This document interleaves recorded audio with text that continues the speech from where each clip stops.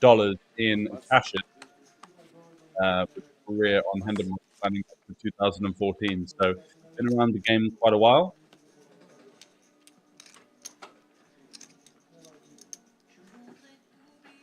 Six raise 21.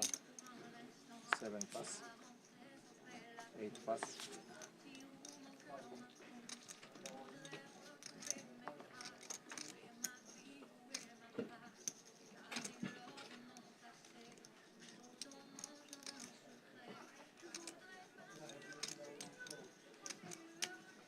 One call. Das war's, du hast die Flasche und ein Espresso. Two call.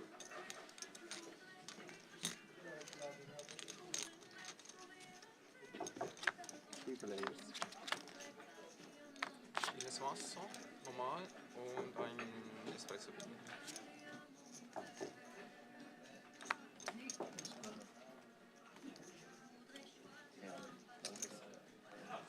One bet 16. Two pass. Uit 4 Abbas, Stefan, Patrick, het is 14-0 met Hildem 1-3.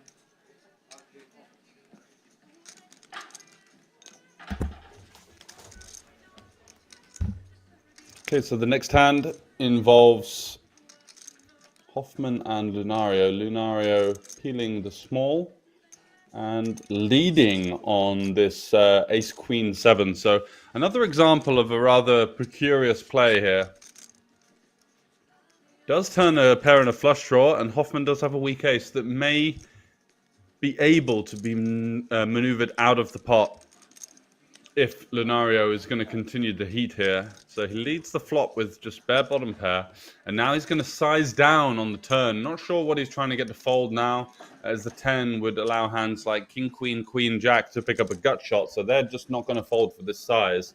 So I'm not sure whether he thinks he's bluffing or value betting at this point. It would be a very thin value bet with fourth pair, but he does have the equity in the form of the flush draw. And let's see how Hoffman reacts to this. Yeah, Hoffman's sensing the weakness here, understanding that he's actually not going to be up against a better hand that often with this kind of turn sizing. So he is going to look to kind of freeze up his opponent here. He gets the raise in on the turn. He gets value from worse hands, but he allows himself not to be bluffed on the river. Check. 6 check. And it does go check, check, and Hoffman's going to take that one down with top pair. That's a really nicely negotiated hand there from Hoffman, showing his class, showing his experience.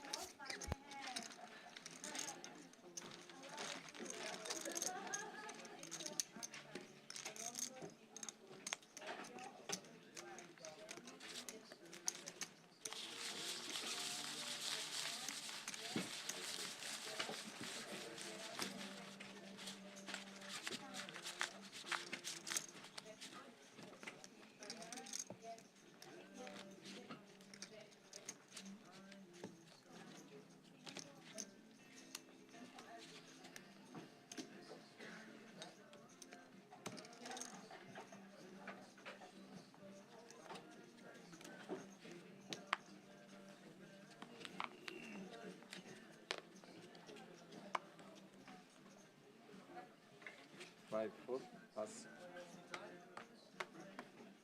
6 pass. 7 pass. 8 pass. 1 pass.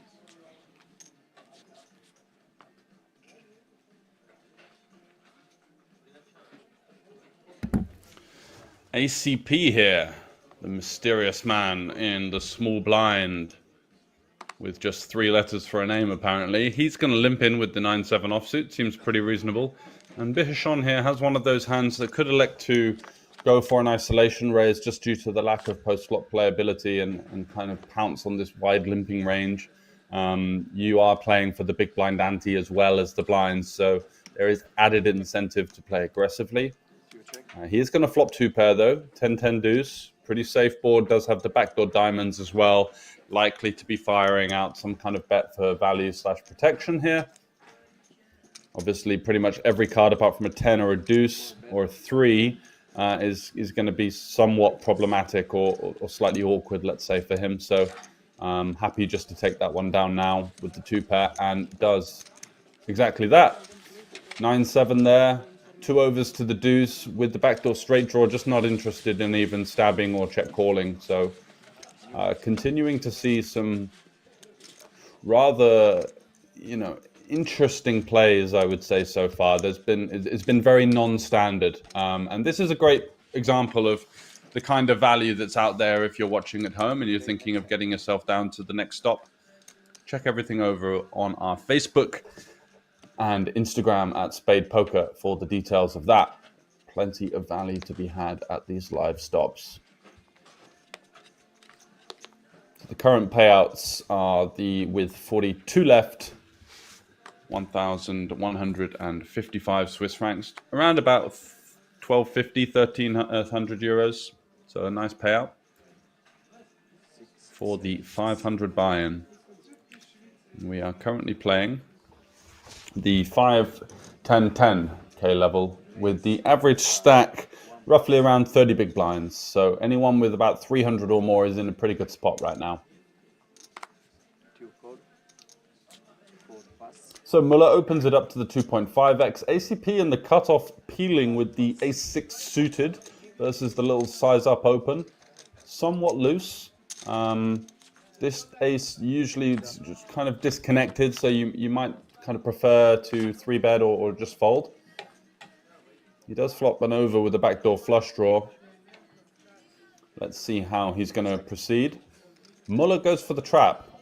So playing very shallow stack to pot ratio, 75k in the middle, and both players have effectively 110,000 behind. So that means that it doesn't take much for him to get the money in here, and he is going to allow his opponent to turn that nut flush draw, which could be a great card or a disastrous card. Let's see what the river brings, because we surely will be seeing one.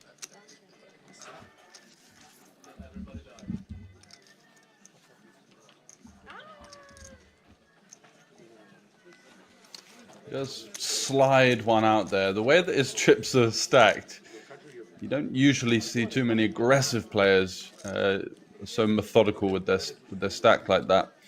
ACP now, just going to be cutting out a call, would be my guess, based on the way he played the 9-7. Didn't stab. Ooh, is he? Ooh. Is he kind of gearing up the courage to go for the jam here? Does he think, my opponent looks like he's going to have a hand like ace-queen, queen-jack?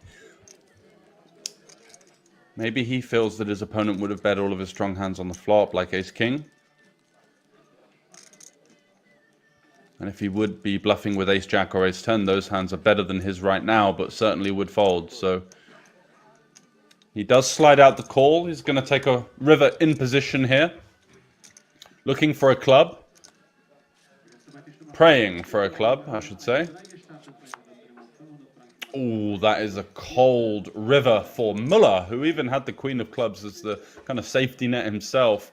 And now he sees the what looked to be the absolute dream on the flop, middle set on a dry board, now staring into the abyss at the 4-line 3-flush run out. Well, he's got the nuts, so let's not waste any time here, ACP, and that's going to be the end of the road for Muller, going for what is actually kind of a thin value jam on the river there. Do we get called by much worse? Maybe King-Jack. Would King-Jack bet the flop? Probably. So hard to say what exactly he's targeting there. And is shown the bad news. Just got a fresh Pepsi over to the table, and unfortunately he's going to have to drink that one on the rail, as ACP is going to haul in that monstrous pot here. Finding the backdoor nuts. An absolutely dream scenario for himself.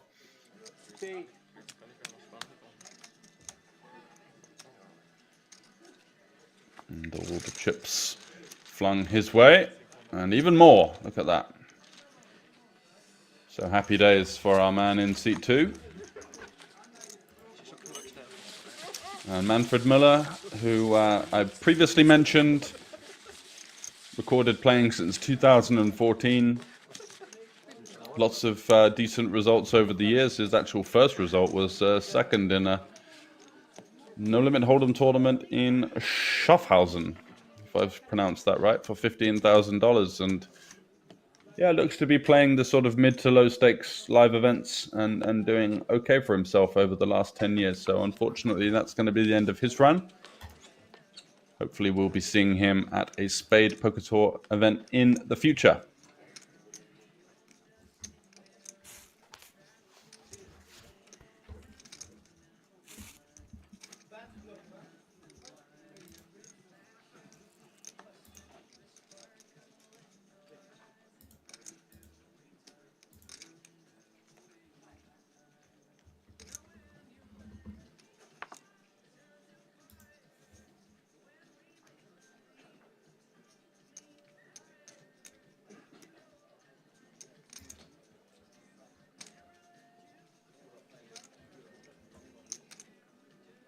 Seven call. One pass.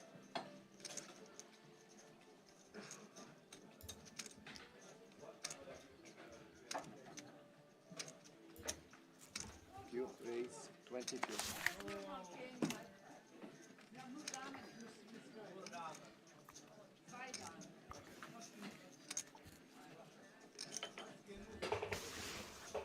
Three pass.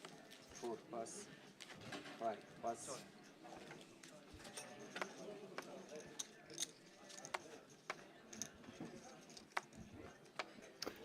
So Luchko now is limping with the pocket tens from under the gun, and ACP is going to go for a small isolation raise from the hijack. I think he might have missed the limp, to be honest. I don't think he'd have any business raising an under the gun limp. Yeah, you can tell from the body language that he's slightly miffed.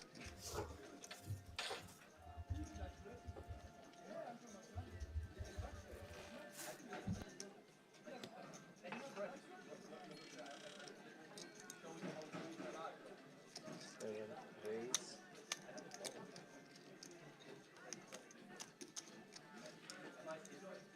180.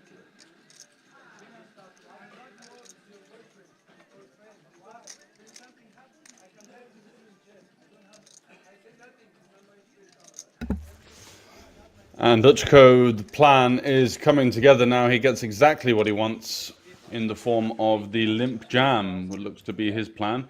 And you know what? I think there's quite a lot of merit to this play, because when you open under the gun in this sort of live mid to low stakes tournaments, people just don't really 3-bet you that often. But when you limp, people seem to be very active in isolating your limps. So when you have strong hands, you get a lot more action by doing this. The only issue is, do we really bluff in this? I don't think so.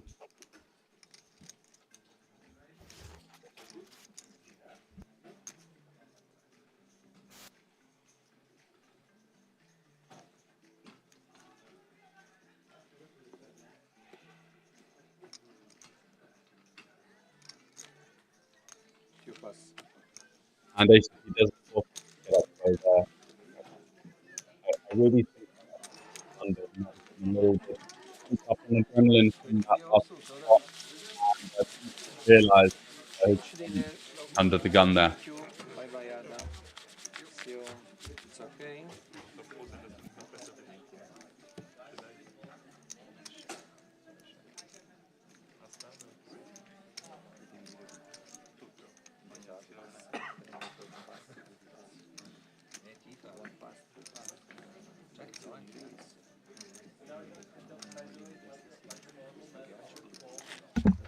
And there you have it.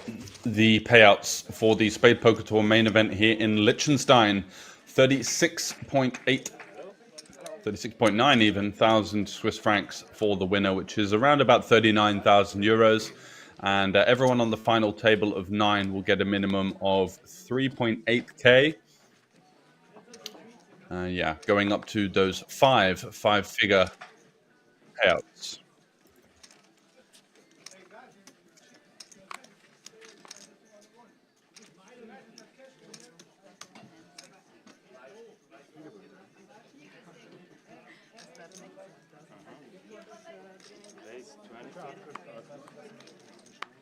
Any fold? Do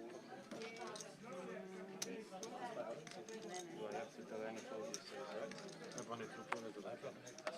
Raise ready? Julio with the fives is going to jam versus the late position open from Birchon. And Luchko, based on the way he's played so far, he's been a little bit on the conservative side. I don't feel like he's going to take the spot with the sevens. Let's see. The question is also, should he?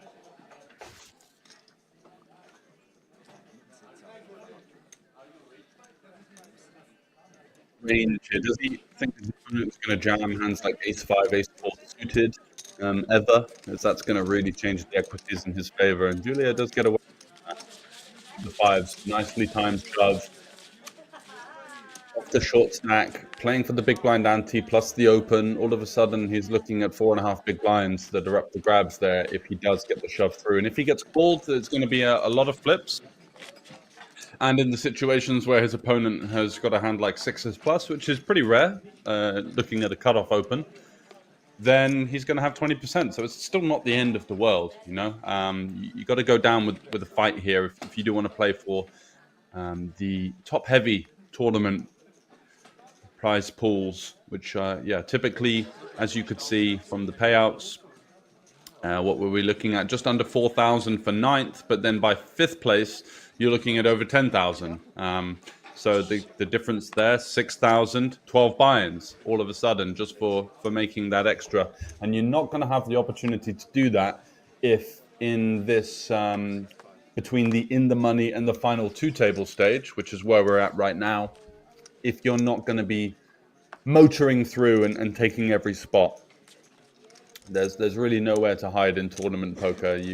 You can occasionally get lucky and just get the best run of cards ever and find your way at the final table, but more often than not, you've got to take some rather uncomfortable spots in the build-up to making that big final table.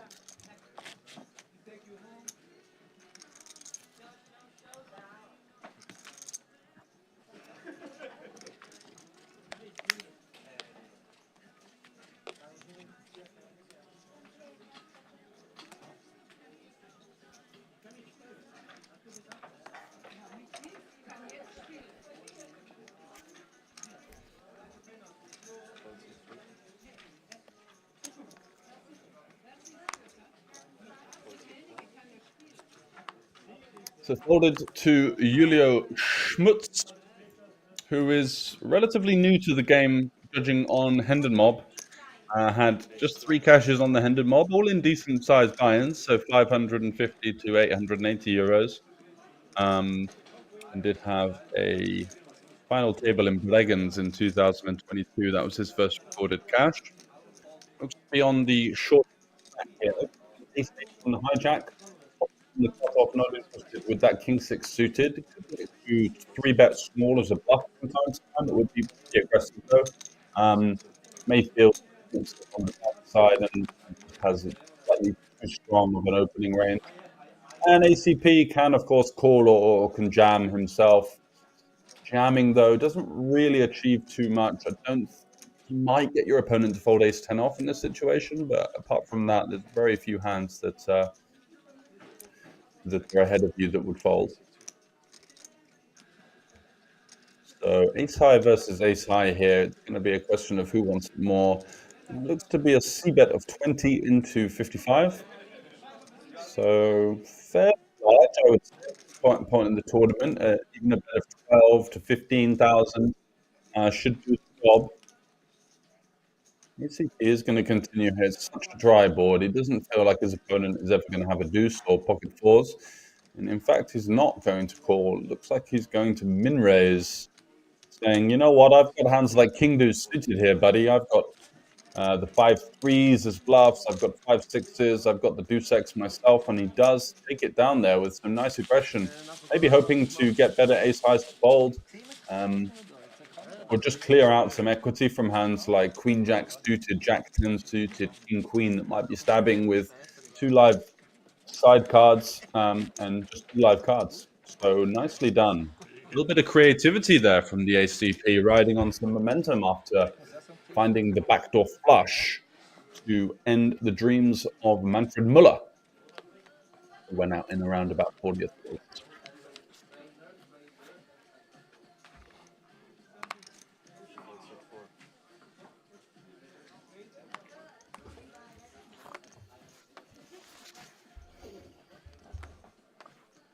All in, check 5, 6, 6 and 7.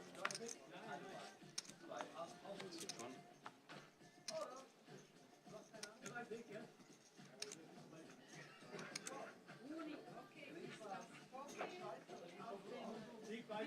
Place.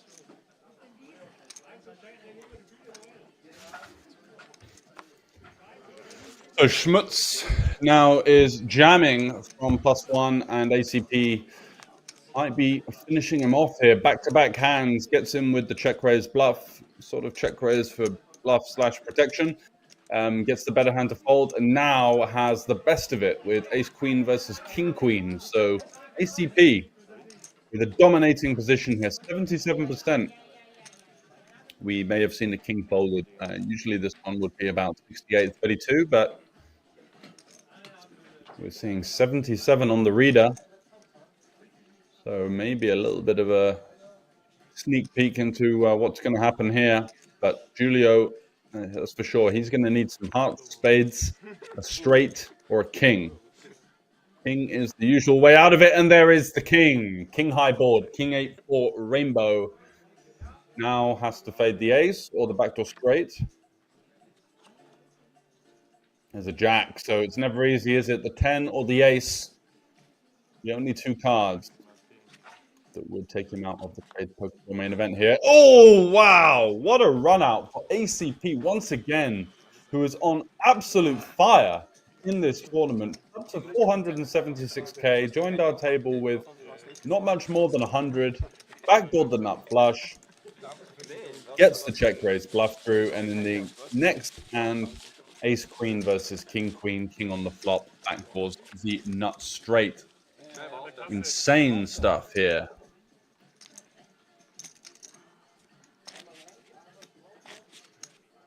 For the man in the FedEx hoodie. So I don't know whether he came straight from work, but whatever he's had for breakfast today has certainly worked.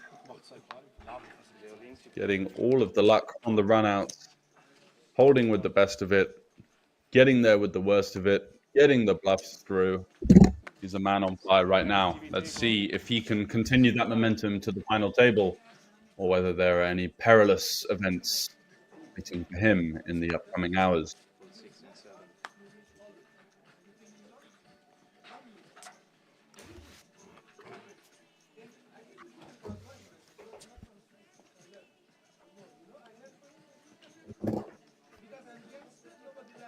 Madges here is going to limp the small blind here with the ace-6. And Peterson got a couple of options. Well, all three are on the table, really. You could check sometimes to give yourself some coverage on ace high boards. You can raise, but then the question is, am I raise calling? Or you can just go all in and say, look, there's your small blind and the big blind ante, and this is now a tough spot for Madges here. I would have preferred to just shove in the big blind ante format with the ace-6 offsuit first time in, because you're not just going for one blind, there's two out there, so it's such a nice pickup. And limp folding ace high, blind versus blind, 18 big blinds effective, is pretty weak. So I think the option for him would have just been to close your eyes and shove. I know it feels uncomfortable. You're thinking, right, I'm deep in this tournament. I've got 18 blinds. I don't really just want to shove and run into the better hand and blah, blah, blah. But the majority of the time, the maths tells you with the ace-6 there that it's just a winning shove. And especially having that ace blocker, you do in fact block a lot of the hands that your opponent is going to call with. You don't tend to see people calling off hands like King 10 for 18 bigs. So you do even have the benefit of getting really strong hands like Queen Jack suited that probably just isn't going to call to get out the way, that have great playability and or equity against you.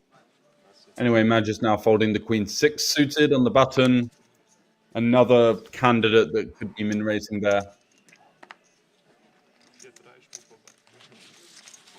But Hoffman lurking in the big blind. Maybe he didn't want to tangle with the experienced Swiss player, who I didn't mention earlier, but is 11th on the all-time Swiss money list. Of course, number 1 on that list is Linus Loliger, Linus Love Online, one of the most feared heads-up and full-ring players in the world. 6 max, sorry. So to have Thomas Hoffman there on our feature table, who's 10 places behind, is no mean feat, and very interesting to see how his game shapes up. We've seen some nice stuff from him earlier on. He made the sort of smallish raise in position with a very weak top pair on a very drawy and dangerous looking board. Navigated that hand well, and does still have a pretty mean stack to work with here of over 600,000, which is going to be double average at this stage. So Lunario, what's he up to here with the ace-4 suited? Probably should be just opening. Yeah, he does make 25k. I like this decision, because if he gets 3-bet, you might actually be able to get away. Because if you shove with ace-4 and you get called, you're going to be in pretty bad shape. But if you face a 3-bet and maybe even more action than that behind, you manage to get away. So I think the raise to 25 is a little bit meaty. Maybe you just want to be going 20 there. And Bittershon, good example, button versus under the gun opening off of a short stack, looks quite strong. What are we seeing here? You know, it's just not many bluffs, is it? It's jacks, plus it's going to be ace-king suited, it's going to be ace-queen. Very rarely do you see people attack this kind of situation. It just looks so strong. And Lunario now is kind of dithering around with his chips, but he surely knows that the game's up here, in this hand at least. He doesn't have any fold equity. Peeling is just bizarre and doesn't really make any sense. Not quite getting the price versus this range. If we're talking about ace queen, ace king, jacks plus. Ooh, he's going to gamble with it. Just kind of the shake of the head, and I've resigned, basically. And yeah, Bittershon can't quite believe what he's seeing. Would have actually quite liked to fold out the suited overcard in this situation. Just taking it down as picking up 5 big blinds or so for him would have been a nice one. And there we have it. So king high board with backdoor straight draw, backdoor flush draw for Lunario. But no backdoor help. So it's just the ace and the ace only, 3 outs once for the Italian. And he does not find it. So a little bit of a speculative end to his run here. Lunario, who's a regular here in Liechtenstein, had come second in the IPO Master event here, the Win the Button. Doesn't have a win to his name as of yet. Did have a second in the Poker Circle Swiss Open in 2021. And cashes of 162,000 on his resume. So hopefully we'll see him again. Bows out there with the ace-4 suited in a rather avoidable situation, but does pick up the prize money for 36th place, or 37th, I should say, of 1,155 Swiss francs.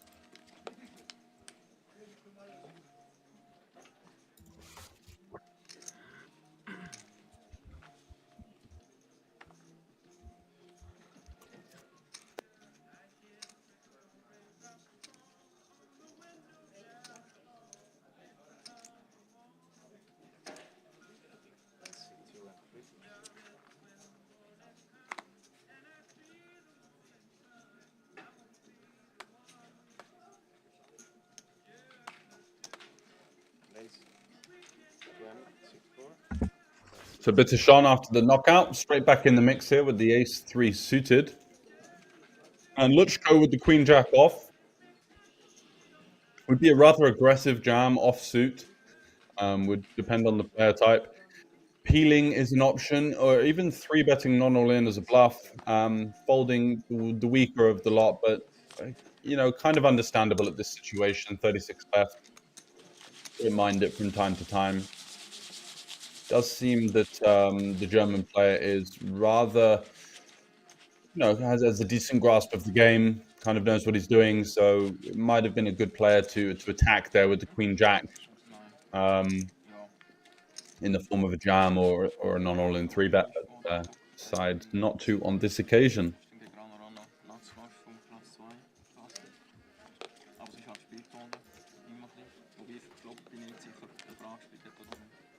Nee, hat gecheckt. Hat gecheckt, ja. Keine Ahnung, kommt jetzt im Flasch dran, im Flasch plus ist zu rate, oder? Das ist eigentlich der grösste Punkt, 67. Basic for 20.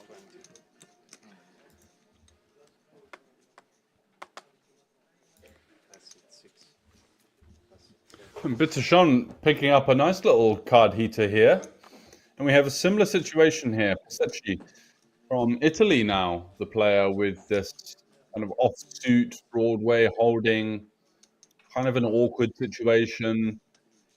You tend to see people fold a lot. I think calling, 3-betting, and folding are all reasonable. So let's see what he goes for. He does go for the peel. Peeling's quite nice because I think Bittershon is going to be opening hands like King 9, King 10, Jack 10, Queen Jack. So you do keep those hands in. Whereas if you 3-bet, you're kind of just folding out some of the weaker ace-X is all you're really achieving. And ACP is going to come in for a really wide peel here with this King 3. Don't try this at home. Just a really substandard hand to play multi-way with. In table presence we see here from Pesecci, really eyeballing down the pre-flop opener. Doesn't seem to be worried about ACP, but he should be, as ACP is the man carving out chips here, leading into the field on 8-8-3 flush draw. Going for something around half pot, just south. And it's kind of an obvious hand selection from him as to, now Sean thinking, what's my opponent going to show up with here? Is it just going to be a 3? Does he ever lead an 8 here? Do I have any benefit raising? He decides no. Queen on the turn. Every turn card is PCP, which is by convention the players lead in this fashion with the 3 here. Checking and kind of. It seems to be one of those tactics that you see where people are trying to make their decision tree easier.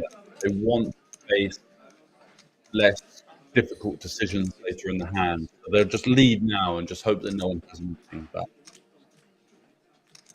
Sometimes poker is about facing discomfort, and this is one of those situations where it's very niggly. You are going to get bluffed a lot. You are going to hold the best sometimes, but just checking and protecting your range here would be probably the best way to go. So makes life quite easy now because Bittershon knows exactly what ACP has at this stage. He's never going to be checking an 8 here on the turn when the double flush draw comes. And so now we've kind of made our life even more difficult than simply check calling or check raising the flop ourselves. It's a bit of a guessing game. Does he have one of the 2 flush draws available? Does he have some random ace that's now trying to blast us off of our 3? Oh, look at this. Lovely little dual cam we've got of both players. As the river arrives at 3, ACP is running like absolute god. Once again, it's jackpot on the river. He's backdoored the nut flush, he's backdoored the nut straight, and now he rivers the full house in another big spot. And this gets snapped off. No way. Bittershon didn't even think for more than 3 seconds about that decision. He's led the flop, straight called the turn, and he's led the river on the board pairing computer. What do you think he has?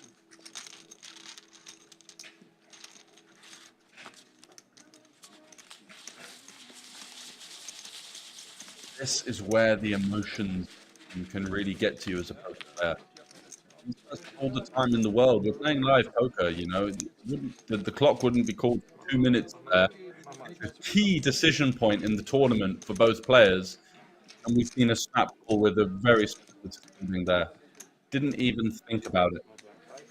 And this is where experience in deeper elements, but also not just with the strategic element of the game, but control over yourself.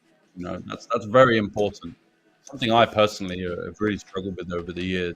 Your ego and your mind can often be completely disconnected, and it felt like that was very much an egotistical decision. Snap call. I'm not going to be bluffed here. There's two missed flush draws. A call.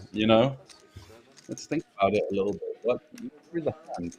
There's no extra points in this game for snap callings. And please don't take me the wrong way when you hear this. I'm not saying this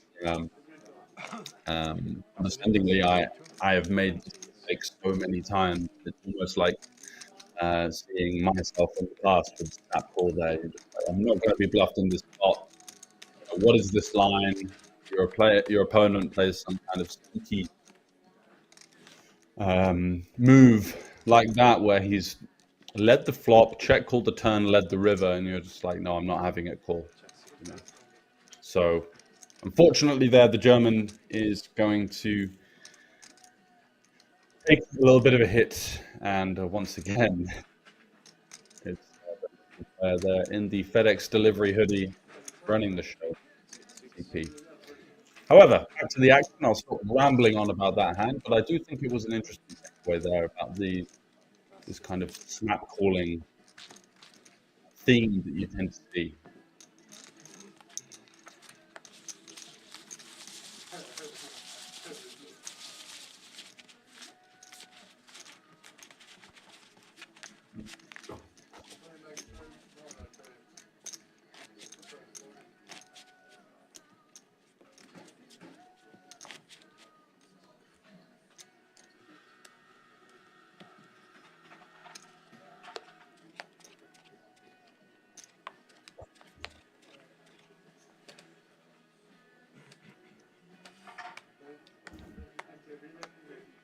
Hoffman, who's been kind of silently plotting his way through the hands.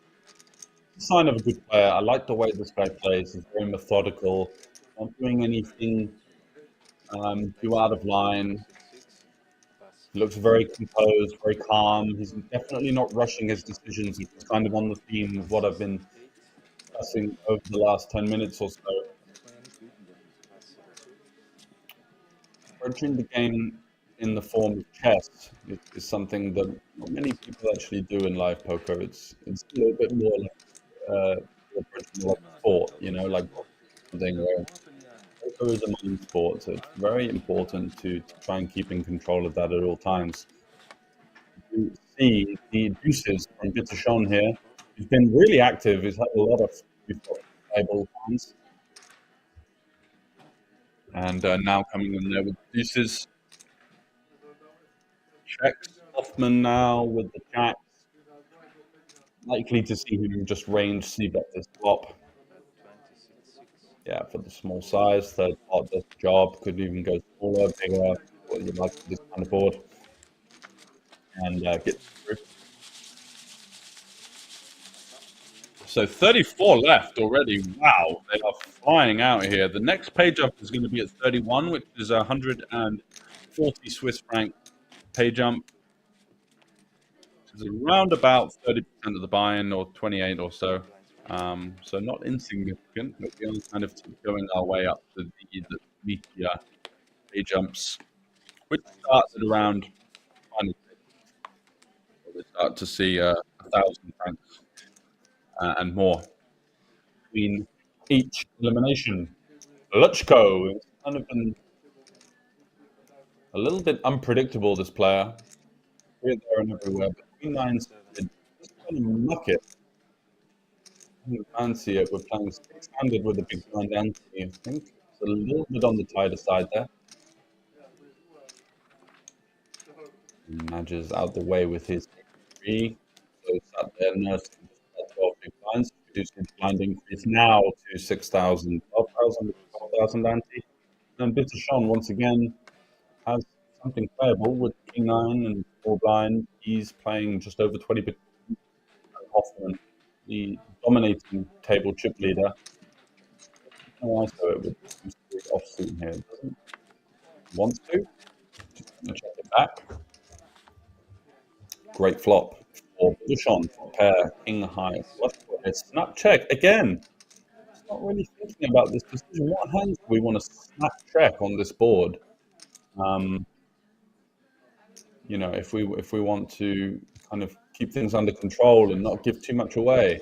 The hands that you want to snap check is like, I don't know, 7 red, you know, completely missed. But like 8 strong hands if you want to snap check. These kind of things. It looks out for him on this occasion as he does get his opponent with bottom pair and a flush draw to stab him. Now, oh, okay. Now I understand. He was unsure as to which suit king was, and you can see he's frozen a little bit, looking down there at the king of clubs, realizing, wow, that's an absolute powerhouse of a hand here. Quick check on the turn.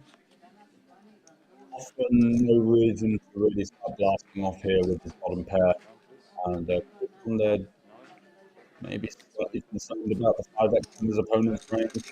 I shouldn't really be too fearful of the ace, but a very small pot, therefore a rather big hand going down the trappy line.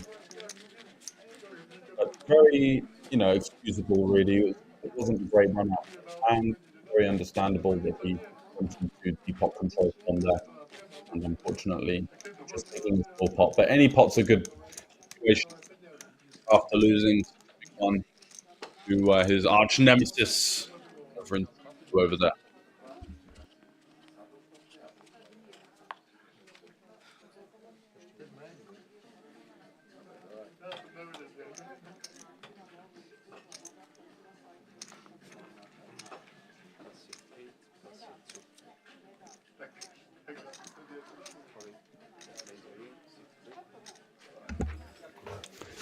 Maggers in the cutoff. What's he got here? Just under 12 bigs with the ace. Big blind ante. It's aggressive, but I think it's certainly justifiable. Definitely picking the right opponent to shove into as well. Luchko there, who's been kind of more on the passive side. And these brave shoves there where, you do have 3 players to get through. Probably around 20-25% of the time you run into a falling hand there. Just requires some bravery and getting those through is really crucial for making a run deep in a tournament, because there are going to be situations where no matter how well you play or how good your card distribution is, you're likely to get short in a tournament after an extended period of poor card distribution. And you've got to find these kind of moments to keep the momentum of the stack, to make sure that you don't just dribble down to the point of fold equity.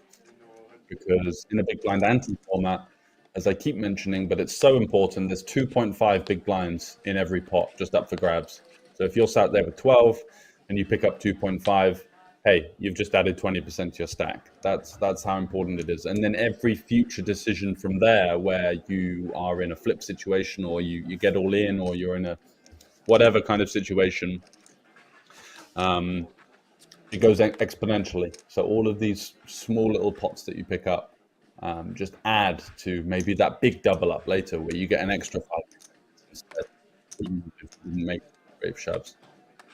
And that's what a lot of people misunderstand about tournament poker, and to go out without any fight, just kind of dribble down and oh, me, is it? I guess I'm all in, as we saw with the ace-4 suited a little bit earlier. Definitely there are situations that you can make sure that you don't end up in.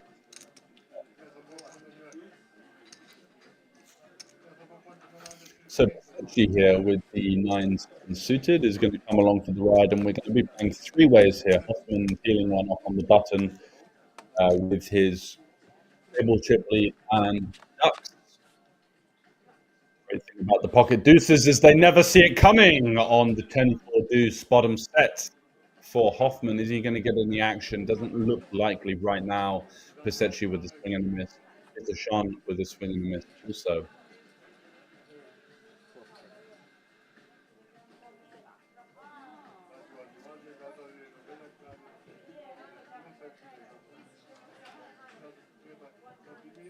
And yeah, you do feel like with bottom set here, you want to be starting to build the pot. A nice small sizing here.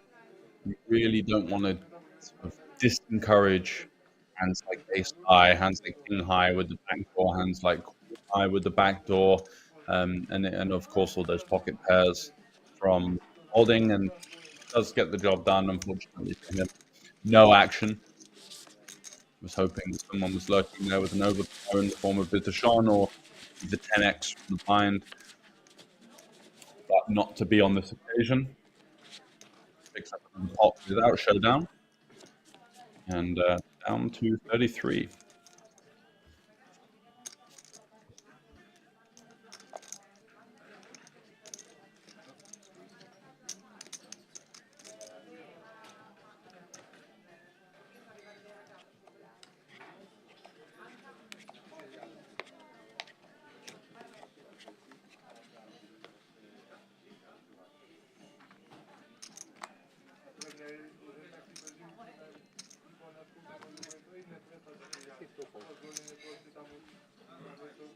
On to the next, and who is it once again? C4 from Germany, opening it up with the ace suited, and the most active player has had so many playable hands. Almost every single hand, I think, that has been dealt has been allowing him to get in the mix here. It's at 24k, the min raise, like the sizing. Michiko is surely going to be getting out the way, so we get over to Pisechi here. And small blind, what's he up to here? Looks like he's carving out some raising chips by the looks of things.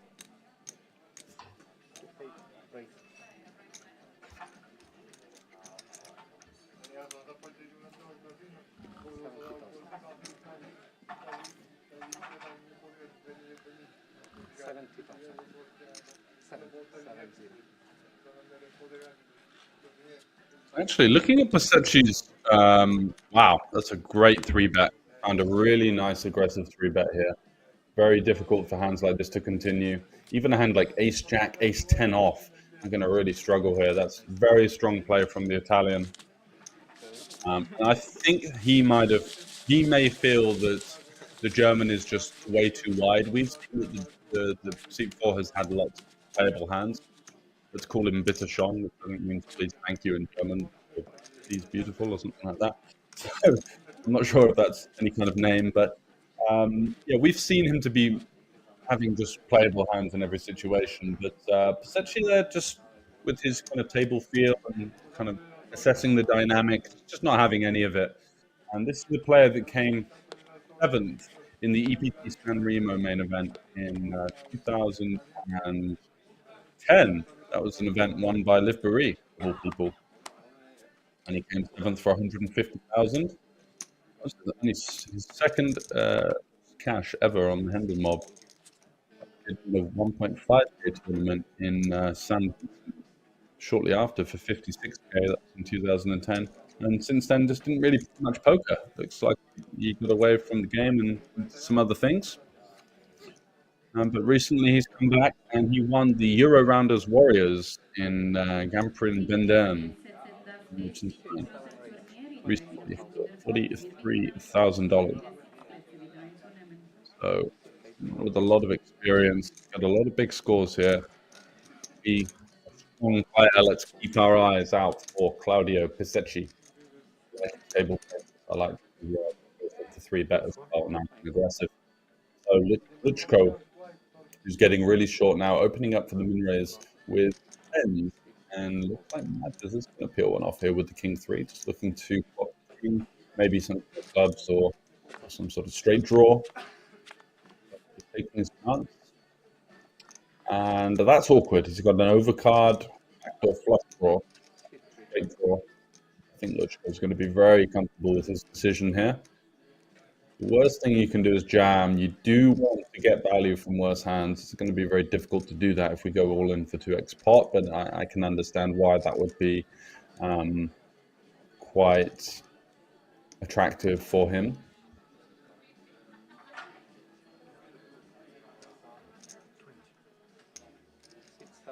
Okay, nice. He goes for the 25 into 66, which is fair. He's got an overpair, but a vulnerable one. There are lots of cards that either kill his action or mean that he's going to be behind. So he bets 20. So he goes for about third pot, gets called. And just with the call there, realizing all of the equity that he's got in the back flush draw, straight draw, queen on the turn. Wow, what on earth is going on here? Magus is going to lead all in with 0 equity. Wow, wasn't expecting that whatsoever. Leads all in for a pot-sized bet on the queen. How do we range this? I mean, it's very difficult to know. You can see that he's got complete trash, but yeah, Luchko is going to make the call and he's going to have 92% here up against the king and the king only. Just a bananas hand. I don't really know what to say, to be honest. I'm slightly lost for words. You could see the reactions from Hoffman and Pizetsky as well there. Just flicker of emotion in the face, and there's the 3 on the river, completely inconsequential as not going to be able to beat the pocket tens. Nice call from Luchko. It didn't really make any sense. What sort of queen X are we repping that we trickled the pot with? Not an awful lot. Yeah, you could have a hand like queen jack with the queen of clubs, sure. But would you just be all in for a donk jam on the queen turn? Do we not want to allow, random hands to bluff ace 5, ace 7, king jack? Yeah, peculiar decision, and that's going to spell the end of the road for Magus there. 70, 90, 100, 105.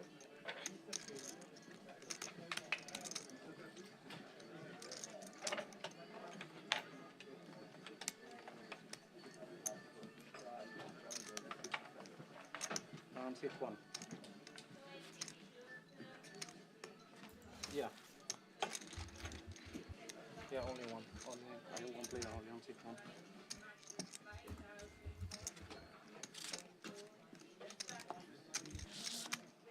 Okay, maybe it's coming to a new one. Yeah, Marco?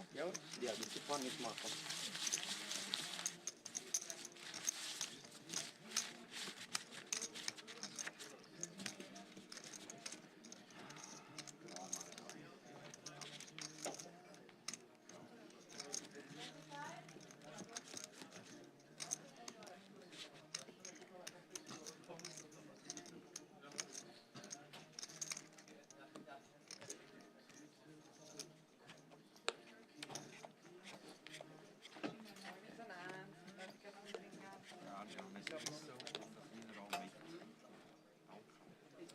Stilles Wasser, bitte. Danke. Mineral mit.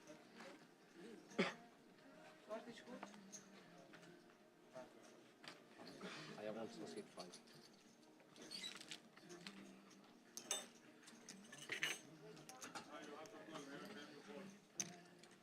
Sit 5 play. 26,000.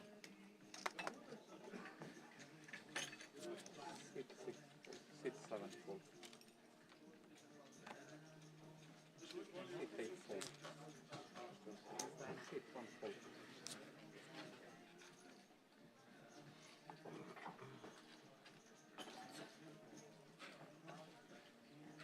2 fold. The graphic for now, but it looks like Magus does have a couple of chips left, and those are going in right now, so he's going to be all in from the small blind for barely over the line by the look of things.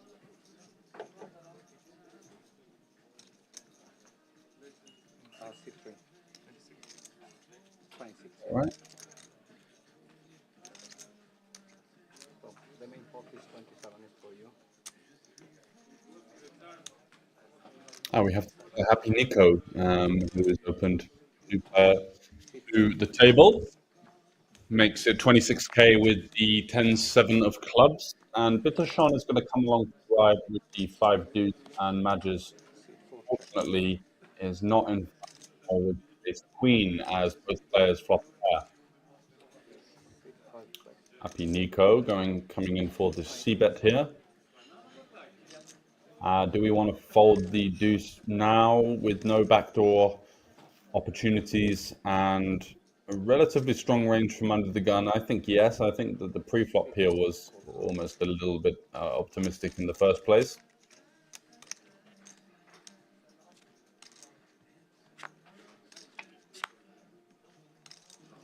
Two pair now, but chance for Madges here with the Queen of Hearts. So he's going to have a flush draw. Nico now. Does he want to bet this card with his range that much? No. I like this decision, allowing for some trickery.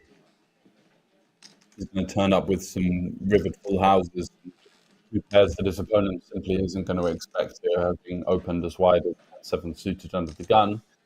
And Bittershon not going to do anything. I don't think his deuce is good at this stage, so he should really be considering bluffing there.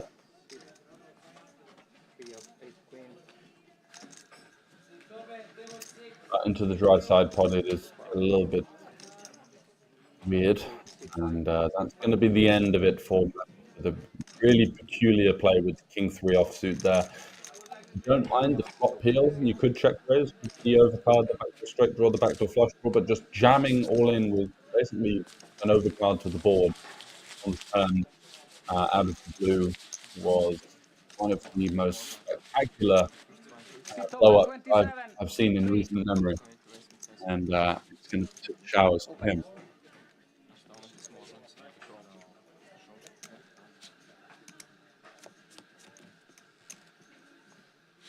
Big left, please.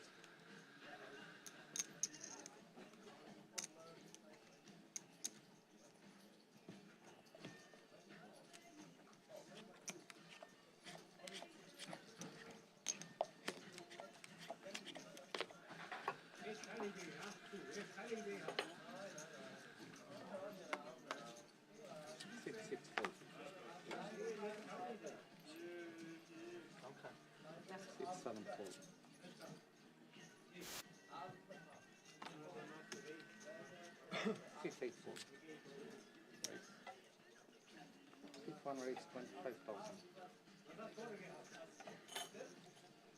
6 2 fold. 6 4 fold.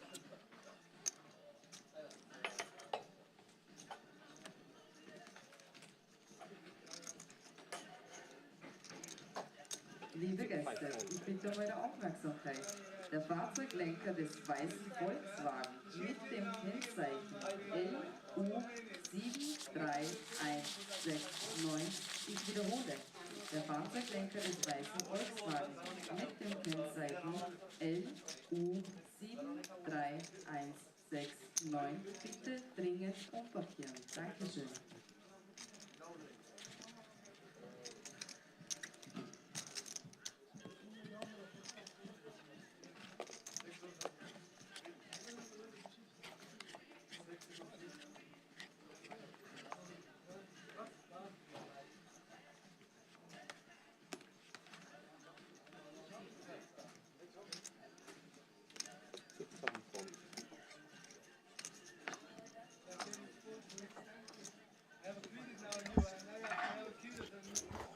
Over to Pisecci in the +1 seat. Definitely going to be opening here with the ace-4 suited.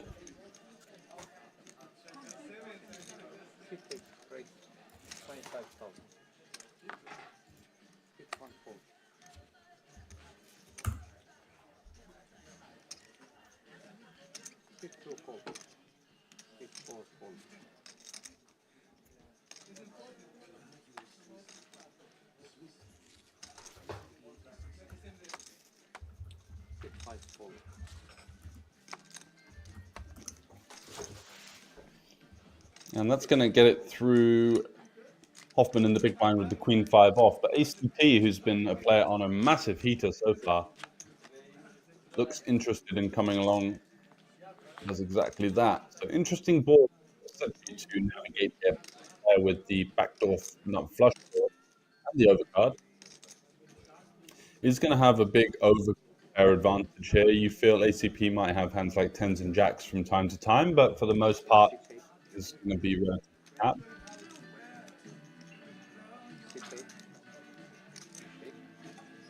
And Versace is going to bet out of position here. He takes best 25 and 6 best raise 75. Can you 25k. Not sure I'm a massive fan of this, and this is why. It's kind of, what are we trying to achieve here with this bet? Just getting like King Queen of Hearts to fold, Jack of Hearts. You know, these kind of hands, sure, but I feel like we should be playing a lot of checks on this board at this kind of player that is going to have a little bit more. Um, his range is going to be more central around this board, I would say. Yeah, and he does just end up at folding. Unfortunately, we don't get to see what ACP had. So he looks rather happy with himself. And there's a little thumbs up to the rest of the table. tienes en el box?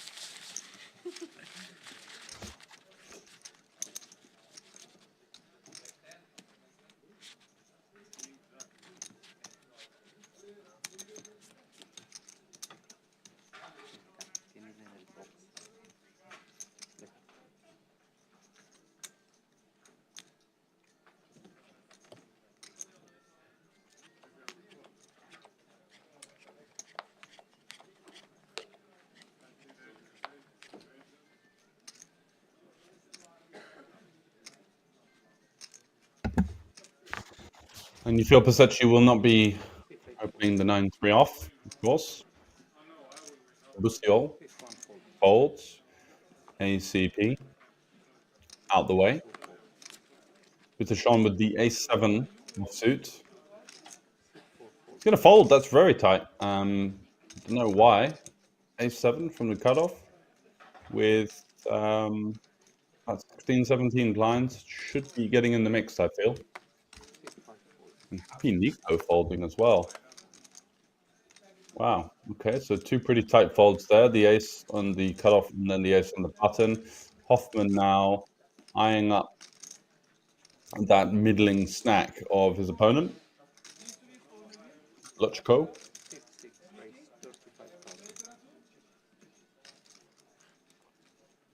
And Hoffman is going to go for the raise first in with the Jack 10 to 35k.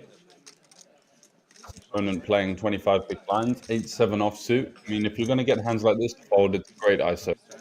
And continuing in here with the blind and getting a decent price. He only needs to pull 23 to a pot of 82, giving him rather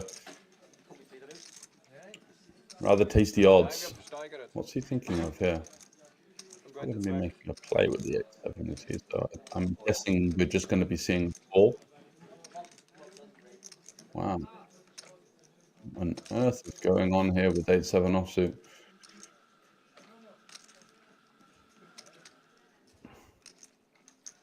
And now Hoffman, who was laughing at the prospect or something going on the table, now looks rather concerned.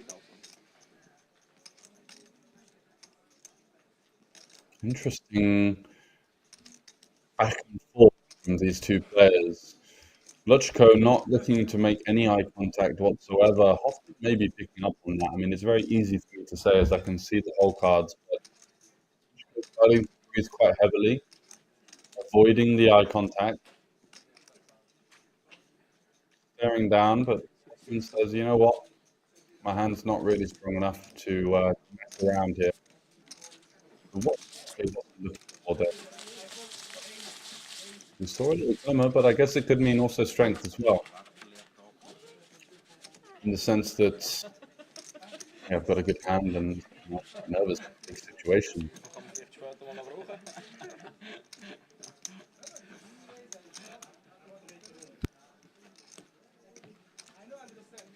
Four blankets.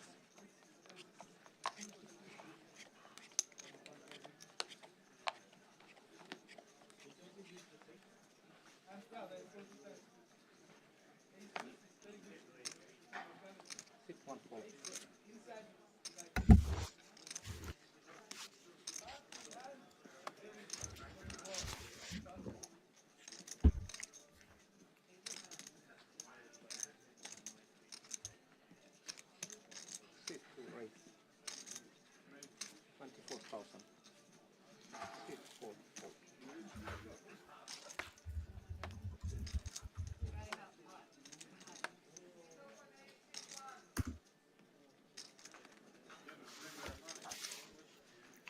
ACP with a rather peculiar open here with the 7-5 offsuit from +1, just riding the momentum wave. Very bizarre choice of holding. And Hoffman here on the button with ace-deuce offsuit. Things are getting a little bit out of line. Such a wide open and such a wide 3-bet. 67. Maybe Hoffman is looking to not really play the cards so much as induce some kind of psychological warfare between the two players, looking to say, look, buddy, I can sense that you're trying to now muscle your way into the driving seat on this table, but it's still very much mine. You may think that I'm just kind of sat here playing good hands and not really getting in the mix, but how about some of the ace-2 offsuit in ACP? What on earth is he thinking here with 7-5 off? Surely the game is up by now. Doesn't look like it, does it? I mean, it looks so strong when players do this and then 4-bet, but that's not going to be the case. Have we definitely got his cards right? 7-5 off, peeling a 3-bet out of position.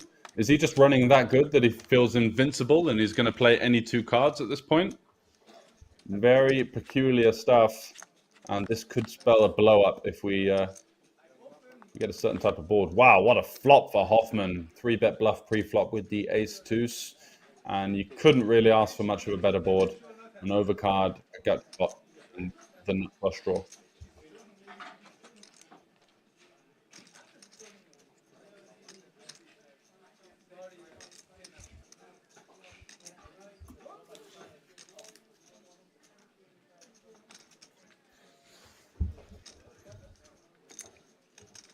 Six, but 35 top.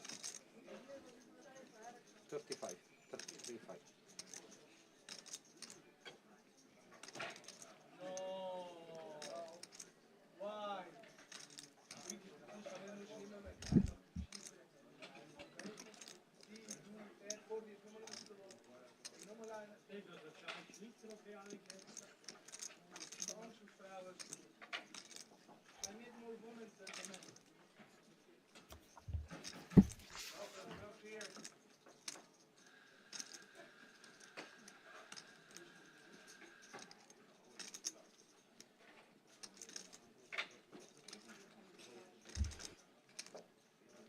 ACP mulling over his decision here with middle pair. He's got himself into a rather peculiar spot.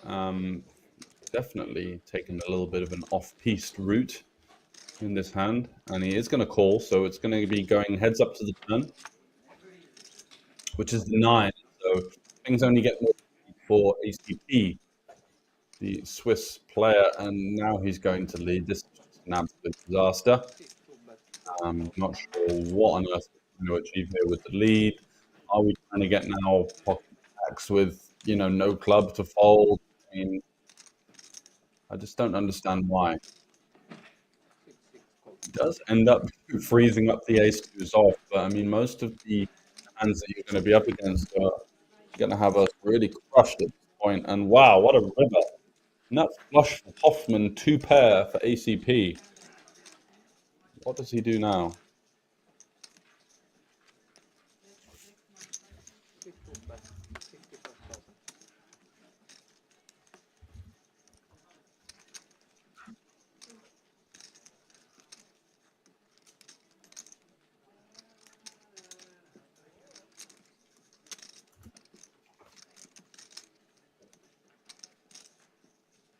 Now he down bets to 55k into the 290 or so, and very easy decision for Hoffman. It's a question of how much. The bet doesn't look particularly strong.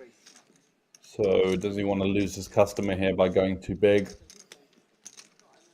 These situations, you're just never going to be in this situation with this player pretty much ever again. It's so rare. So just go for the absolute max that you can in that particular scenario, I think is the best strategy for live poker. And don't worry about just, balance or anything like that. And ACP does get out of the way here with the 2 pair, but fold pre, fold to the 3-bet. Okay, call the flop. Don't lead the turn, and don't bet the river. There's four pretty big errors there, and things are starting to unfurl a little bit for ACP and C2 there, and you can see him quite tense, sat up in his seat, surveying the chips that were once his, and he needs to control this because there is a real kind of energy coming from him that he's just ready to blow and absolutely dust off those chips. So let's hope that he doesn't. Let's hope that he can find some self-control. See how he fares. Ach so.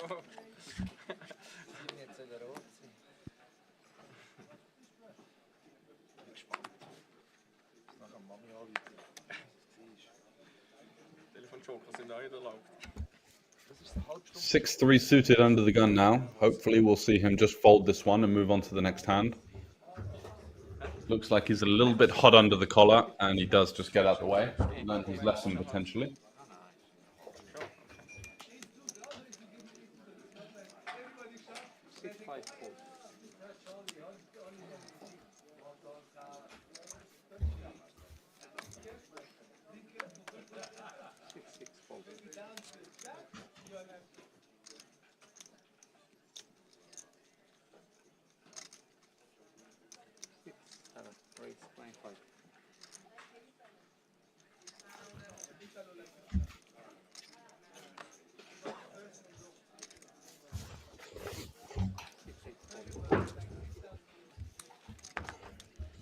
So Luchko on the button opens it up.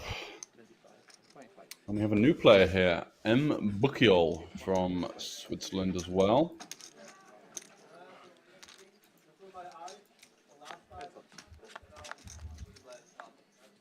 Let's have a look at his hand and mob whilst we're waiting. Well, spicy flop. We did see 2 diamonds folded in the small blind as well. Marco Bukiol, by the look of things, very much a live local grinder, from what I can see, playing the smaller stakes live events in Liechtenstein.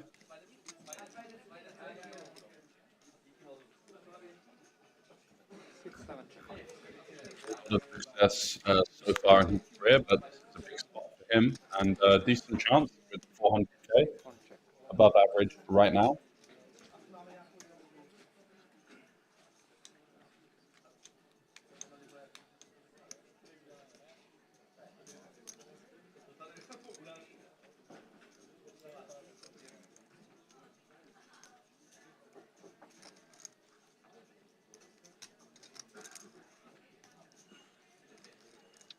Does have the best hand, but yeah, rather unpredictable player. We've seen all sorts. Going to the smaller side on a board where you see a flush draw, you see lots of potential things that can go wrong. 300k does really set the size with the queen that often. I'm not sure. Oh, the deuce on the river, not the 4 of clubs. So you're actually improving to the best hand.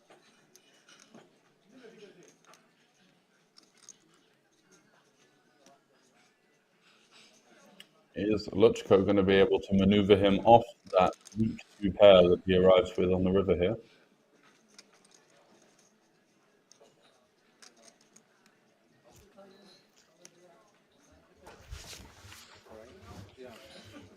The answer is no. I guess he was value betting, or I'm not sure what exactly he was going for there, but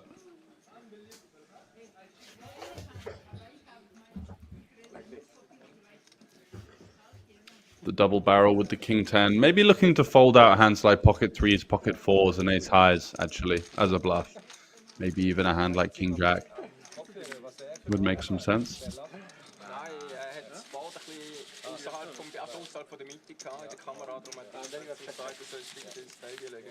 Vielleicht hat sie eine Karte noch gar nicht erkannt, wie sie außerhalb vom Bereich gelegen ist. Thank you. Thank you. Hello guys. Hello. Hello. Hello.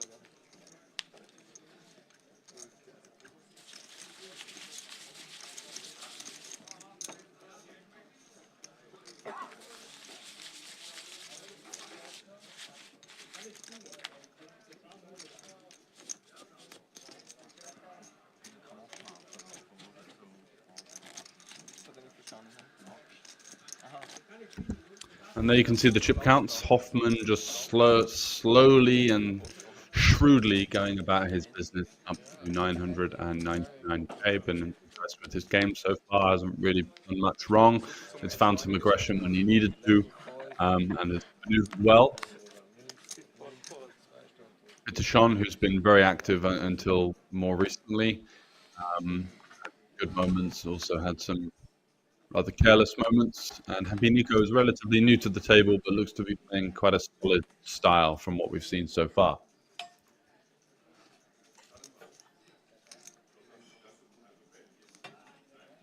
C5 raise, 36.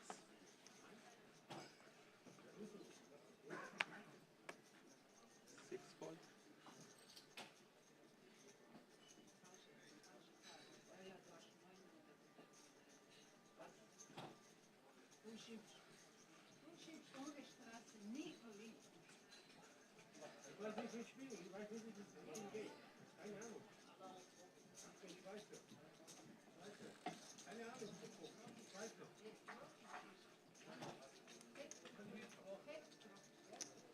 C7 raise, 80,000.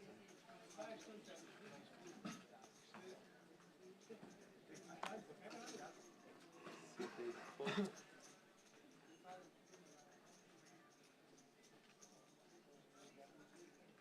All in.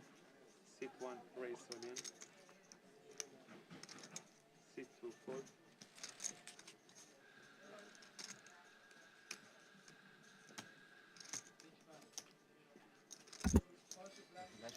Wow, look at the situation developing here. So Nico's open with the jacks.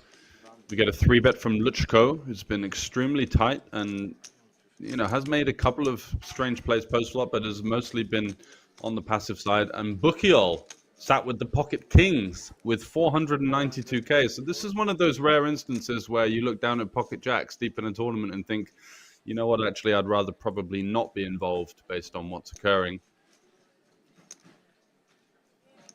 We do see the open, the 3-bet, and the all-in. And now it's on us. Do we really want to gamble here and just hope that both players have something like ace-king? Wow, he's going to go for it as well.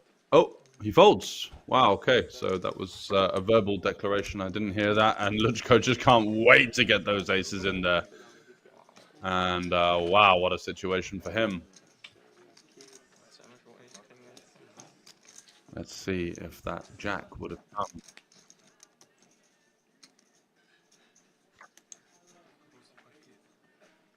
Very annoying for Bukiol, but at least the one upside is that his opponent doesn't cover him because this is a completely unavoidable situation. 10-5-5. No luck for both players. They both have the same suits as well, so Bukiol was even more dominated than usual. And yeah, the inconsequential 9 of diamonds, not going to give any hope for Bukiol. Still needs the king and the king only. 2 outs for a huge pot here. And it is the 5, so he's going to be getting the job done with his pocket aces.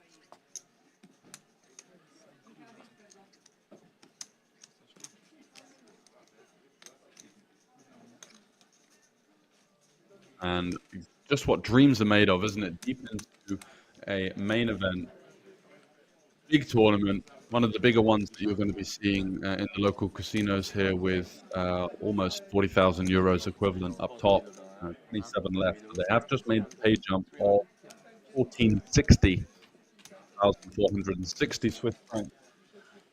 Is guaranteed points for these players, and finding the pocket aces there up against kings and even getting the jacks to fold, which is unfortunate but completely understandable based on the action. Doesn't want to be committing to the pot there with those 2 jacks. Not going to be seeing a profitable return in the long run, gambling in that situation. Just hoping for most players to have ace king, as I previously mentioned. So nice pickup there for Ko, who is from Belarus. $110,000 in live earnings. Best result so far. Wow, he came 3rd in the WPT Prime in San Remo. Wow, what a great result for 57,000 euros. and he's been on absolute fire recently. Second in a €300 event in Nova Gorica, which is over in Slovenia, and first in a €300 event, also in Nova Gorica. And this is all in the last couple of months. So he's cashed for 16,000, 15,000, and 57,000 euros in the last few months on absolute flames and getting aces versus kings deep in the Spadepoker Tour main event as well. Wow, what a life.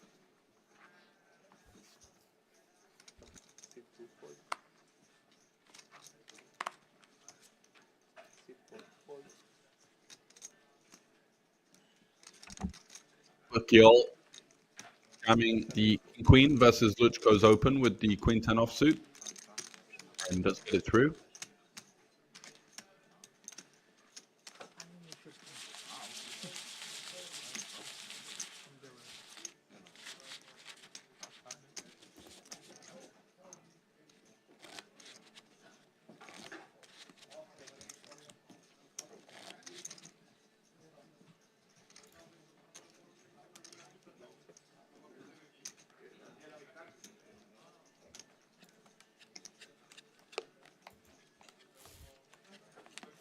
And over to the next hand we go. Hoffman, studious local player. He folds Luchko with the 6-5 suited. Let's see if he's going to widen his range a little bit. Does elect not to on this occasion. And wow, Bukiol, who just had the kings versus the aces, now has the aces himself. Maybe a little bit of good karma for him. He's just going to shove? No, what are you doing, bro? 20 big blinds. Plenty of play. You're going to scare everyone away. Unless you get really lucky and someone picks up a monster behind. They don't. But maybe a little bit of inexperience or some kind of tilt. Shoving it in there, pretending that he's hot under the collar after the kings versus the aces. A classic move. And there it is. Shows the aces.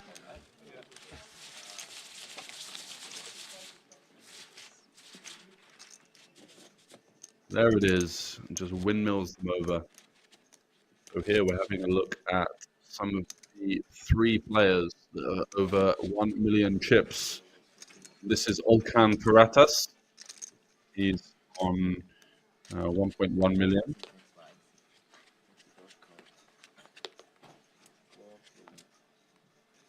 And I think we have Peter John Steiner here. Peter John Steiner was on the previous table, and that is Kana Toka, who's got 1.3 million. So some outer table first millionaires, chip millionaire form in the tournament, which is a very healthy 80 lines or so at this stage.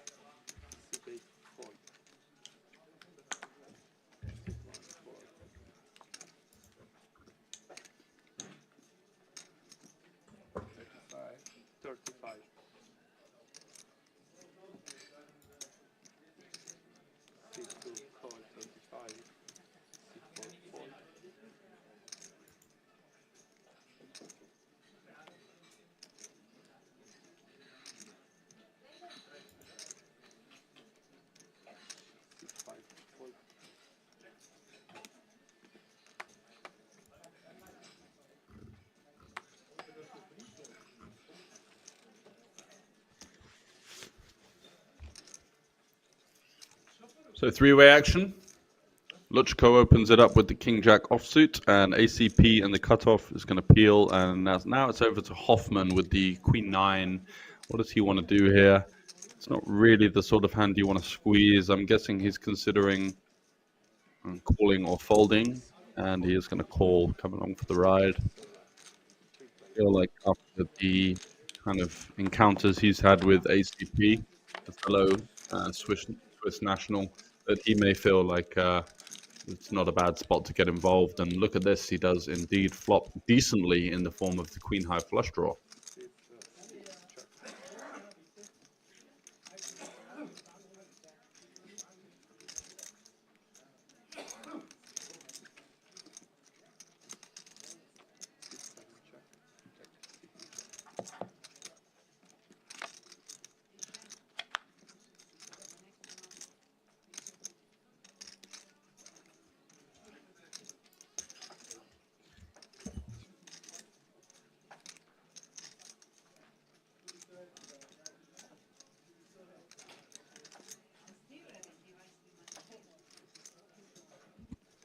But once again, Luchko, who is on the heater of his life right now. We've gone into a few of his Hendon Mob results. Finds a miracle turn card here to make trips versus the strong draw. And ACP, we not always sure what we're going to expect out of that guy, but I'm pretty sure that he's not going to be throwing up too much resistance in this situation.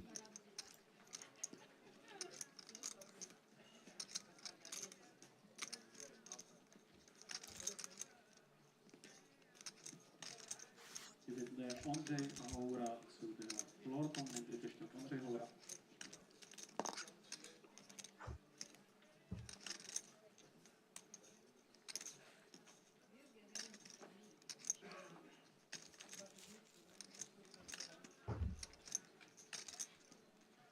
Raise or call is the decision that he's mulling over now. He knows that the big blind is going to have a lot of flushes. Does he think that he would be leading some ace-x for this size on the turn? Yeah, possibly. Also some semi-bluffs like the Queen 9 with the Queen of Hearts. But maybe a little bit too cautious here with that King Jack, because also he wants to charge worse Jack X, right? He's got the nut Jack in this situation. The big blind is going to continue with hands like Jack Deuce, Jack 3, Jack 4, Jack 5, Jack 7, Jack 8 suited.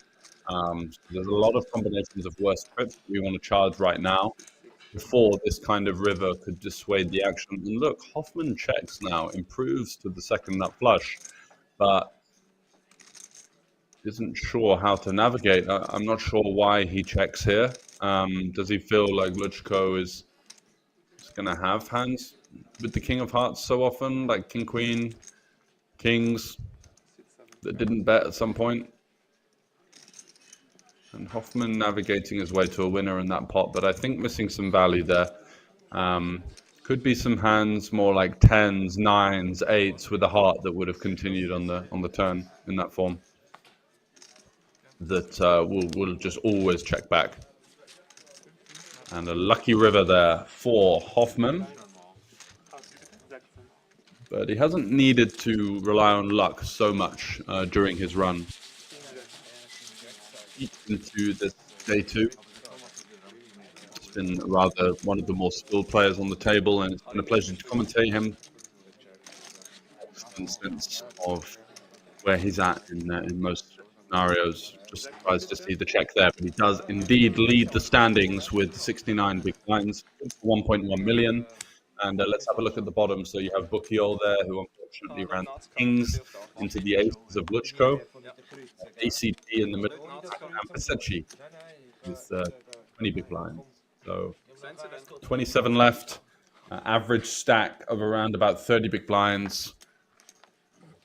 Anyone getting below 250k is starting to maybe get a little bit dicey, because with the big blind ante, there's really nowhere to hide. So you got to make a move.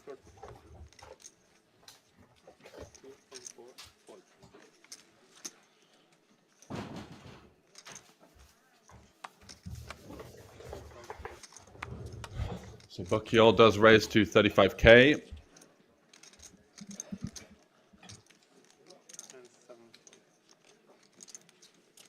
And that's going to get the job done. No resistance from the rest of the table.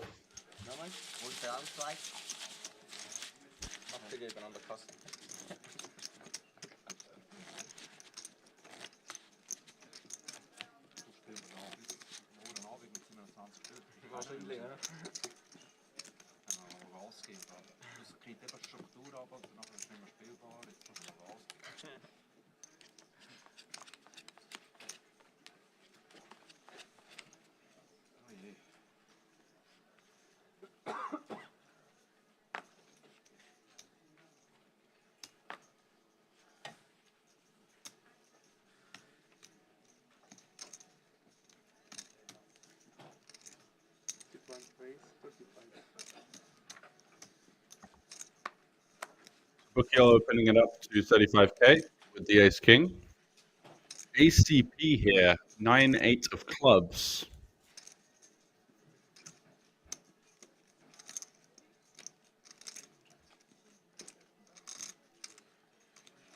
What does he fancy doing? Like, might be going for a 3-bet here, and his timing is just all off. Quite a strange pre-flop hand selection as well. Not really blocking any strong hands in your opponent's range. But also blocking hands that might fold, you know, ace-9 of clubs, ace-8 of clubs are hands that would open and fold to a 3-bet. King-9 of clubs, potentially king-8 of clubs. So there's 4 combinations there that might raise fold that you block and instead run into the strong hand. And now Hollywooding somewhat to probably save some face in this situation.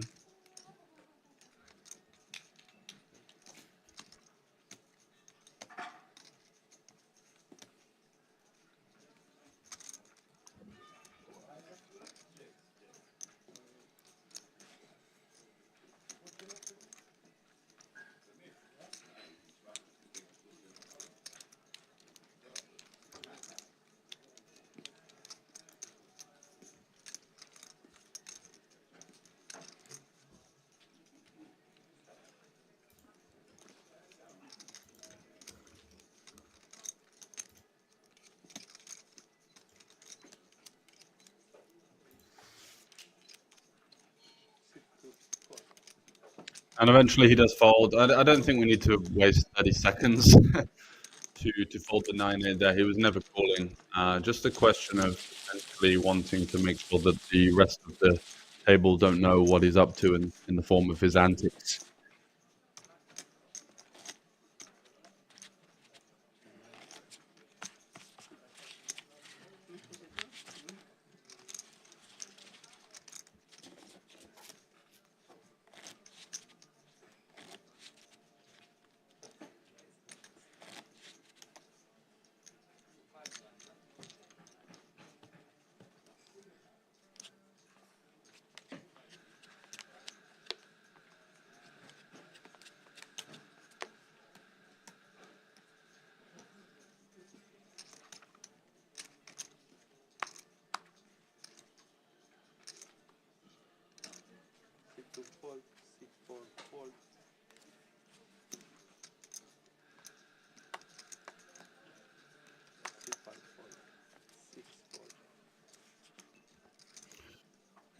No action on this one. Over to Luchko on the button 6 deuce.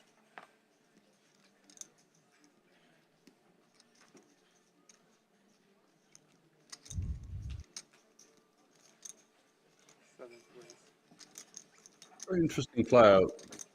Early perception of this player was that he was quite passive and quite tight, conservative potentially. But as he's kind of settled into the stream table, he's got much more unpredictable and tricky to play against. Of course, the open is way too wide, but tend to see these types of players run deep in tournaments because they do have this like raw aggression or let's say unpredictability factor where they can turn up in big spots with bluffs or find a way to navigate or to pick up pots that others wouldn't simply.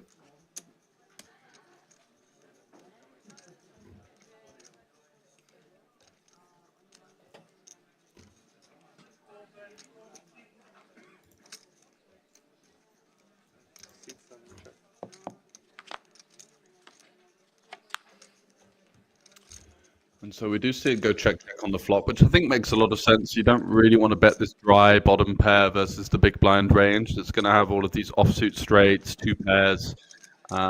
Just a board that slightly favors the blind, I would say. And he is going to try and navigate to a river, and Bukio will be fairly happy with that. And he does indeed improve to a straight. The bottom end of it, though. Let's go now with the bottom pair. Does he want to turn that into a bluff? Because a lot of the check down range from his opponent is going to be better hands now. A lot of 9x, 8x. Yeah, and he knows that he's not going to be taking down that one. It's just such a connected board. So difficult for the 6 there.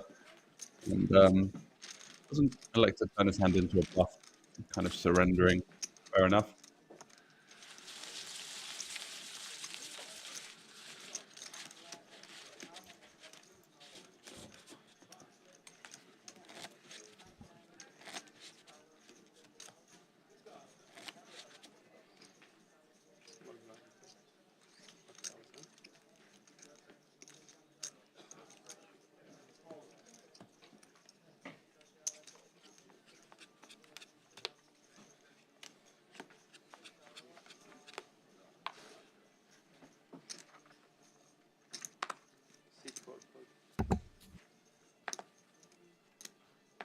And on to the next one, as we still do have 27 remaining. So we saw players flying out earlier, but it looks to have stalled a little bit, and that may.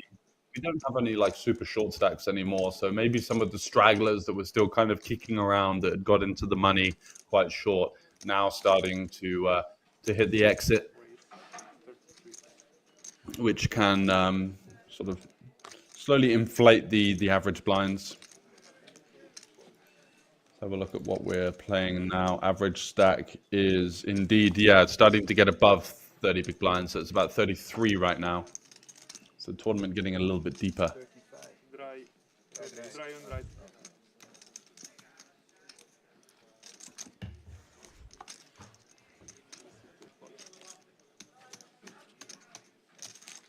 And ACP, who went on a rather adventurous mission for the last about an hour or so ago for maybe a 10 to 15 hand stretch.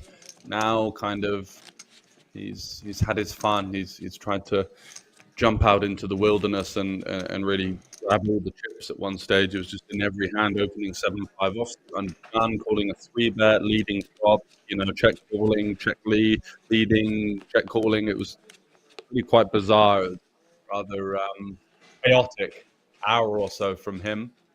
Looks to have retreated somewhat into his shell, starting to see him not play hands that he was extremely enthusiastic about playing a while ago. 5 fold, 6 fold, 7 fold,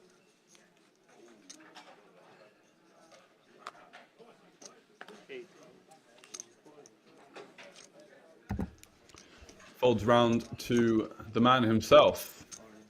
C2 raise all in. And what's he going to do here? He's going to go all in with 7-6 off versus Bittershon, who was sat with around about 10 big blinds.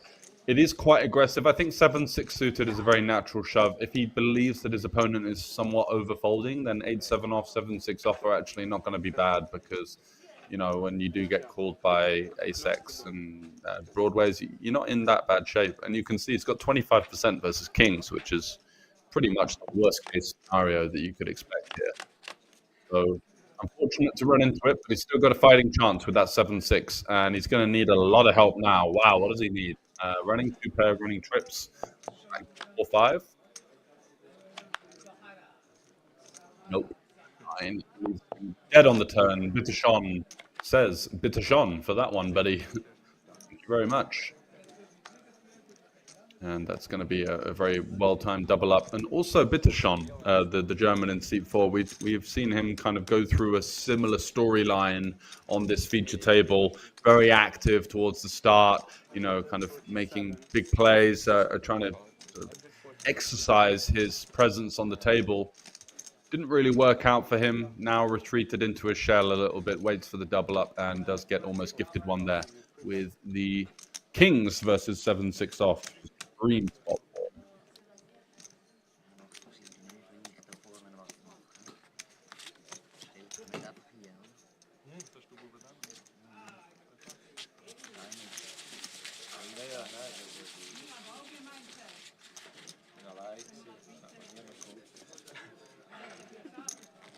Sorry, ja. Wenn es war schon draus gehalten. Das ist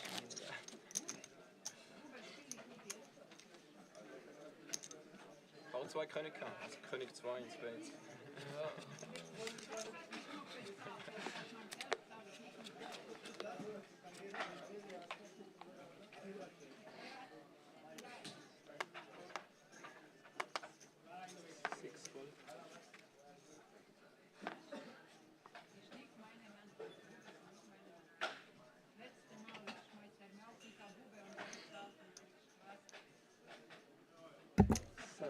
Luchko continuing that heater over the last couple of months.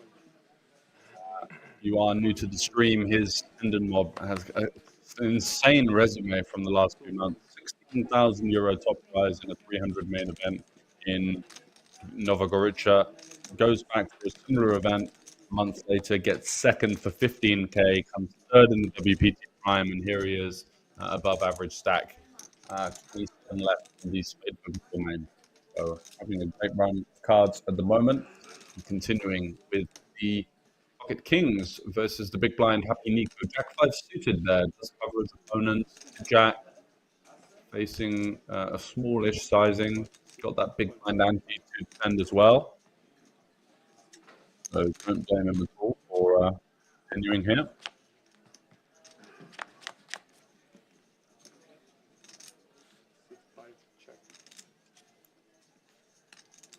Does flop a piece. Look at this low. Luchko once again is just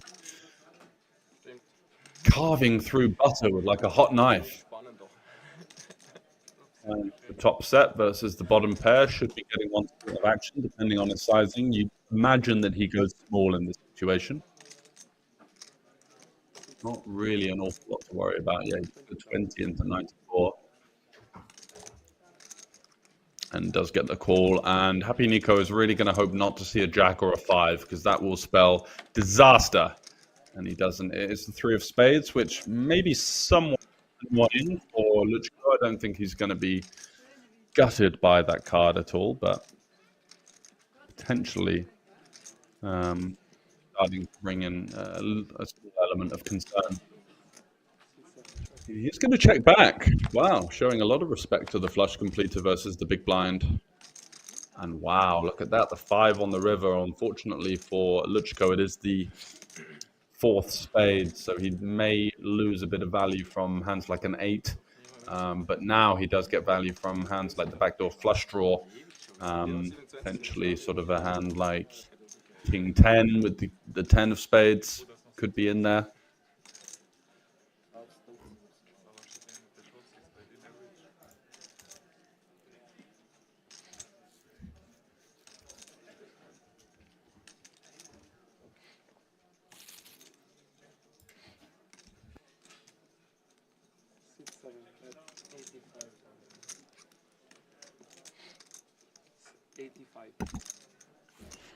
And what is the sizing that we've got here? 85k, so pretty healthy. Around about 3/4 pot.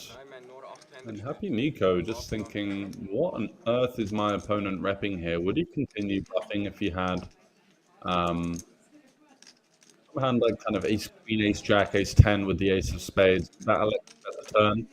Or would he just kind of take the control, go ahead of some draws, decent equity versus hand 5 or an 8?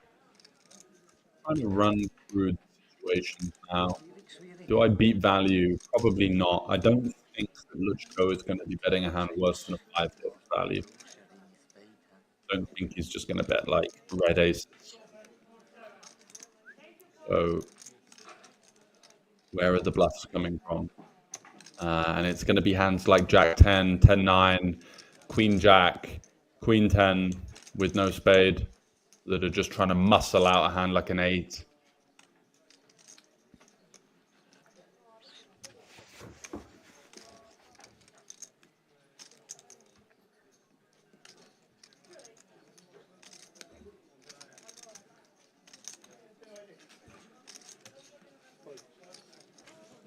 Does fold them one at a time, which is always the sign of, I was so close to calling there, but just couldn't quite find it. And a great fold. And I think it's really difficult to think of bluffs in that situation, especially for the big sizing, kind of coming out of the blue there.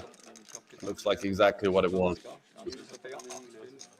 Full house or a very strong flush. And nice fold there from Happy Nico. Continues to have a really healthy stack above average. If he'd have called there, he'd have been down to around about 540k, which wouldn't have been a complete disaster. But conserving those chips in the big moments is going to put him in good stead for making a run at this final table. Hoffman continues to be our chip leader with a standout performance so far.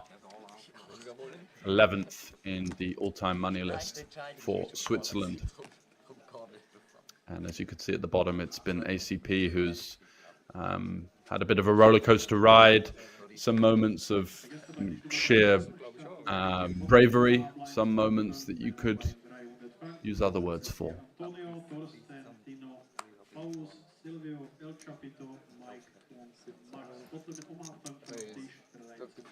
Schauen wir es dann noch. Eben gleich, gell?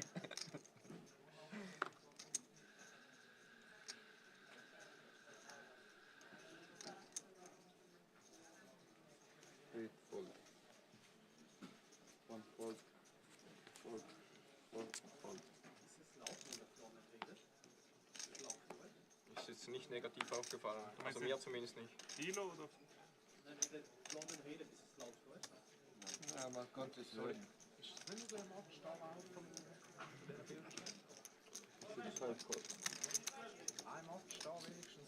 Oder wenigstens da. Noch ein wenigstens und beides. Hauptsache, wir können noch ganzes Spiel gucken.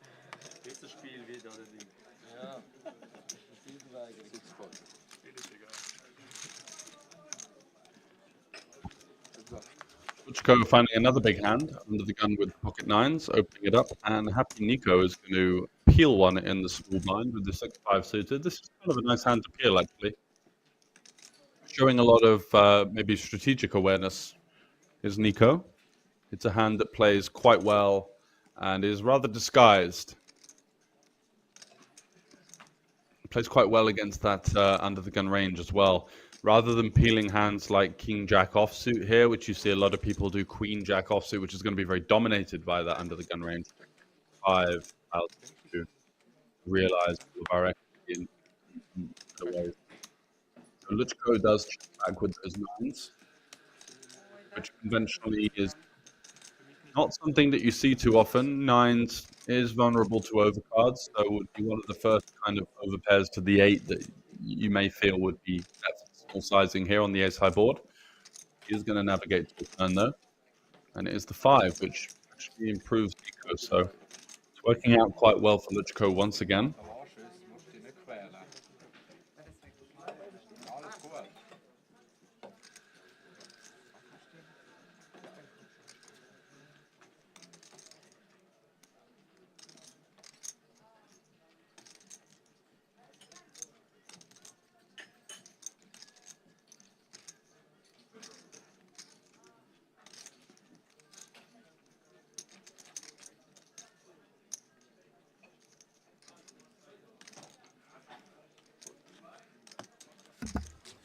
But a nice discipline lay down there from Happy Nico, understanding that, you know, even if his opponent doesn't have an ace, he's going to have a lot of overpairs to the 8 and certainly better hands than the 5, which is a really tricky hand to navigate his way to the river as well.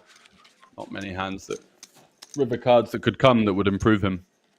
And there you go. Give us a follow on Spadepoker for all of the information about the upcoming tours. I'm sure if like you've been watching and seeing some of the creative plays, let's say, across the last couple of hours, you'll be thinking, wow, there's a lot of value there. I need to get in the mix. So get yourself down to the next event.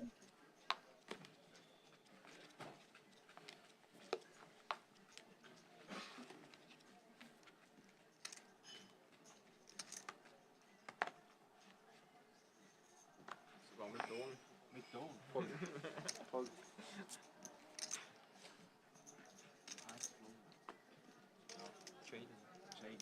Jaden. Oder Kong, richtig. Jaden ist Nickname.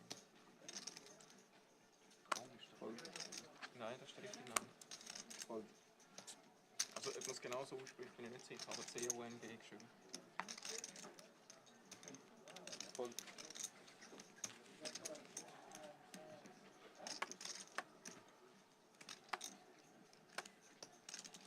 Alle weg? Korrekt. Ich meine, So.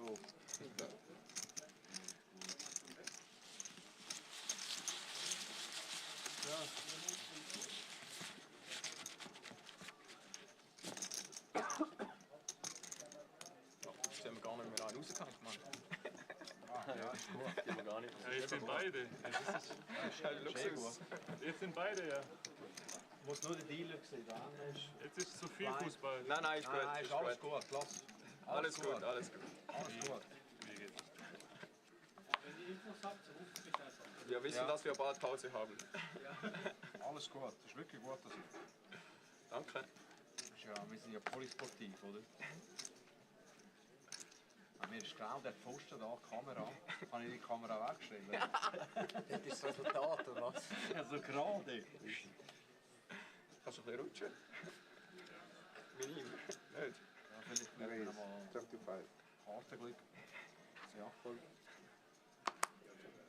Und auch wenn du 20 cm rutschst, dann müsste es aufgrund von der Distanz gut sein, dass die Kamera außerhalb vom Bild ist oder gerade am Rand wenigstens.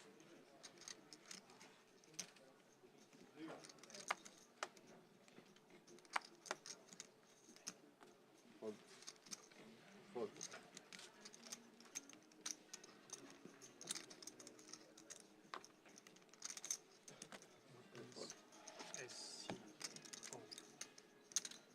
Scotland. Gut. Ja. I keep it the answer.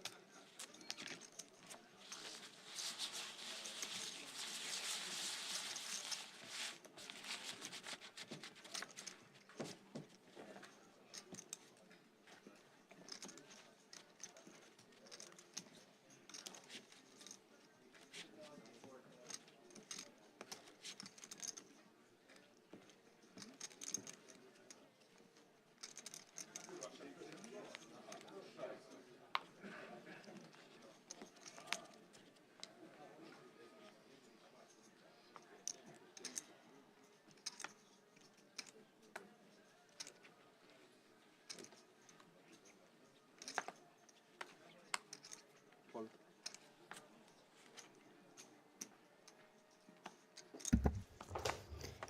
Happy Nico with the 7-6 off. Surely not going to be opening that one. And does indeed elect to let it go. Hoffman here definitely has a playable hand with his stack.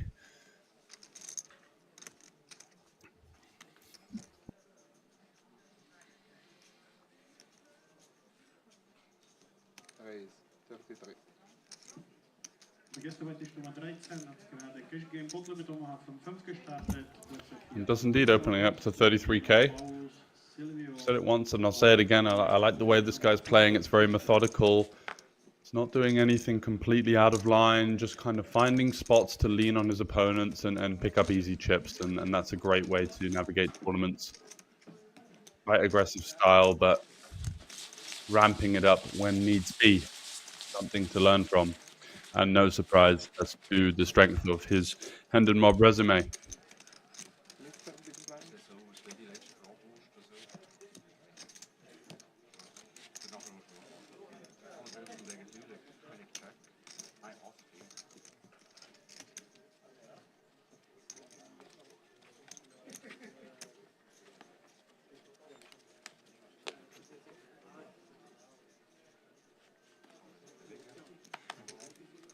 Voll.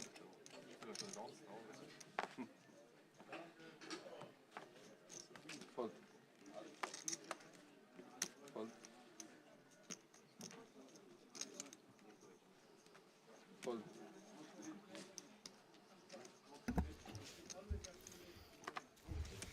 Pisecci, ace 8-7 off. Not had the best run of cards. I really liked his aggressive 3-bet with the 10-9 suited earlier, but unfortunately it's just not really worked out for him.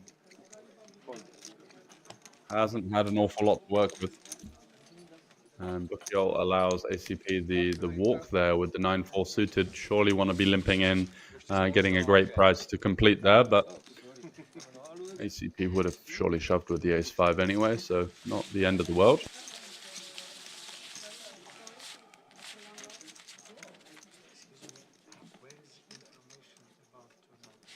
What do you mean information about tournament? Aha. 26 players. Nice one. 26 players. No, I want to know. 24. No, I will put it. So, 12, yes. 12. Okay. So like football? Like, but I understand that here in Liechtenstein, Germany and Switzerland, it is very important. But okay, at least one. At least one. I'm on your side. Hoffman once again, Queen 10. I think a slightly too early position probably to open this one now. Voll. Voll. Maybe one position along can come in for an open. Just kind of a few short stacks here. Want to be having more sort of centric around the king or the ace, blocking some of the stronger hands.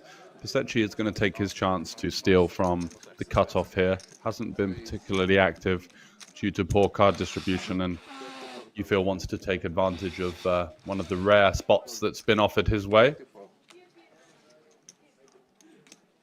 So Bukiol out the way, ACP out the way, and Bittershon with the Queen 9 in the big blind, definitely going to be coming along for the ride. Don't want to be folding this one, it would be way too tight, especially versus a cutoff raise. And there it is, he does continue.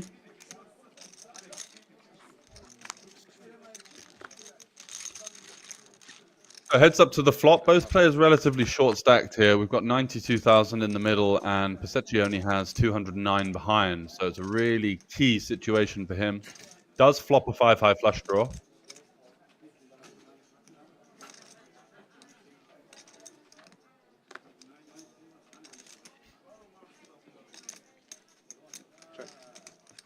And he's going to check it back here. The board is quite dangerous, connected. Doesn't feel like it's going to achieve an awful lot by betting the ace high here. What, just getting worse hands to fold and better hands to continue isn't something that is particularly attractive. So I like the decision to check this one back. Now faced with this 10 on the turn, it's getting awkward. His opponent will have a lot of bluffs here. 6-7, 9-7, Queen 9, 9-6, 9-7. Queen Jack, Jack 9, Jack 7. So I think we will be wanting to peel one off here with the 5-high flush draw, and he does call. I like play. Strong play. A lot of people kind of relinquish this spot.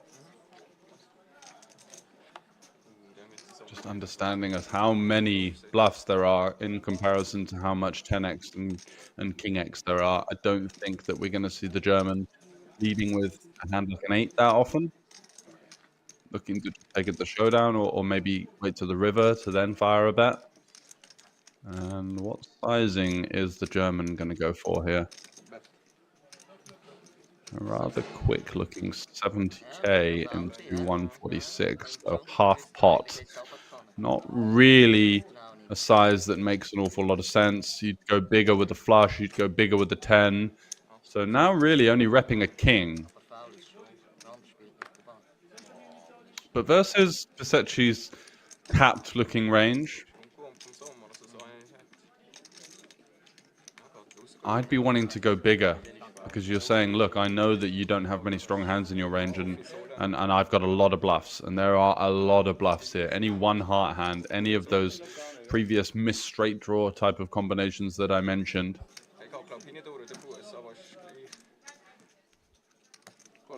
Wow, what a call.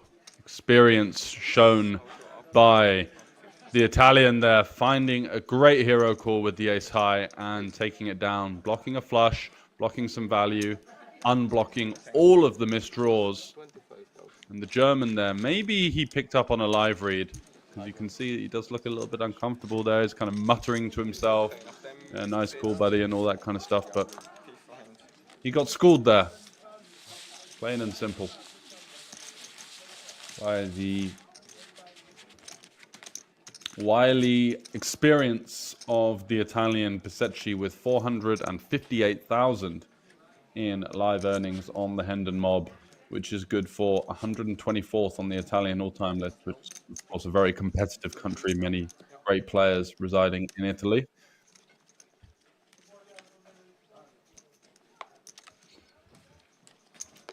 Showing glimpses of the reason why he's made an EPT 5K final table.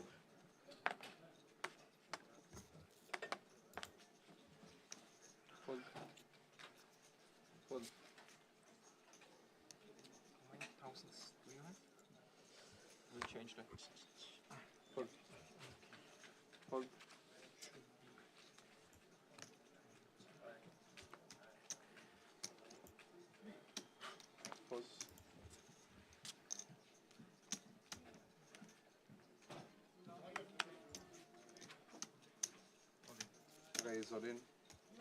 And the German now has got the Jack 10 suited and surely going to be shoving it in, blind versus blind. A very happy shove as well.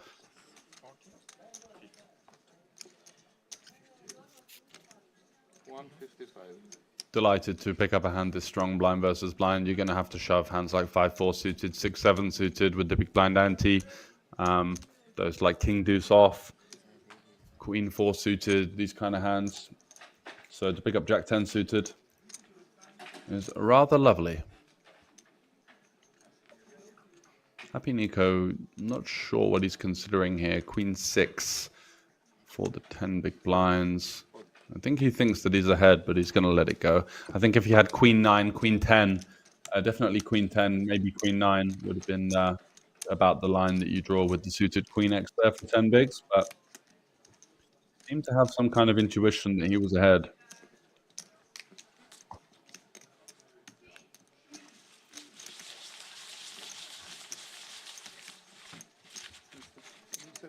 By 1,000.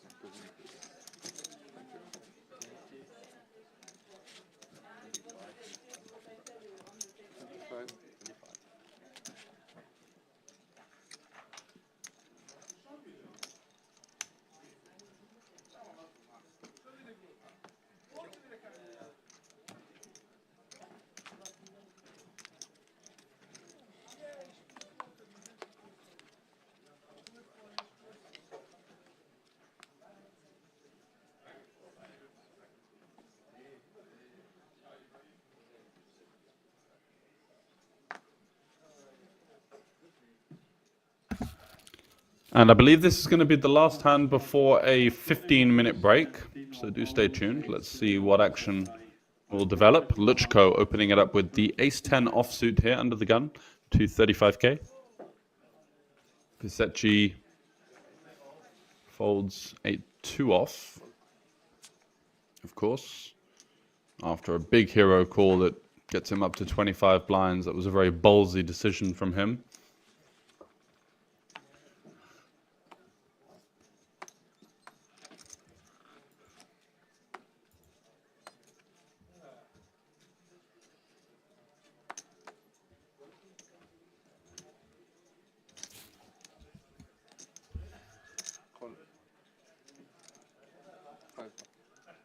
And I think we must have incorrect graphics for seat 4. I don't think the German player would have peeled with 10 deuce offsuit here. So I think instead... no, it's over to Happy Nico, who's peeled with ace-king off. Versus the fellow, I mean, reasonably stacked opponent of Luchko. And does this allow... Yeah, let's just clean up all of this. And that allows Hoffman in with 9-6 offsuit as well. Every player missing, interestingly. Happy Nico playing the ace-king as a drawing hand. Top pair mining in the small blind. A decent play from time to time. I mean, you are very under-repped on ace and king high boards, which is going to naturally induce Luchko to fire out multiple bets from time to time. So it is a good option. And also deep in this tournament, 25 left. I can see merit for it with the offsuit. Bet 6-7, bet 35.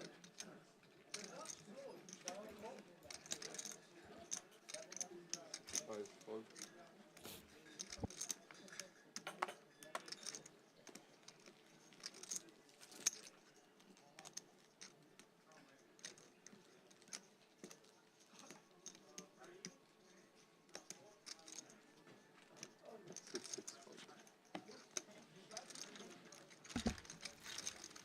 And Luchko just with the c-bet, taking it down, getting the better hand of ace-king to fold in the sandwich. Yeah, that is another interesting point about flatting the ace-king there. You're going to be in that sandwich situation, which means that it's going to be quite tricky to navigate and realize your equity when the big blind is going to come along with the big stack quite often. I was under the impression that we were going to be taking a break, but it looks like we will be continuing for the time being. Cards are in the air for another hand.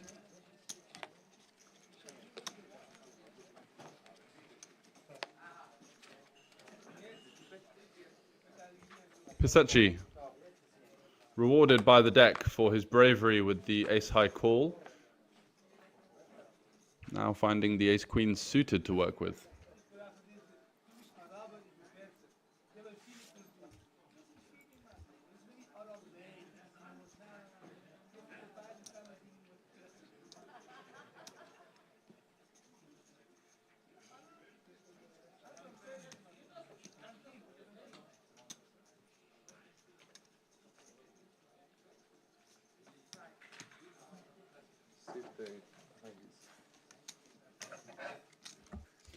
It takes his time, but does indeed open. 43. Sit 2 fold, sit 4 fold.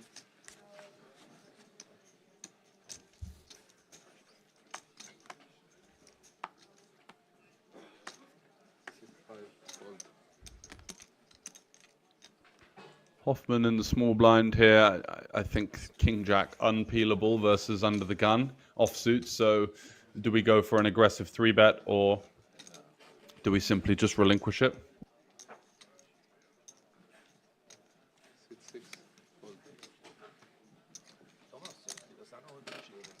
Kannst du in die Mitte tun, dann ja, dann ist... Sit 7 fold.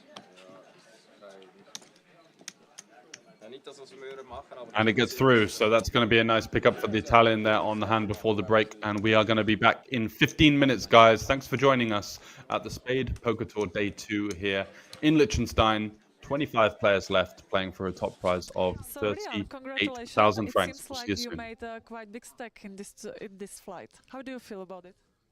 I feel good, but big is relative. I want make more, but it's only 250. Yeah, it's the turbo flights. They have usually like lower. I'm happy. average. I'm happy. I'm happy. And do you like the turbo flights? Do you appreciate it? Normally not, but today because the last days I don't was so. So you travel here like. Feel so good. Yeah. And today I feel again good, and then I come to play, and yeah, it's good result now. Yeah. Do you travel here from some long distance? No, I'm half hour from here. I'm more times here, and yeah, I enjoy here to play. So and are you like full-time poker player or do you play just for fun? I make real estate. I play poker for fun, but I like it. And how do you handle, for example, bad beats? Bad beats is normal. You have to be cool in this situation and play. So do you think it's not doesn't have any effect for your game after? No, you have to be cool in these situations and play well. After these bad beats, all players have bad beats. Poker is with bad beats, and we have to accept that. Yeah. And what about your family? Are they support you? Yes, I have a very nice wife and a son, 5 years, and he. What did you say to me? He. If your family support you. Yes, he support me. Yeah. Okay, so good luck to you. Good luck in day 2, and I hope we're gonna make an interview maybe with next champion. I hope. I hope also. Thank you. Okay, thank you. Good Thank luck. you.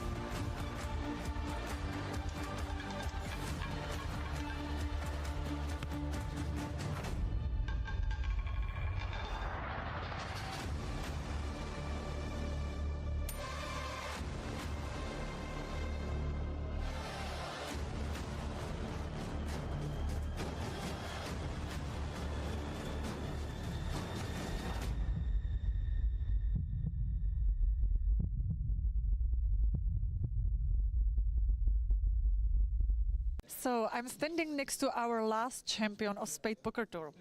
Hi, Matthew. Hello everybody, hello Liechtenstein. And what about your poker life so far?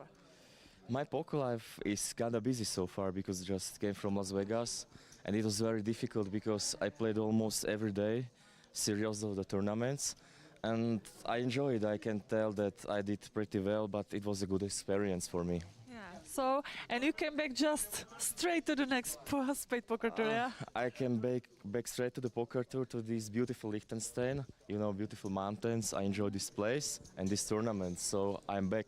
So you're a hard worker, I believe. And have you found some friends behind the poker tables? I will say yes, but it's a long story, you know, but yes.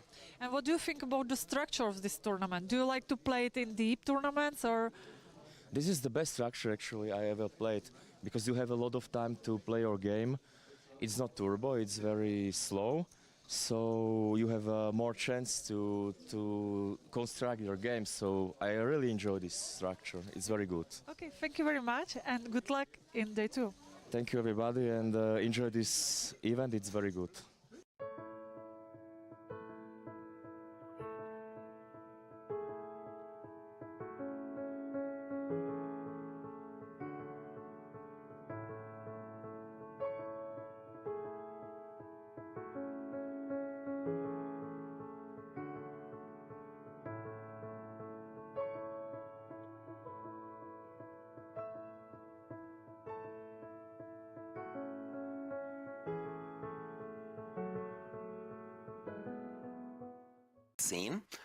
Da habe ich noch ein bisschen Schweizer Franken unterschlagen.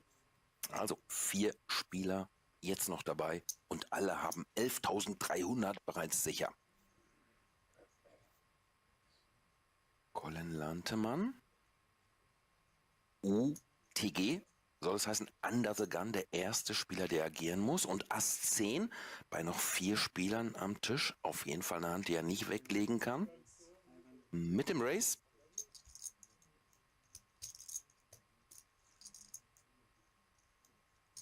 Blinds mittlerweile auf 125 und 250.000 angestiegen.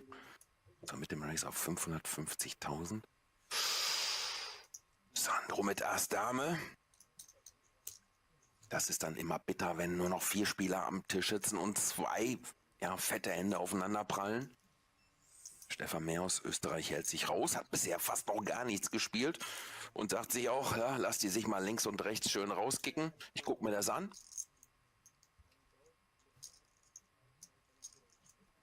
Ja.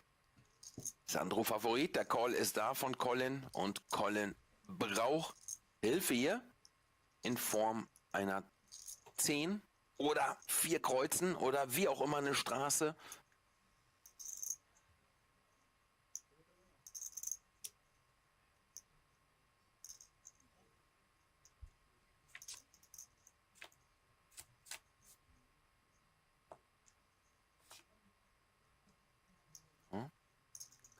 Flop, der nichts verändert. Wir sehen es rechts oben. Eine 10 bereits weg. 2 Outs.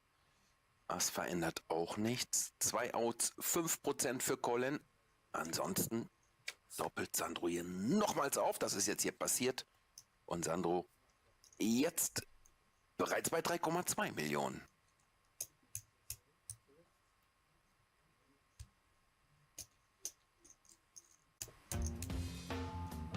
I saw myself having ace queen, suited heart. The only thing to do there is all in. I did that. Of course he called and I won the hand. I couldn't believe it. And there I was with 5 million from the short stack I was, finding myself with so many chips. I mean, I couldn't believe it. It was great. Ja, solche Phasen gibt es auch beim Pokern. Wenn es einfach mal richtig gut läuft. Colin, König, Dame und etwas mehr als um die 7 Big Blinds. Ich glaube, da muss es rein. Und genau den Move macht er auch. All in. Oh, das ist sein persönlicher Enemy. Sandro Hat ihn bereits zweimal aufgedoppelt und Sandro findet jetzt Ass Bube. 1,7 Millionen. Hat er den Dealer nochmal gefragt, wie viel sind das? Ich glaube, da gibt es keine andere Möglichkeit, als zu callen oder beziehungsweise selbst All-In zu gehen. Macht er auch. Stefan auch nochmal mit Maß, aber der hält sich. Wie gesagt, der ist ganz gut mit der Position des Zuschauers bisher gefahren.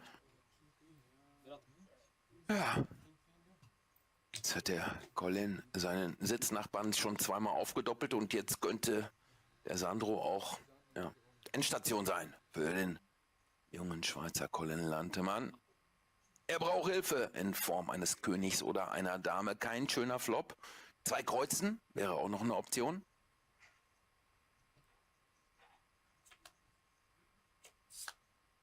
Und da ist das erste Kreuz.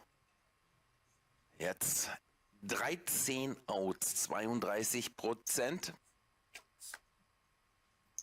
Kommt nicht. Und wir sind runter auf 3 Spieler. Gibt es auch mal, faire Verabschiedung von Colin. I was on the cutoff, which is first position, and it's a normal spot to jam, and it's 50-50 after he called, and board came down little cards, nothing to help me. I think it's a standard to push king queen cutoff with 10 blinds. What is a bit annoying for me is that I lost 3 times against Sandro. First spot was he pushed all in with ace-8, and I looked down in my big blind with ace-jack. It's normal, I call. And flop came really good for me. It came check 7 deuce with 1 heart. And normally it's clear what it's done. He has to hit running straight, running flush or running 8s to beat me, and one of this happened. It came hard. And what is extremely annoying for me is that if this hand would bust him, the tournament would be in a different way. I reached my goal. My goal was to cashing a 5-figure cash, and this happened. And this is my biggest cash so far. I'm 22 years old, and this is my biggest cash. My first tournament, I cashed with 18 years and 1 month. I make first place for 3,000 francs. And now this is my newest, biggest cash. 11.300 Schweizer Franken für ihn. Ja, und dann ist etwas passiert, was oft bei Turnieren passiert. Es war mehrheitlich, wir haben einen Deal gemacht, wir waren jetzt nur zu dritt. Wir hatten einen, der ein bisschen short war. I have good feelings about the deal because I came in third short on the table. Wir haben das kurz ausgerechnet. ICM passte für mich und die Varianz ist so okay. Deswegen waren alle einverstanden, für alle passt es. So wird alle glücklich, alle happy. Ja, Gevi, unser Turniersieger nach einem Verhandlungsdeal. My brother and my dad came in to support me, which is a very great thing, and they're having fun as well. Die erste Person, die ich angerufen habe, war meine Freundin, weil die war zu Hause. Sie hat geschrien, sie war überhappy, sie war mehr happy als ich und hat mich gratuliert. It's crazy, it was a really nice tournament. There was over 400 people who played the game, and now I'm on the second place, so everything is fine, everything is cool. Ich bin sehr glücklich und happy, auch die Trophäe nach Hause zu nehmen zu dürfen. Ich habe andere schon zu Hause und das wird natürlich auch dort hingestellt. Und ich bin sehr glücklich, das auch und stolz natürlich, und das auch meiner Partnerin vorstellen zu können. I'm looking forward for the next Spadepoker tournament and get the first one.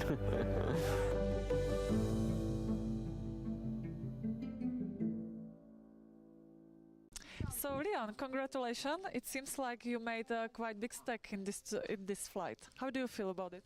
I feel good, but big is relative. I want to make more, but it's only 250. Yeah, it's the turbo flights. They have usually like lower. I'm happy. I'm happy. And do you like the turbo flights? Do you appreciate it? Normally not, but today, because the last days I don't was so. So you travel here like. Feel so good. Yeah. And today I feel again good, and then I come to play, and yeah, it's good result now. Yeah. Do you travel here from some long distance? No, I'm half hour from here. I'm more times here, and yeah, I enjoy here to play. So, and are you like full-time poker player or do you play just for fun? I make real estate. I play poker for fun, but I like it. And how do you handle, for example, bad beats? Bad beats is normal. You have to be cool in this situation and play. So do you think it's not doesn't have any effect for your game after? No, you have to be cool in these situations and play well. After these bad beats, all players have bad beats. Poker is with bad beats, and we have to accept that. Yeah. And what about your family? Are they support you? Yes, I have a very nice wife and a son, 5 years, and he. What did you say to me? He. If your family support you. Yes, he support me. Yeah. Okay, so good luck to you. Good luck in day 2, and I hope we're gonna make an interview maybe with next champion. I hope. I hope also. Thank you. Okay, thank you. Good luck. Hello, and welcome back. A couple of interviews there with the chip leader from the Turbo Flight.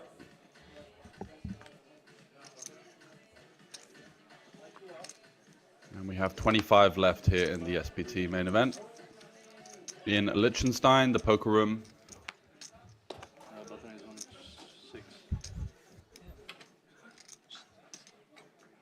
Yeah, 2 and 4 as well. Just waiting for the graphics to catch up now. 5 is 45. 4. Which one? 5 folds. 6 as well. No, I'm 6. 7. Yeah, 6 as well.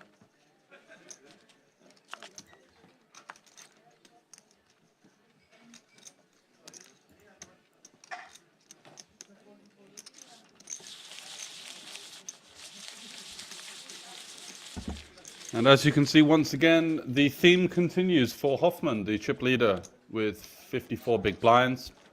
So we're now up to the 10-20 level, and as you can see, a couple of the guys that were kind of hovering around at the bottom of the leaderboard there, ACP and Bittershon, now it's really go time. 9 and 10 big blinds, 7-handed with the big blind ante. Not going to be anywhere to hide for those guys. Let's see how things develop for them.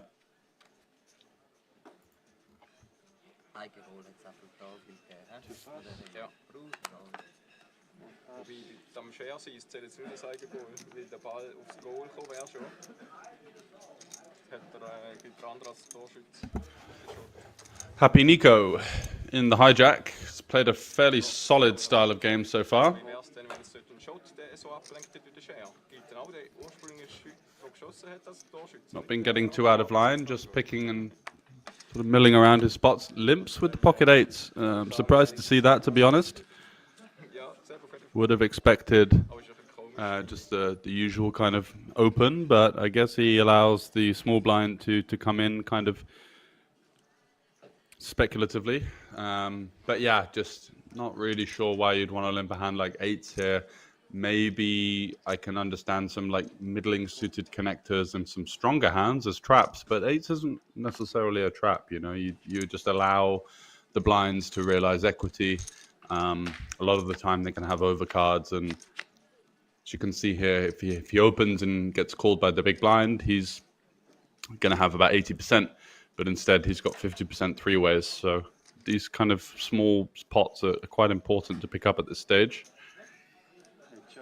Pesecci, not really much of a connectivity there. Queen high.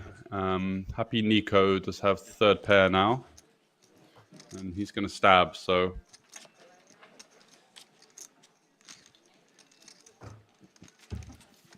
quite a bizarre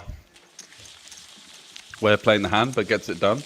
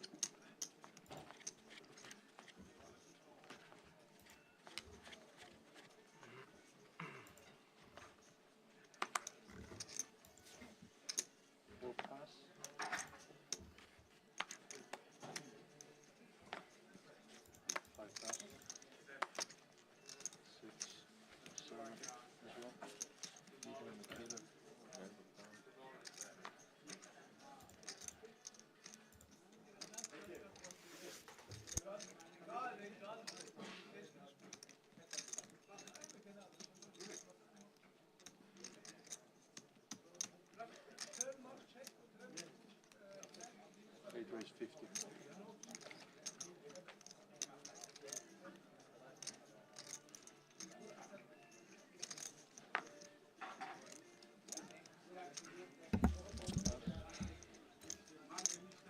Vom ersten wäre gar nicht so gut. Vom Gegner her. Vom Gegner her müsste es zweiter werden. Also wir können ja dann immer noch in den Nachspiel gehen und ich finde es nie So, absolut. Zum dann Wettskandal verursachen.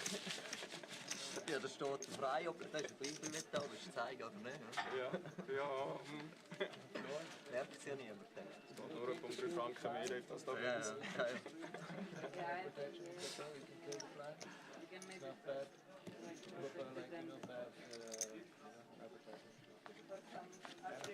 Peter's gonna come. Could be pro.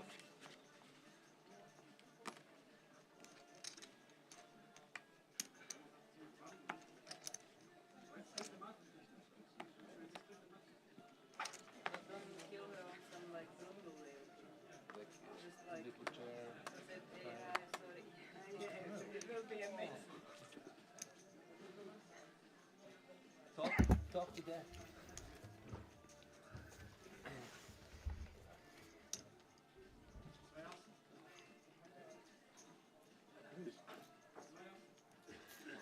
Sogar ohne Maske. 40,000. So Luchko in the hijack makes it 40k to go with the king 9. Starting to open up a little bit. We did see him, as I mentioned before, slightly on the more conservative side, but now developing and going through the gears. A bit of Sean there in the big blind with the Jack 8 offsuit. Naturally a hand that you want to defend here. You got to defend not only your big blind, but the big blind ante as well. Plenty to play. He doesn't fold, does he? No, he does call. Yeah, 20 into 110. 5.5 to 1.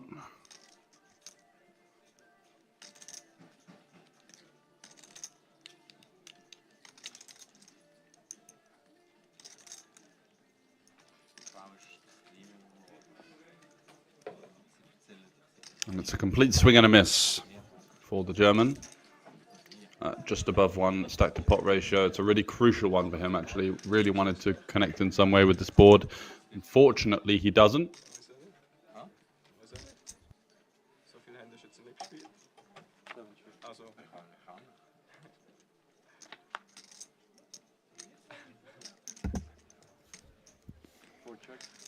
But Luchko on a really dry and innocuous Queen 6-3 rainbow misses the what I'd perceive to be a range c-bet here at this short stack depth hijack versus big blind.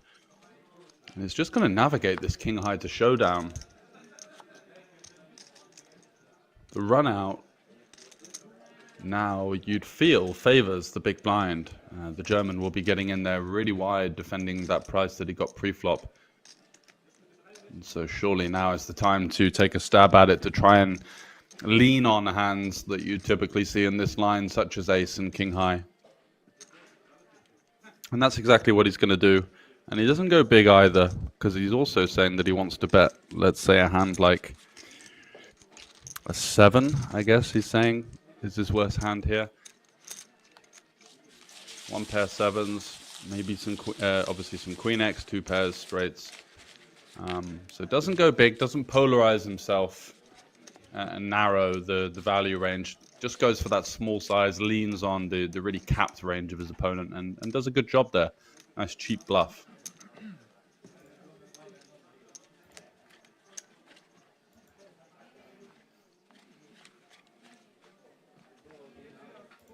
Platz frei für Kairi, Nola met hadden 1-3.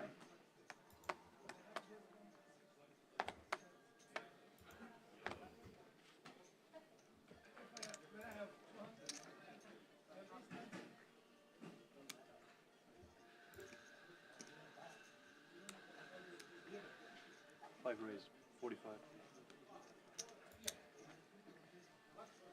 Hoffman, who's been navigating his way through the field expertly, if I may say so, picks up the aces as some reward for his hard work. Makes it 45k. And Pisecki here, interested observer of Hoffman. We've seen Pisecki stare down his opponent and make a correct hero call, so definitely someone that I feel is using some of the live elements, but the ticker is not firing on all cylinders in this situation.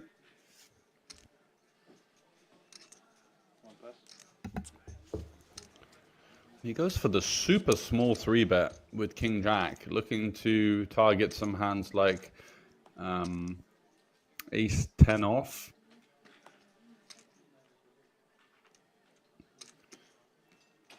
Leaning on some suited Broadway, some suited Ace-X as well, the Ace 4, the Ace 5. Quite annoying to face this sizing.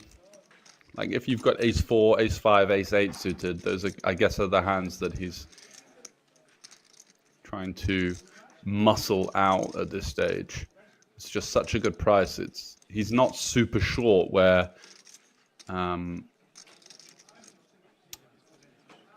he needs to go so small for the 3-bet. I'd be more interested in a sort of a sizing of 100 to 110. I just don't think we generate the fold equity that we're looking for versus the end of the gun range. And Hoffman has not been out of line. He's definitely starting to make his presence felt. And the other thing with this small 3-bet is you do incentivize in some ways some 4-bet bluffing. There is room now. And it's going to be a 4-bet to 210, and that is about half of Pisecki's stack, and I think he knows the game's up by now, just kind of saving some face, going through the motions.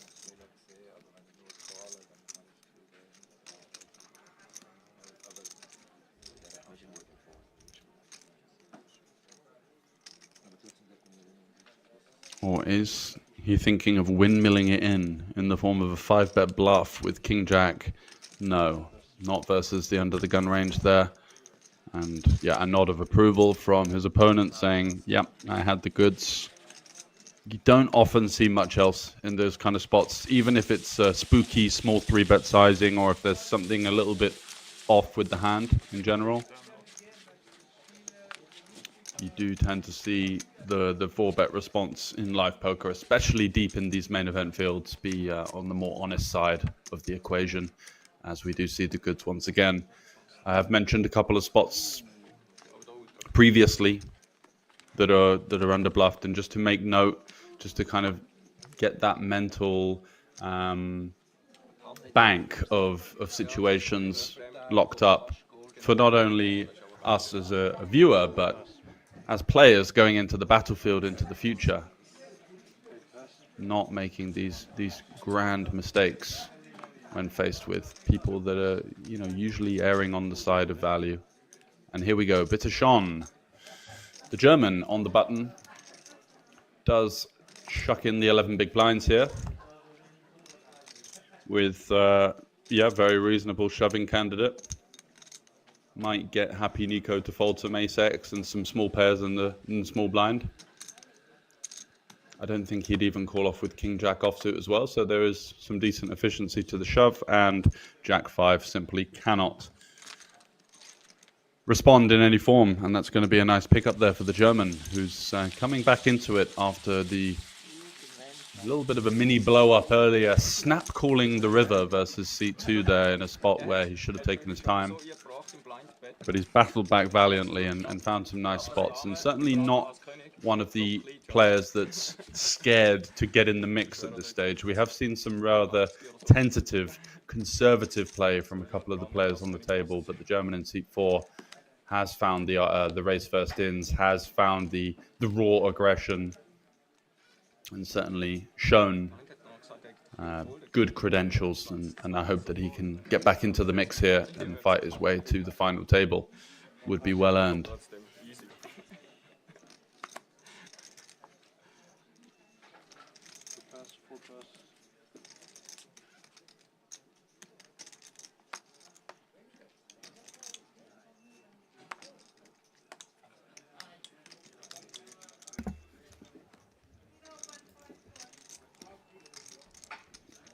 Happy Nico with the mandatory open here. Queen 8 suited off pretty much all sorts of stack depths. You're just going to be opening this one.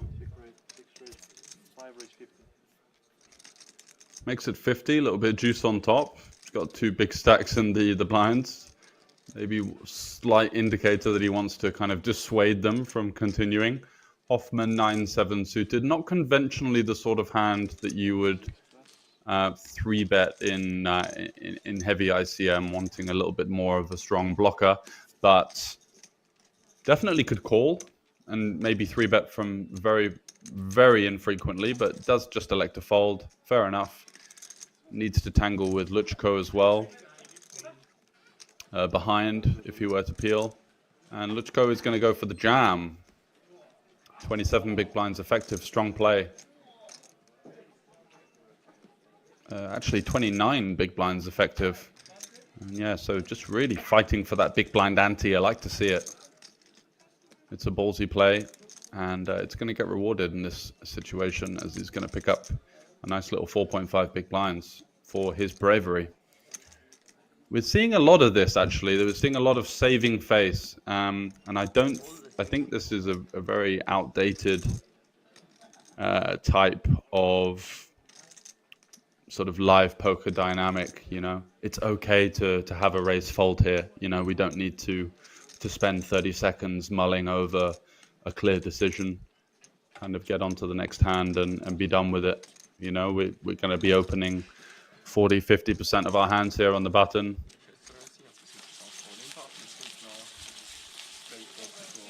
I just don't understand why that type of play hasn't been kind of stamped out of the game yet. It's still very prevalent, and it's rather tedious to witness, especially if you're on the table and you can see someone that you can just kind of tell clearly isn't thinking. They're just taking time. Yeah, it's not the best thing to have to witness or to have to deal with. And these sort of 30, 45 seconds, they all add up. You know, if everyone's doing that, then all of a sudden that's, 10, 15, 20 minutes of wasted time during one day of tournament poker where you could have had, another 4 or 5 hands.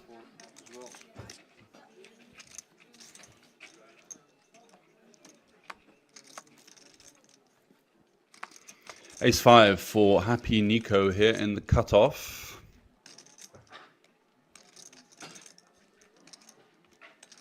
Straight back in the mix, undeterred after facing the resistance with the Queen-8 in the previous hand.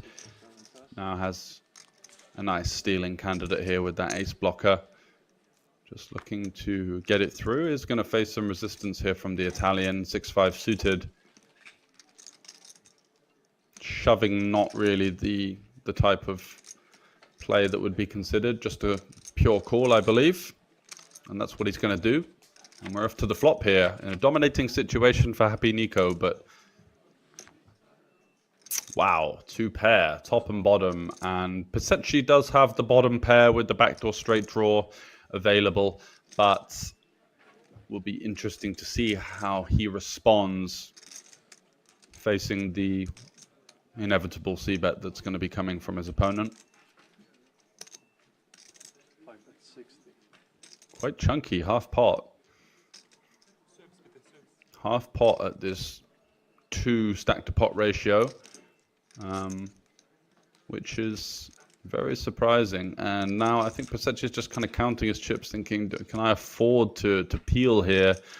How often is my opponent just gonna bet the flop and completely surrender after using this sizing? Is it going to be a hand like Queen Jack that's just going to bet fold? So should I jam now? The bigger sizing almost incentivizes him to just shove or fold, I think. He doesn't want to do much peeling here because equity realization is going to be tricky for him on future streets. You call here, check the turn, and he shoves, then what? So many difficult cards to navigate. So it's up to him whether he feels like this player is going to have bet folds for half pot. And even though I can see the outcome, I think in the grand scheme of things in live poker, it's going to be rarer than very rare compared to the times where they just have a bet call. because it can even be hands like 9s, 8s that, you know, are just kind of don't want to see overcards, don't want to see flush straight completers, and kind of want it over with, but I'm not going to fold. So it's not just the ace-x that you're worried about. You're also flipping against like queen jack of spades, and then when you do get it in bad, you can get it in pretty torchy right there. So I like the fold. Good play from the Italian, who's not really had the best card distribution, but he has navigated his way excellently through this day 2 here at the Spadepoker Tour. Ein stilles mit Eis, bitte.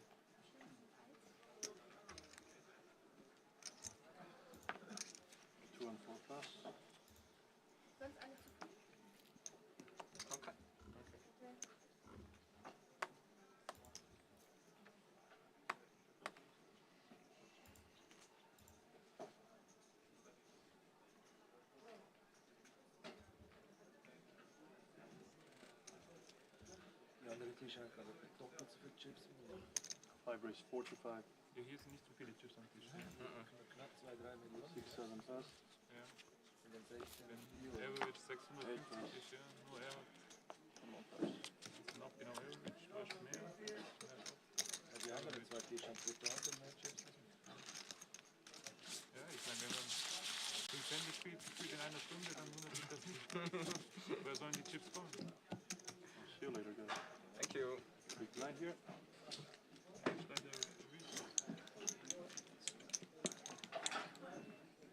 Hello. Hi, hello. Hello.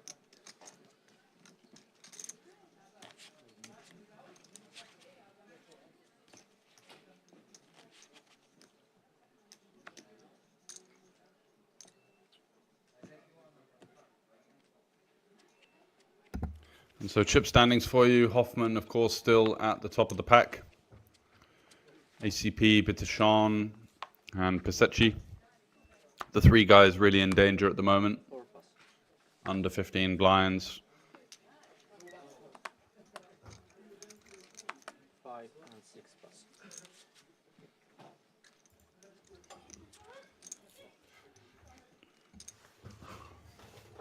And Luchko, once again, was rather short earlier and found aces versus kings versus jacks. The jacks managed to get away, but he had a really big spurt up on that hand and managed to get a sort of 2.5x up to his stack.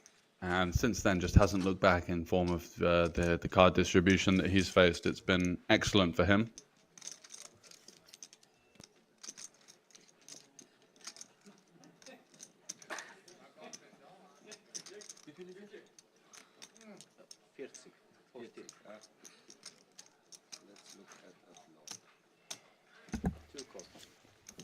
So ACP, who's been very quiet, hasn't had anything to work with for the last sort of level or level and a half, is forced into one of these situations where he's just got to defend the big blind and pray to have some form of connection with the flop. An overcard, a backdoor flush draw, and a backdoor straight draw here at just under 1 stack to pot ratio. It could be one of those situations where we go for the stop and go and just really pray to get like ace 10 red to fold.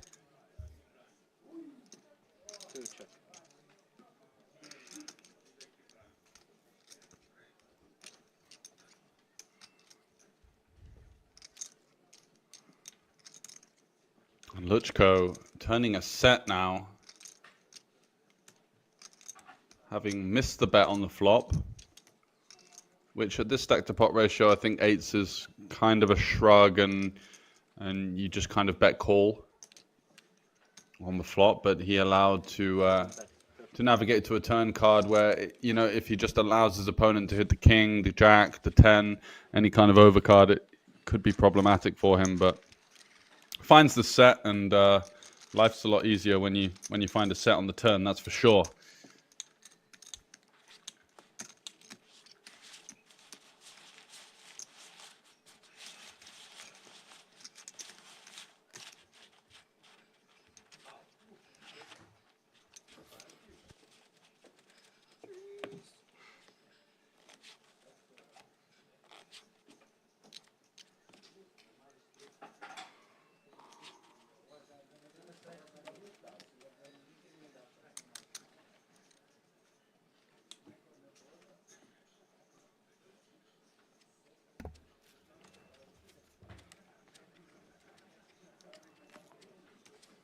Still motoring on here. We've seen some resistance in the form of the field size. We've been locked at about sort of 25, 26, 27 for quite some time now. As the structure has kind of caught up with itself, a lot of short stacks being eliminated and leaving the battlefield.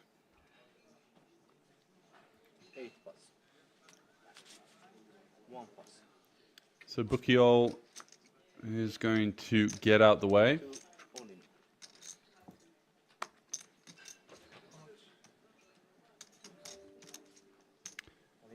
ACP in the small blind with the easy shove. Queen 9 offsuit.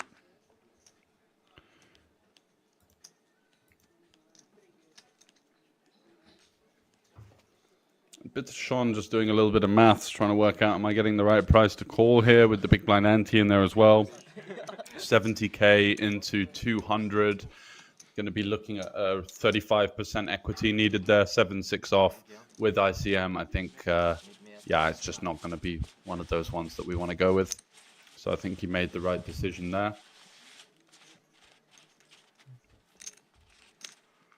By the way, don't take my commentary as me thinking that I'm God's gift to poker or anything, just telling it how I see it. So if I do come across as slightly overly decisive or harsh, forgive me. But yeah, 7-6 off in that situation, you would feel wouldn't be the winner in a game of right or wrong. He said he sort of okay, but I should cut. Yeah, but Just listening into what's going on the table right now. A little bit of confusion. Potentially someone seen the bottom card. König ist gut, oder? Einer zumindest schon mal. Oder Start. Small blind. 6 pass. 7 pass. Pisecci with the pocket eights from the hijack here. Does he shove or does he go for the min raise? This is nice. You know, you don't see enough people doing this. And I think that the reason why it's better to min raise here, if that's what he's going to choose to do, is because you get pocket fives, pocket fours to shove on you, pocket threes, ace 4 suited, ace 5 suited. If you just jam here, you freeze up all of those hands from doing anything. They likely fold. You don't get the action that you're looking for. So it's brave and it feels uncomfortable, but I really feel like it's the best play. And it's interesting to see that Pisecci, who is the one player with the big resume on the feature table here, EPT final tableist back in 2010, but a great resume since, finds it as well. And he's unlucky. He just runs into the top of his opponent's range, but he would induce decent action that would allow him to get a nice percentage advantage. Or equity advantage, I should say. And yeah, that's very unlucky. It's unlucky for the Italian. 25 left here. Are they on a pay jump? Let's have a look. The payouts are 23 is the next pay jump, so he may bubble it unless he can find an 8 here. Looks like 13% equity and 5 now. Going to be looking for the backdoor straight. Needs a 5, 6, 10, or jack for any chance. There's jack, so he needs the 10 now. The 10, the clean gutty. The gutty for the lottie. Can he find it? No, that's the queen on the river. Happy Nico with his top set of aces holds up. Very fortuitous situation for him and the unfortunate exit for the well-regarded tournament player from Italy, Claudio Pisecci, 458,000 in lifetime earnings. As I mentioned, an EPT final table on that resume. Won a 330 Swiss francs event here at the Warriors main event in March in 2024. That was for 43,000. And yeah, just a big resume of 4- and 5-figure cashes over the years. showing his experience, played a blinder, just the cards didn't fall in his favour, So, yeah, and we'll be seeing more from him, that's for sure. It seems like you made a quite big stake in this flight. How do you feel about it? I feel good, but big is relative. I want to make more, but it's only 250. Yeah, it's the turbo flights. They have usually like lower. I'm happy. I'm happy. I'm happy. And do you like the turbo flights? Do you appreciate it? Normally not, but today, because the last days I don't was so. So you travel here like. I feel so good. Yeah. And today I feel again good, and then I come to play, and yeah, it's good result now.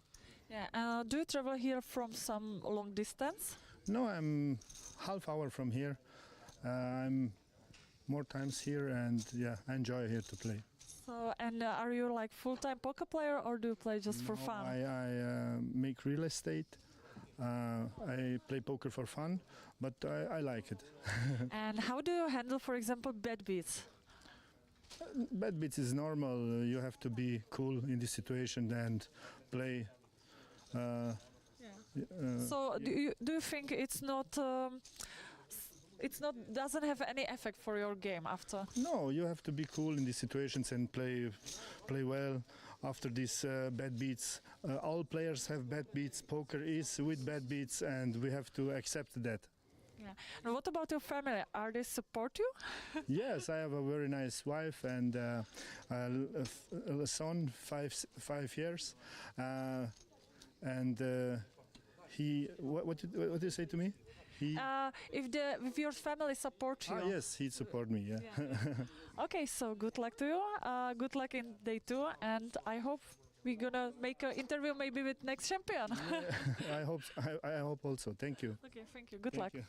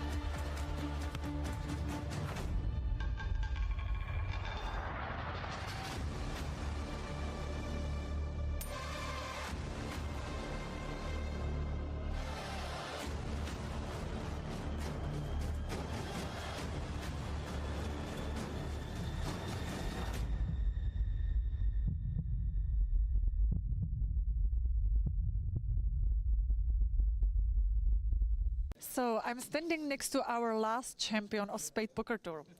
Hi, Matthew. Hello everybody, hello Liechtenstein. And what about your poker life so far? My poker life is kinda busy so far because I just came from Las Vegas and it was very difficult because I played almost every day, series of the tournaments, and I enjoyed. I can tell that I did pretty well, but it was a good experience for me. So, and you came back just straight to the next Spadepoker Tour, yeah? I came back straight to the poker tour, to this beautiful Liechtenstein, you know, beautiful mountains. I enjoy this place and this tournament, so I'm back. So you're a hard worker, I believe. And have you found some friends behind the poker tables? I will say yes, but it's a long story, you know, but yes. And what do you think about the structure of this tournament? Do you like to play it in deep tournaments, or...? This is the best structure actually I ever played, because you have a lot of time to play your game. It's not turbo, it's very slow, so you have more chance to construct your game. So I really enjoy this structure. It's very good. Okay, thank you very much, and good luck in day 2. Thank you everybody and enjoy this event, it's very good.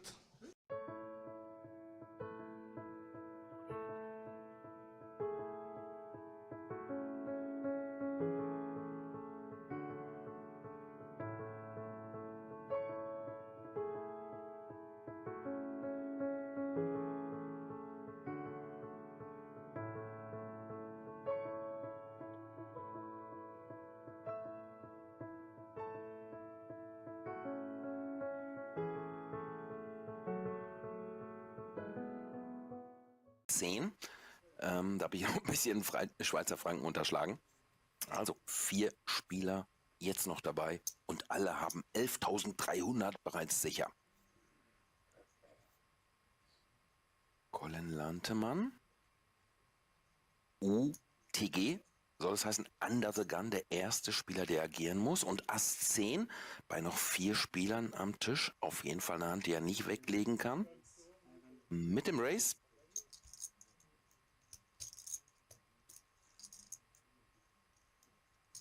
Blinds mittlerweile auf 125 und 250.000 angestiegen.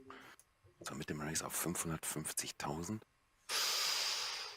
Sandro mit Ass Dame. Das ist dann immer bitter, wenn nur noch 4 Spieler am Tisch sitzen und 2 fette Hände aufeinander prallen. Stefan Mehr aus Österreich hält sich raus, hat bisher fast noch gar nichts gespielt und sagt sich auch, ja, lass die sich mal links und rechts schön rauskicken. Ich gucke mir das an.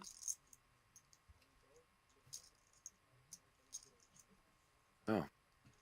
Sandro Favorit, der Call ist da von Colin und Colin braucht Hilfe hier in Form einer 10 oder 4 Kreuzen oder wie auch immer eine Straße.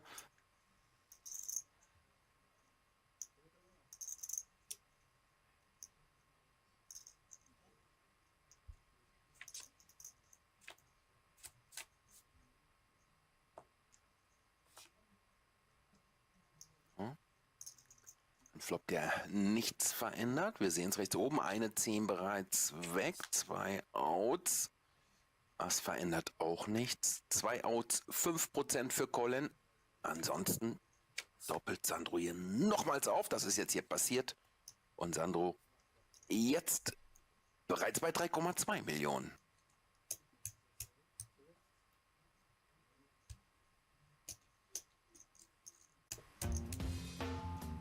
I saw myself having ace queen, suited heart. The only thing to do there is all in. I did that. Of course he called and I won the hand. I couldn't believe it. And there I was with 5 million from the short stack I was, finding myself with so many chips. I mean, I couldn't believe it. It was great. Ja, solche Phasen gibt es auch beim Pokern. Wenn es einfach mal richtig gut läuft. Colin, König, Dame und etwas mehr als um die 7 Big Blinds. Ich glaube, da muss es rein. Und genau den Move macht er auch. All in. Oh, das ist ein persönlicher Enemy. Sandro hat ihn bereits 2-mal aufgedoppelt und Sandro findet jetzt Ass Bube. 1,7 Millionen. Hat er den Dealer nochmal gefragt, wie viel sind das? Ich glaube, da gibt es keine andere Möglichkeit, als zu callen oder beziehungsweise selbst All-In zu gehen. Macht er auch. Stefan auch nochmal mit dem Ass, aber der hält sich. Wie gesagt, der ist ganz gut mit der Position des Zuschauens bisher gefahren. Ja. Jetzt hat der Colin seinen Sitznachbarn schon 2-mal aufgedoppelt und jetzt könnte der Sandro auch Endstation sein für den jungen Schweizer Colin Lantemann. Er braucht Hilfe in Form eines Königs oder einer Dame. Kein schöner Flop. 2 Kreuzen wäre auch noch eine Option.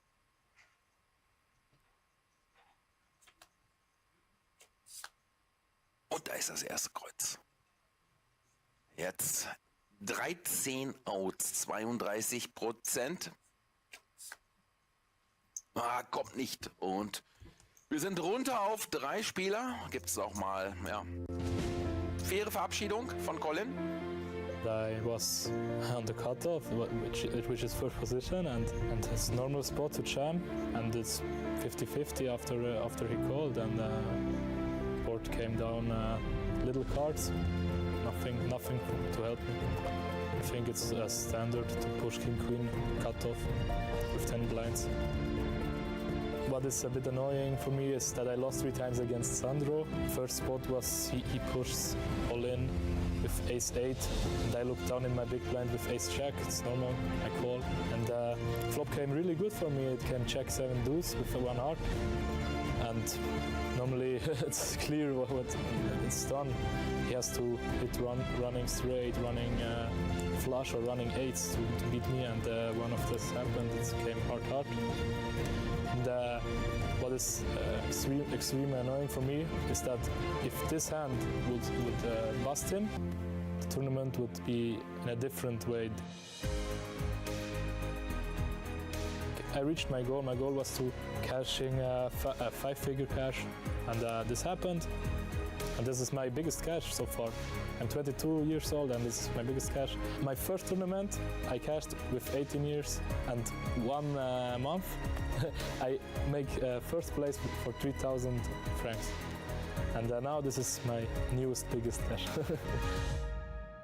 11.300 Schweizer Franken für ihn. Ja, und dann ist etwas passiert, was oft bei Turnieren passiert.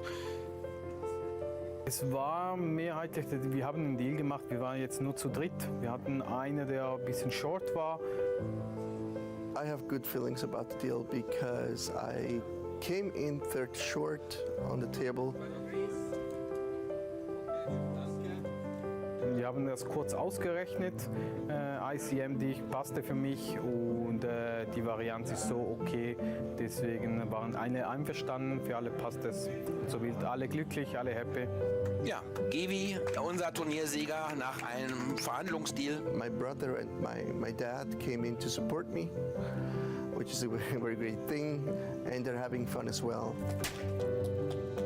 Die erste Person, die ich angerufen habe, war meine Freundin, weil die war zu Hause. Sie hat geschrien, das war überhappy, sie war mehr happy als ich und ja, hat mich gratuliert. It's crazy. It was a really nice tournament. There was over 400 people who played the game, and now I'm on the second place, so everything is fine, everything is cool. Ich bin sehr glücklich und happy, auch die Trophäe nach Hause zu nehmen zu dürfen. Ich habe andere schon zu Hause und das wird natürlich auch dort hingestellt.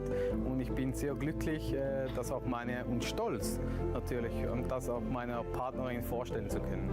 I'm looking forward for the next Spadepoker tournament and get the first one.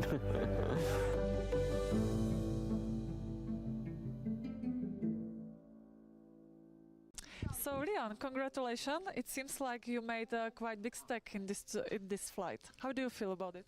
I feel good, but big is relative. I want to make more, but it's only 250. Yeah, it's the turbo flights. They have usually like lower. I'm happy. I'm happy. I'm happy. And do you like the turbo flights? Do you appreciate it? Normally not, but today because the last days I don't was so. So you travel here like. I feel so good. Yeah. And today I feel again good, and then I come to play, and yeah, it's good result now. Yeah. Do you travel here from some long distance? No, I'm half hour from here. I'm more times here, and yeah, I enjoy here to play. So, and are you like full-time poker player, or do you play just for fun? I make real estate. I play poker for fun, but I like it. And how do you handle, for example, bad beats? Bad beats is normal. You have to be cool in this situation and play. So do you think it's not doesn't have any effect for your game after? No, you have to be cool in these situations and play well. After these bad beats, all players have bad beats. Poker is with bad beats, and we have to accept that. Yeah. And what about your family? Are they support you? Yes, I have a very nice wife and a son, 5 years, and he. What did you say to me? He. If your family support you. Yes, he support me. Yeah. Okay, so good luck to you. Good luck in day 2, and I hope we're gonna make an interview maybe with next champion. I hope. I hope also. Thank you. Okay, thank you. Good Thank luck. you.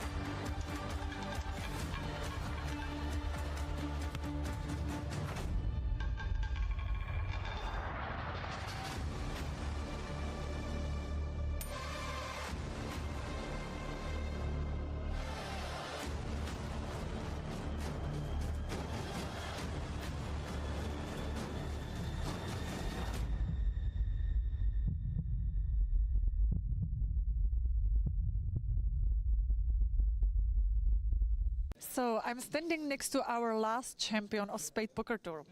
Hi, Matthew. Hello everybody, hello Liechtenstein. And what about your poker life so far?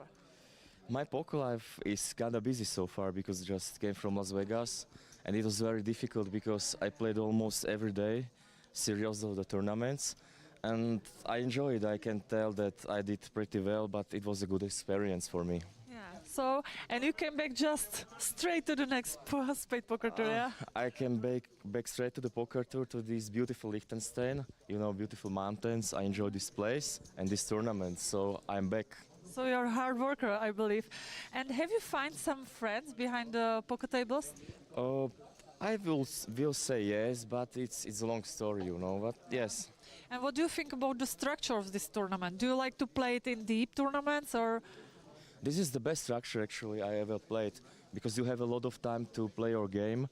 It's not turbo, it's very slow, so you have more chance to construct your game. So I really enjoy this structure. It's very good. Okay, thank you very much and good luck in day 2. Thank you everybody and enjoy this event. It's very good.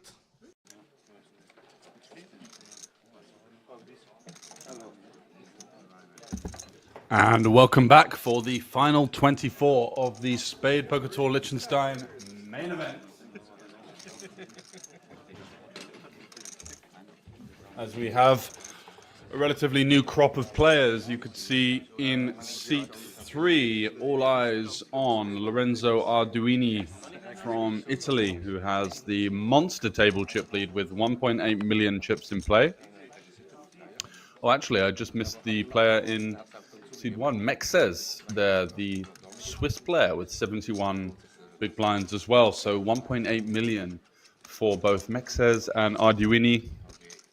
And then look at that. So from the last 6 players, we have 6 players of 22 big blinds and under. So we're going to see some pretty thick and fast action here as the blinds are up once again to 10,000, 25,000 with the 25,000 big blind ante.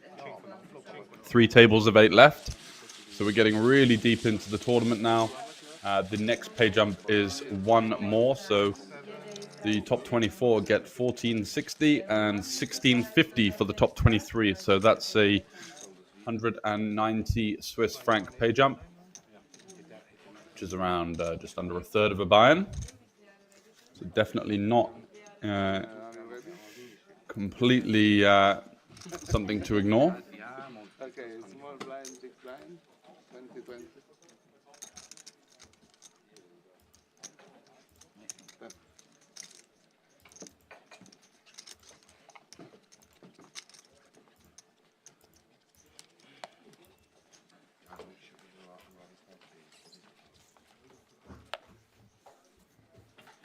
Without any further ado, let's get to it. So, Mihaika. I'm going to go with Mihaika. Sorry if that is an awful pronunciation. Let's have a little look and see if we do have any of the Hendon mob information. I did have it a second ago.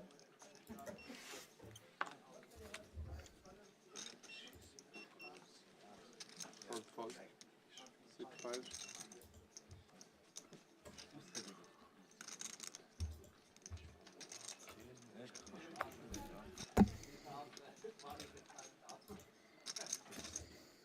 Seconds nach dem, oder wie? More. 30 seconds more from that. Yes. Ich muss das mal ausprobieren, ich habe das noch nie getan.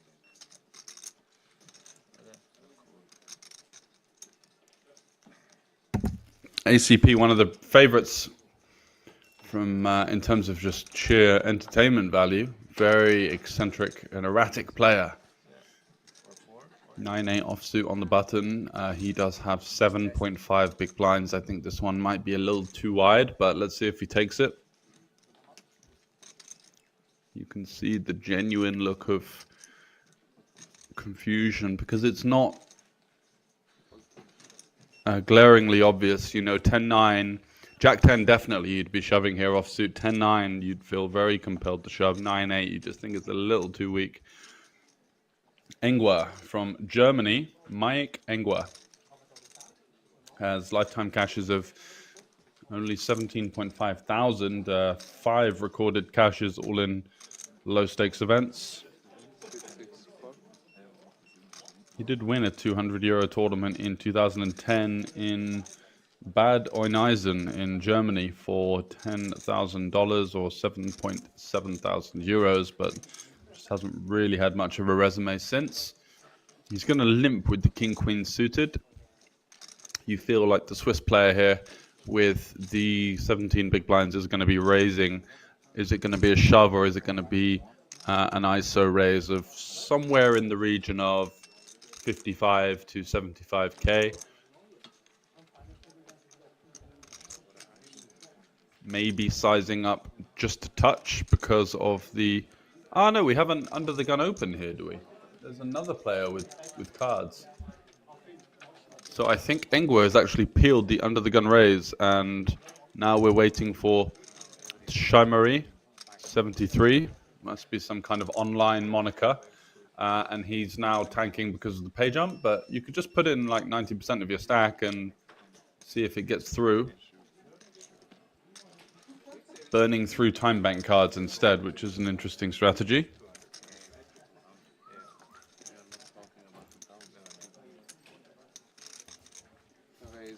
Yeah, he will shove.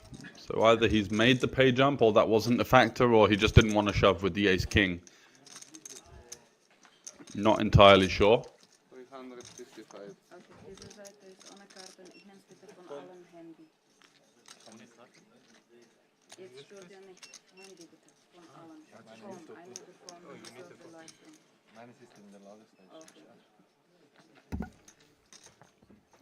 Gets through the under the gun player, and now Engwer in a situation that you never want to really be in, having called and then calling off the jam behind as well. 2 passive actions pre-flop in a consecutively never usually makes for a great decision.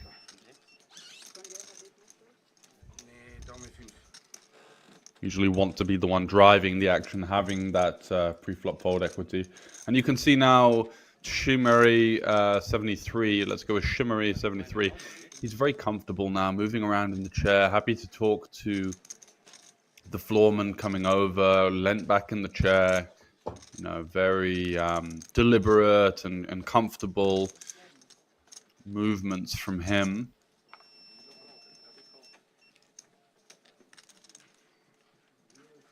Looking around at the rest of the room, Oh, he does flick in the call, so he manages to get the action that he was looking for, and you're not going to ask for much more than this deep in the tournament. 72-28. Ace-King versus King-Queen suited. Not quite off to the races, but we're off to a flop, turn, and river, that's for sure. Let's see if Engwer can find the miracle. Looking for a jack or a queen. So some hope for the German, as the Swiss player just simply has to try and fade those outs. And a jack and a jack only now. Great turn card for the Swiss player.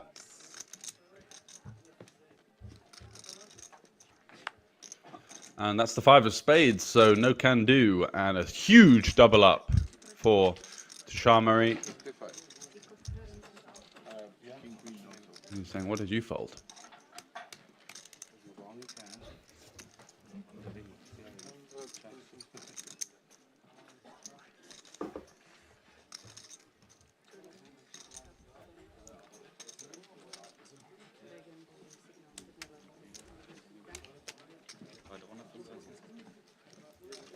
Total 355. 355.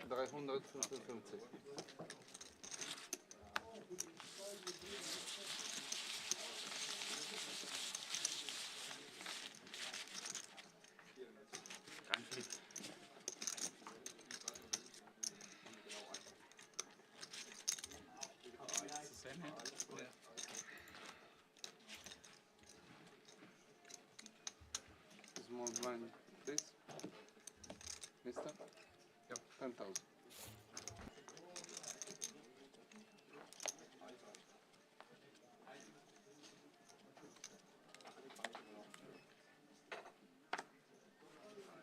One four.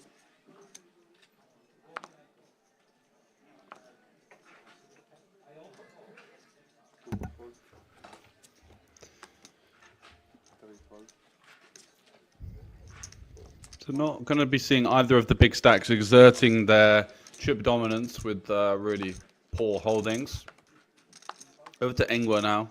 10 bigs. Similar situation that we saw his table mate to the right-hand side have with 7.5 big blinds just a couple of hands ago. 9-8. Surely not going to be good enough. And Shimmery is going to limp in with the 10-3. And I believe that's the Romanian flag for Mihajca. Let's have a look.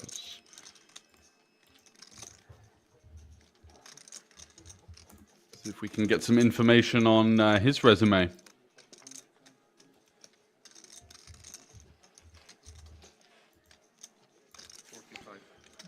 Nothing there. I have spelt it right. But nothing on the mob to report.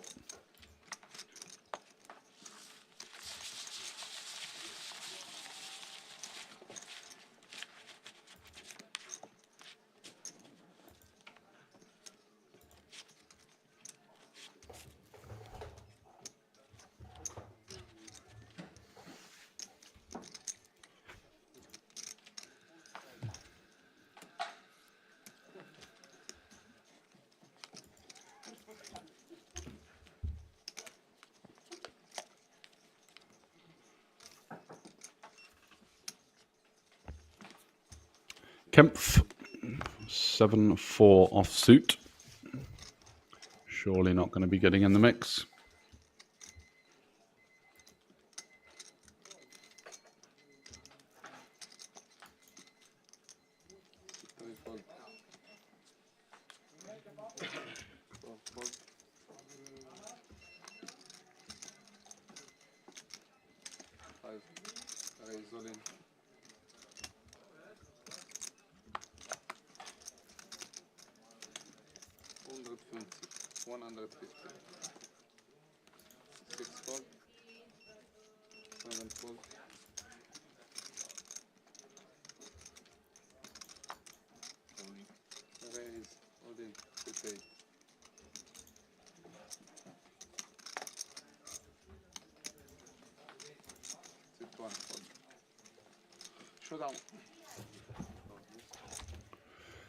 So 9s versus 3s.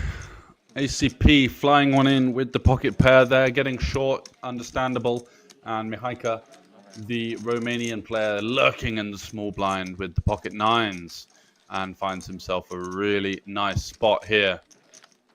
So we get the side-by-side cam. Is it going to be another way out of disaster for ACP, who has found some miraculous rivers? If he finds a 3 on the river here, I'm not going to know what to think, because he has really got himself out of danger a couple of times with a miracle river. Is it going to be the 3 for him? Does he continue the trend? No. That's the 6, and Mihaika does take that one, and we are down to 23. So in the final 3 tables, and we do make the pay jump now. All players guaranteed 1650.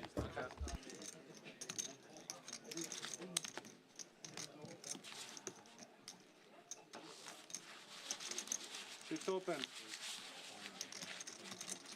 Sit 5.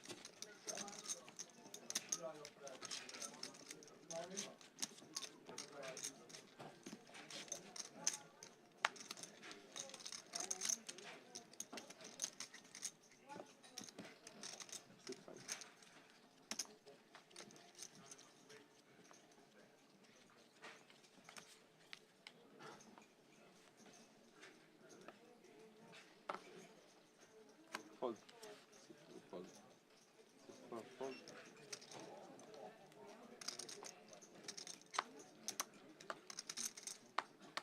6 fold.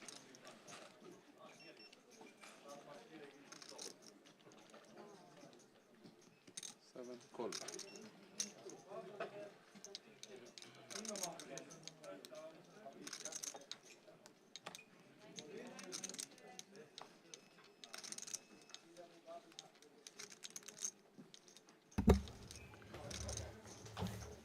Mihaika facing something you don't see so often.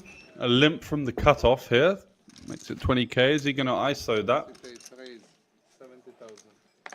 He is. So going back to circle back to what I said previously, you do see people really aggressive versus limps, but really under 3 betting. So maybe working in some limps into your game with some stronger hands from time to time to induce this kind of aggression behind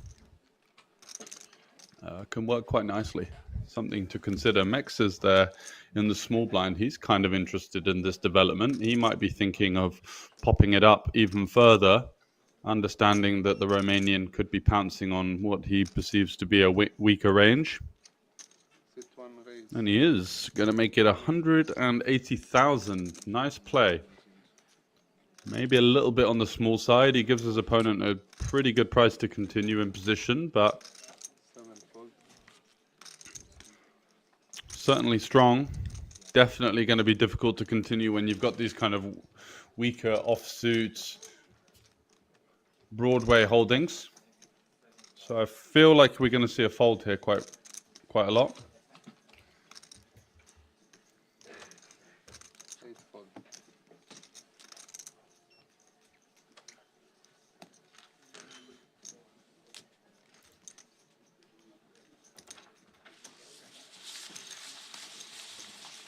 And he does get the lay down. Strong play there from the small blind. Going to be interesting to see how he develops.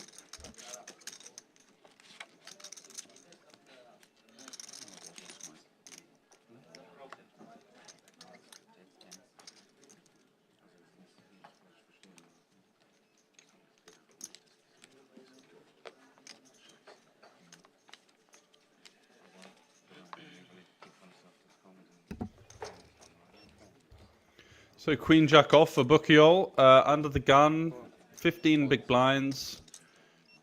Yeah, I like the fold. I think that's quite wise here. 3 tables left. We are 7-handed with the big blind ante, so there's no real need to panic. Could open, but facing a lot of pretty deep stacks here. So that makes it slightly less advantageous, as it'd be maybe better to open if there's lots of like middling stacks where they're going to feel kind of hesitant to peel, whereas these guys with the sort of 1.8 million firstly on the button and secondly in the big blind. Just makes that long range steal a little bit less attractive. So good fold there. Mexa's opening it up with the ace jack on the button and facing some resistance you feel from the Italian in the big blind with the king nine does look to take one.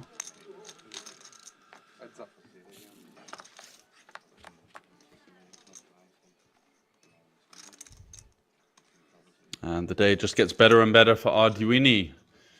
Flopping trips, backdoor 9 high flush draw to boot. Mexa's likely to continue for the small size, goes for 25k.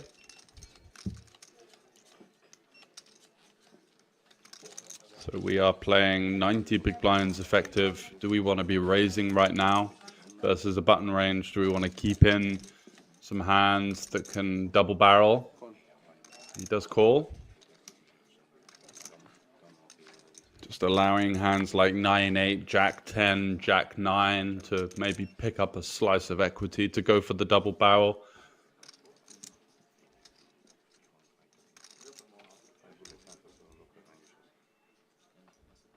Mexas does turn a gut shot here and may feel like he can pounce on some 4x, some pocket 3s, pocket 5s.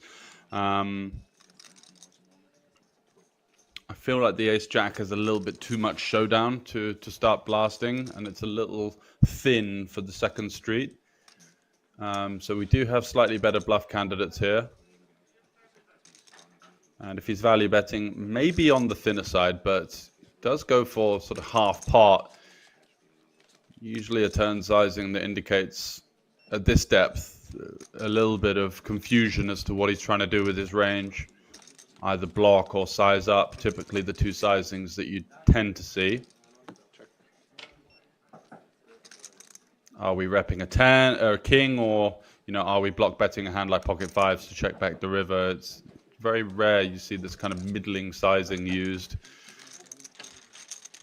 And it does often indicate either confusion or weakness of some sort.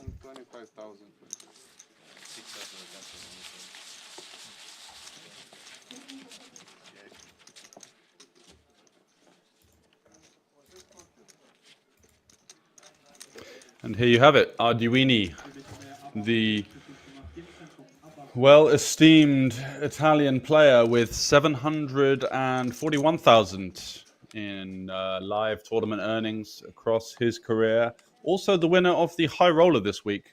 Small field, but 1,000 Swiss francs. Got 18 runners, and he won that for 9.5 thousand Swiss francs. So apologies. With a total prize pool of 19,000. So in USD terms, he won over 10k for that one. Happy days. And what other runs has he had? Oh, wow. 8th place in the EPT Paris main event. That was earlier in February for 155k. So that's 2 EPT final tablists that we've had on the feature coverage. And last year was a hell of a run as well.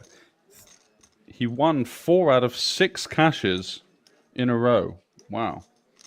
He won the 1K, the FPS main event at the France Poker Series. Won a nightly 200 in Liechtenstein here. Also a 660 main event. Yeah, quite the year he had. So interesting to see whether he's going to be a cut above here, and if those results, I mean, usually there's no smoke without fire, right? So you do tend to see cream rising to the top in the live sort of mid to high stakes.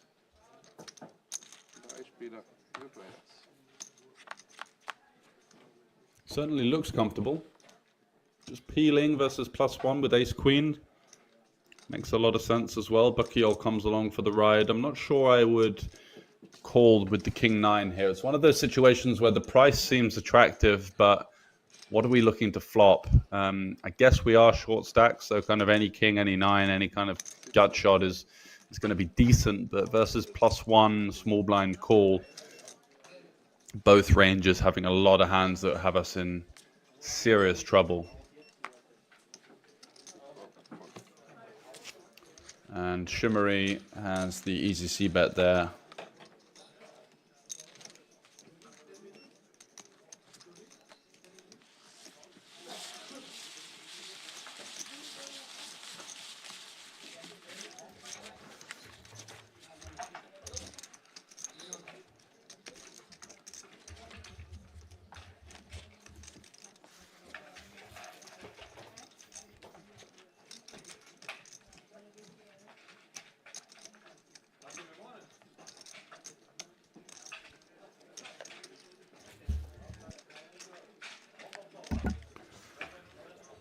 So 23 remaining, playing down to the final table of 9. You can see the Romanian player there on the right-hand side looking very, I wouldn't say tired, just quite pensive and just happy to wait it out. Folding Queen Jack off +1. Yeah, I guess it's okay. Could definitely open. We are only 7-handed. I think I'd have probably been in there for a raise, but yeah, that body language did signify that maybe he wasn't looking to get in the mix all that much. It was something to consider when you are playing in the live realm. And Buckyol with the 5-3 off allows his opponent a walkie-walkie, which is always good with the big blind ante, getting 2 big blinds back.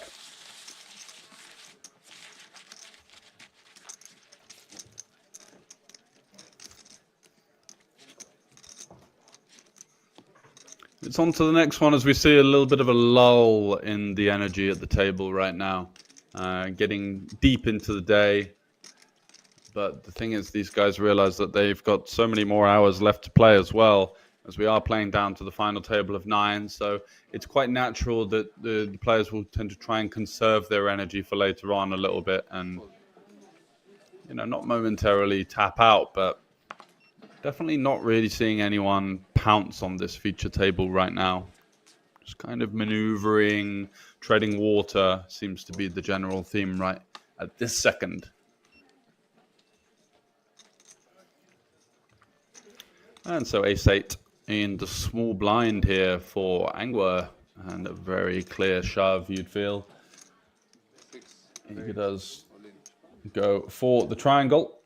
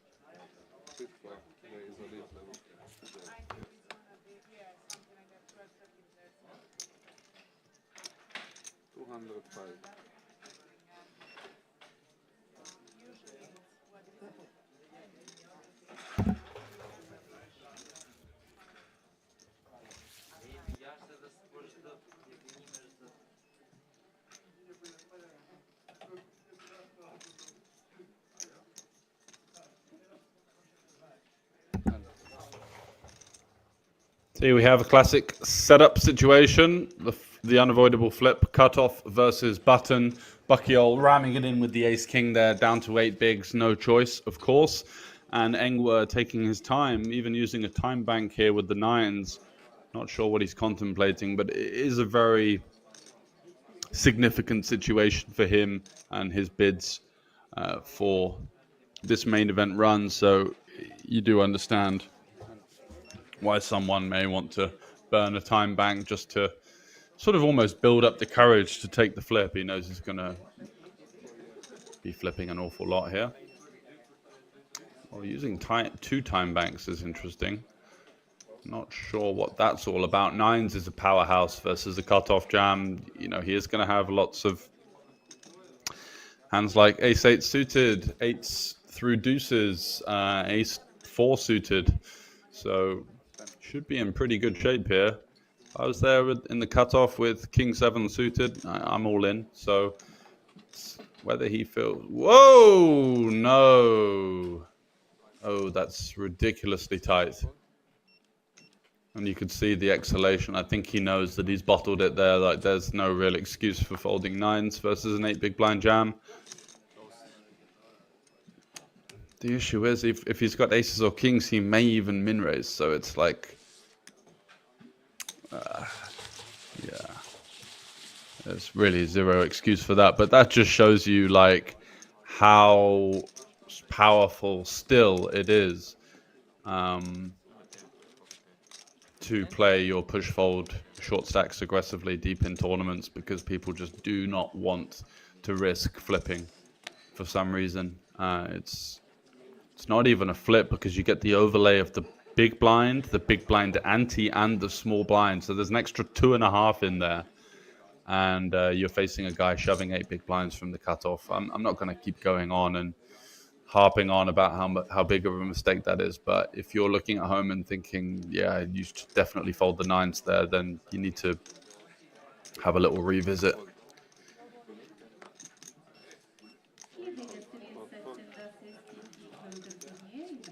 Because these situations are just easily solvable and easy to know what to do.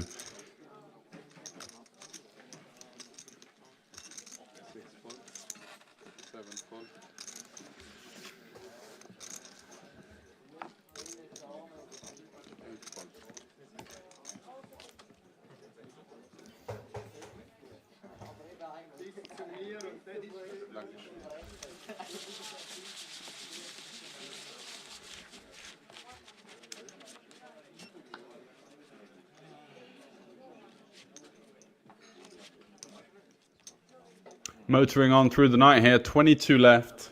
We are playing down to, let me double check, but I believe it's going to be the final table of 9.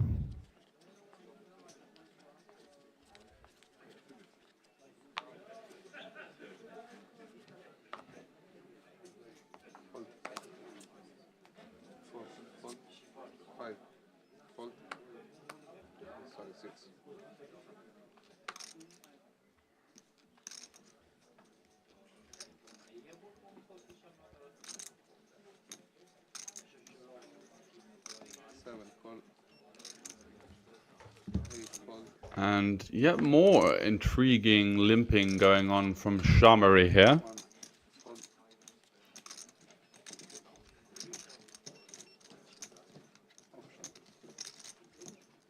Kemp in the big blind with the queen 6-0. Just going to check it back. Quite happy to see 3 cards, to be honest, with queen 6. Would have been an uncomfortable defend. Probably would have erred on the side of folding.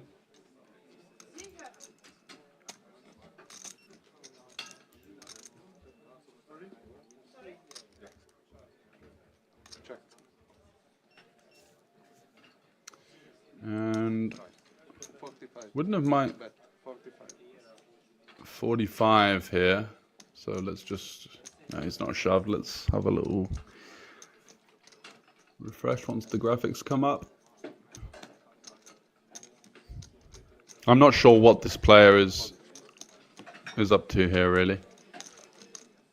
Not a board that you really should be having much business of stabbing versus 100% range. I guess it's just for ease of decision. Kind of a old school see where you're at type of stab at the pot. But it does work on this occasion. I feel in a limp pot there, the queen 6 might have been better off with the gut shot and the backdoor flush draw just taking a stab itself. Looking to try and fold out some king highs with no front door, backdoor flush interaction straight away. So yeah, a little bit off piece from both players there. One missing some opportunity at aggression, and the other a little too aggressive on that board type. So Buckyall here under the gun with the ace queen is going to be paying the big blind and the big blind ante next hand. Delighted to see a shovable hand, and not just a shovable hand, but right at the top. Ace queen offsuit. Gets through a lot of the driftwood here. Jack 4 off for Kempf, obviously not going to be finding some resistance, and the king 6 is going to hit the mark as well from Arduini, so it's a lovely pickup from Buckyall in the stony jumper there. Finds his way back over 300,000 chips.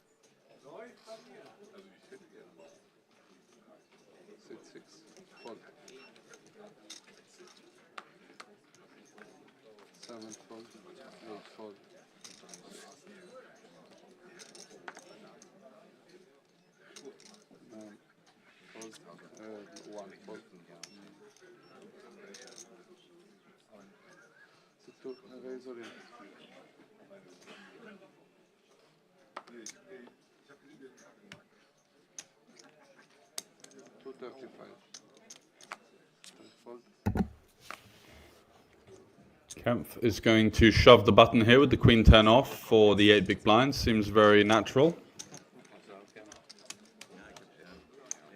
And again, good timing, hand selection, bravery, all of those things for what is a fairly conventional shove at this stage in the tournament. We have seen players miss them somehow or just not commit to it, and it's what you got to do. You got to be prepared to die in tournament poker. Got to be prepared to bow out, and if you run into a hand, then so be it.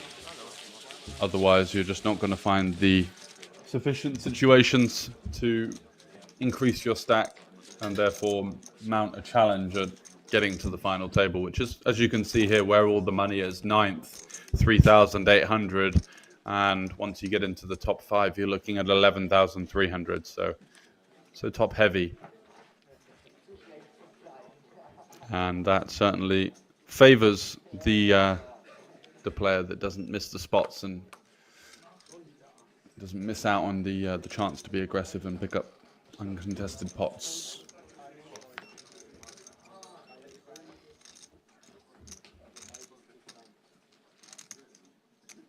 One raise 50.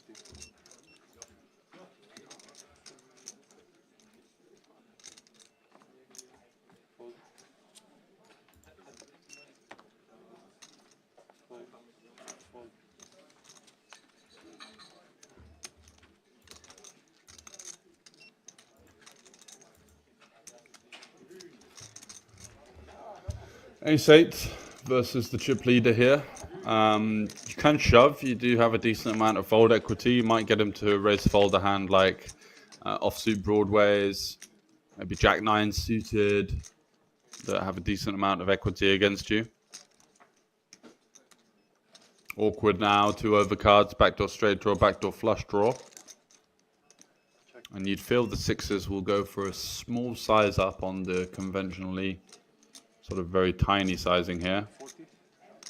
Yeah, and he does go for the 4D, which is nice, because on a similar situation earlier, he went for like 25 into 110, south of a quarter, now going for about a third. I think this guy's showing some really nice understanding of the game.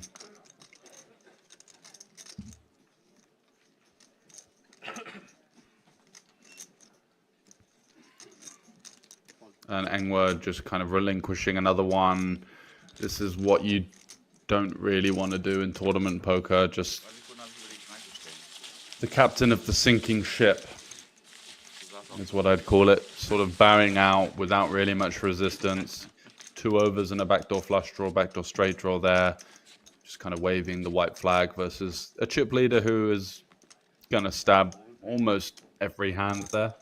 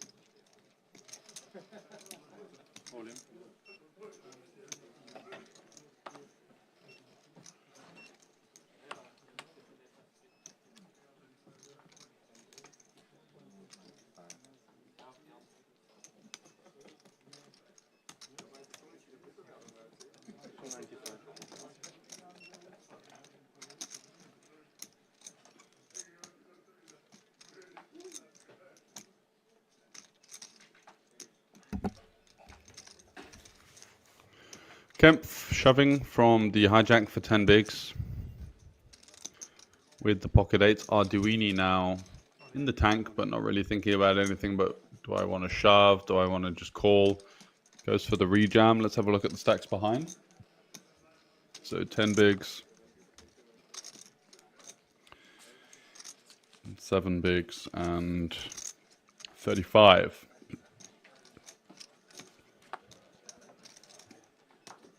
Could just call and try and get sometimes the 35 guy to ship it in with ace queen, but I don't think it makes much of a difference. It does end up rejamming, and we are off to the races for the tournament life of Kempf here.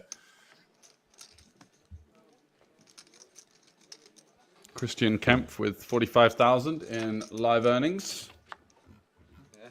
Scanning back to 2019, his best recorded score, $8,700, was winning the 100 and 230 euro mystery bounty, and he does indeed double up here as well, extending his run at the Spadepoker Tour main event. Yeah, so he had a little hot stretch there in Malta in 2023, went for the Malta Poker Festival, won the mystery bounty.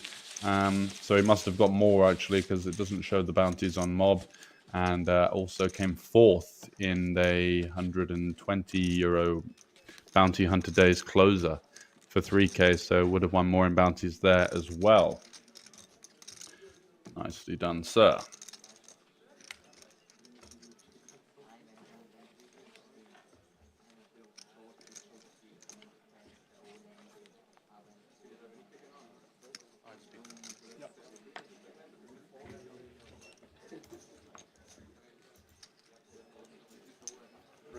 So King Queen for Mexes here under the gun. Makes it 50k, the min raise.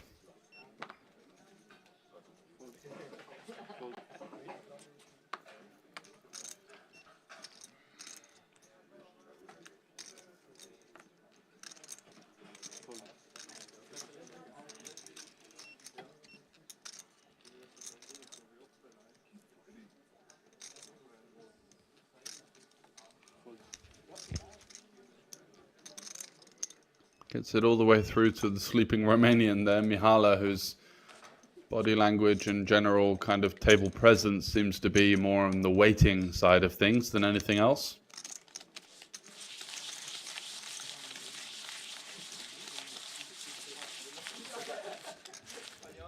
I was just wondering why he was being allowed to shuffle the cards there, but I think those are his time bank extension cards. He hasn't wasted any time with his decisions so far. That's a meaty arsenal of chips there for him.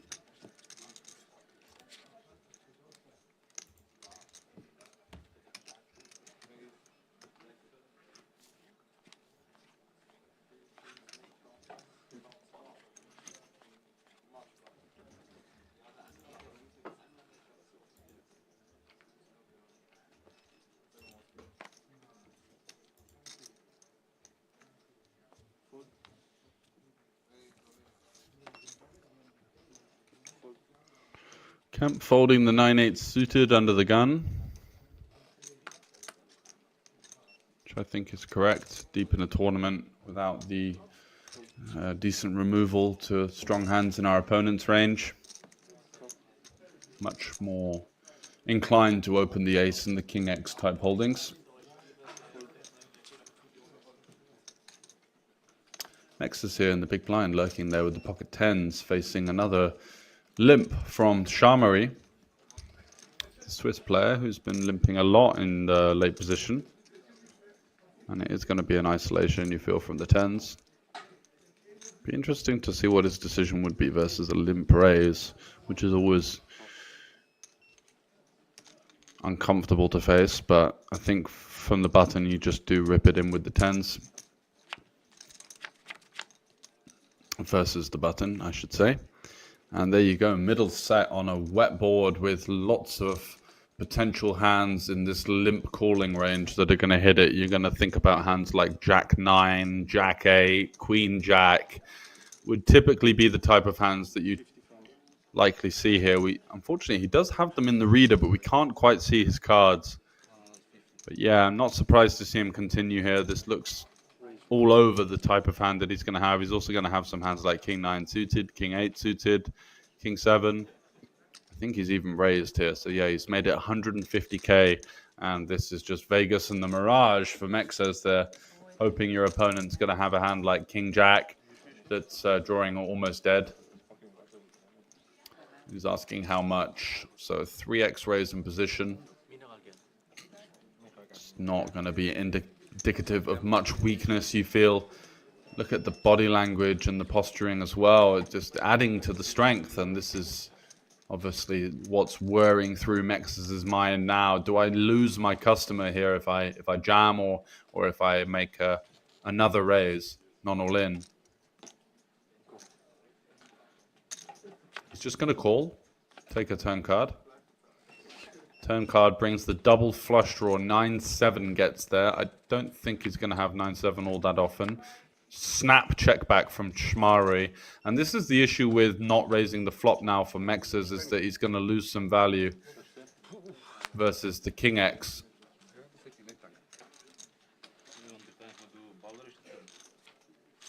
Can we see what Chmari had? Did he really have King 8 or King Jack?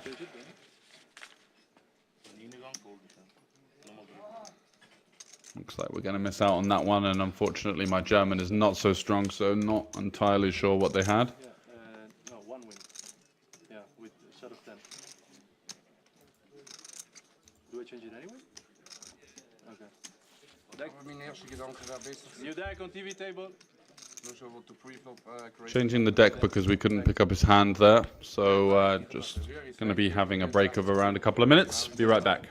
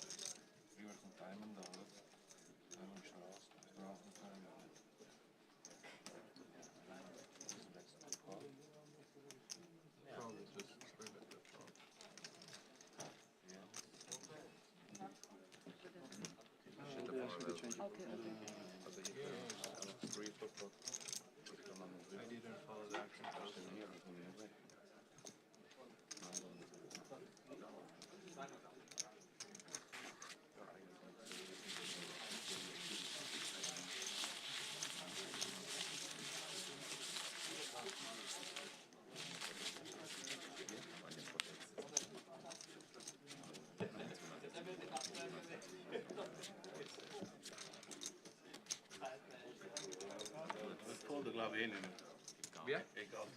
Ja, ja, nein, sowieso. Voll aus.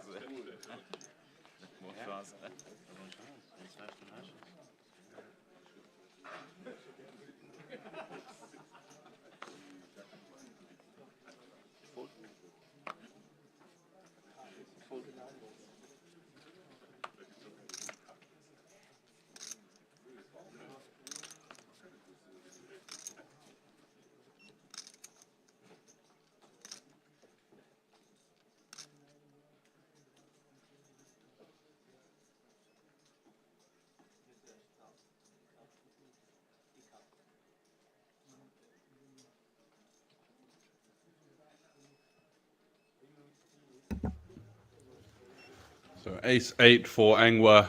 He's really missed a couple of crucial spots to get his chips in, and he's going to miss another one here, and it's getting to the stage where it's kind of tough to watch. Not finding the shove with the ace-8 suited there off of what is 7, just over 7 big blinds. What are we waiting for?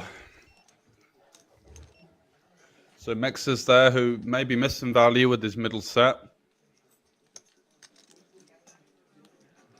Who is going to open it up with the Queen-9.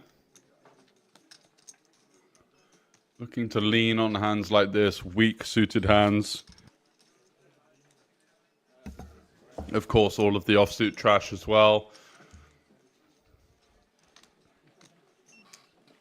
Does get the Jack-3 suited to fold, which is a hand that has a lot of equity versus, you know, the small blind opening range. And that's a great result.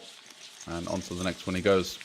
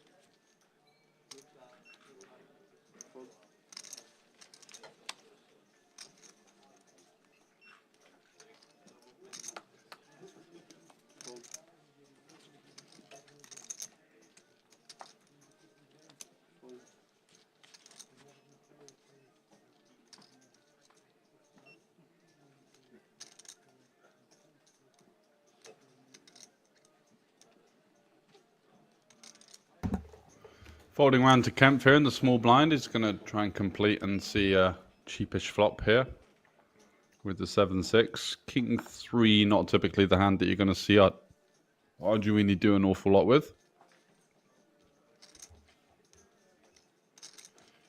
Maybe he feels like he could get hands like King 5, King 6, King 7 to limp fold, so could use that King blocker to effect, and looks like he is going to take the aggressive option, so...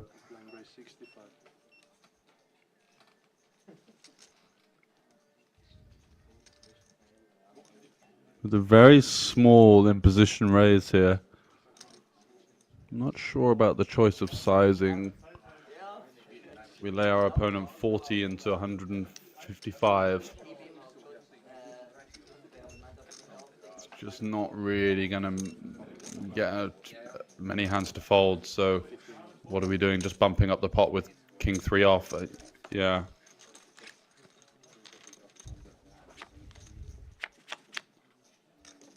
Seemed a little bit too small, and Kempf did agree, comes along, and wow, when you just flop Queen 3-3 rainbow, who cares what you do, right? Happy days.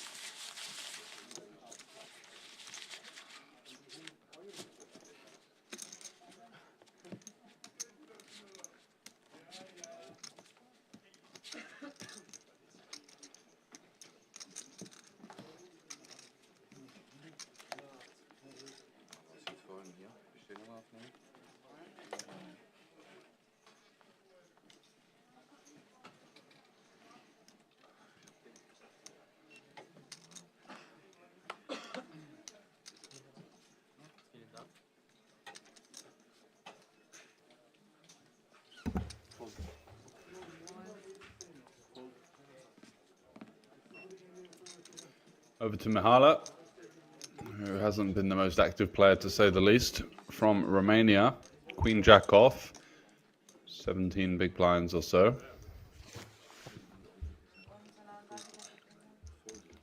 And he will open it up.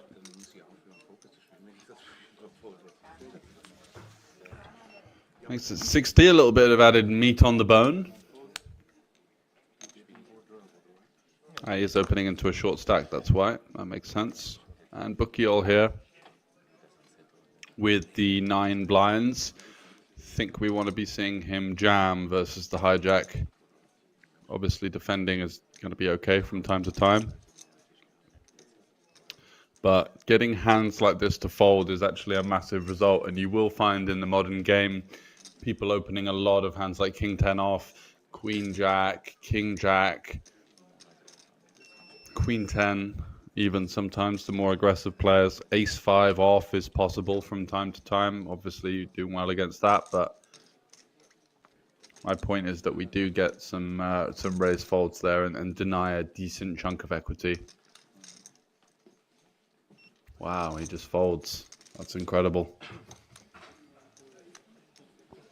Must have really thought that his opponent was strong there. We are just seeing a couple of the players on the feature table somewhat wilt at the occasion. Maybe it's tiredness. We are, what, like 9 levels into the day?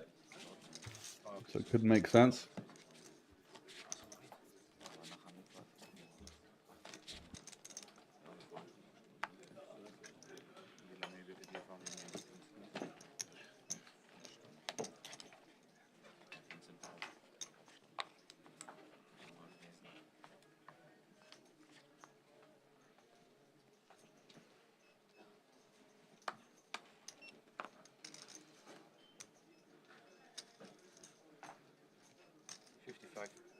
Raise 55.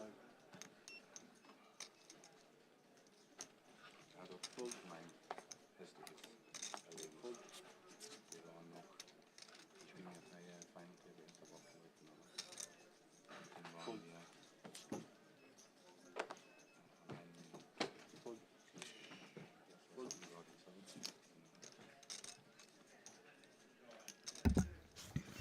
Jean-Marie, who's been an advocate of the limping strategy for the most part, although from later position, is now opening from early position with the 10s.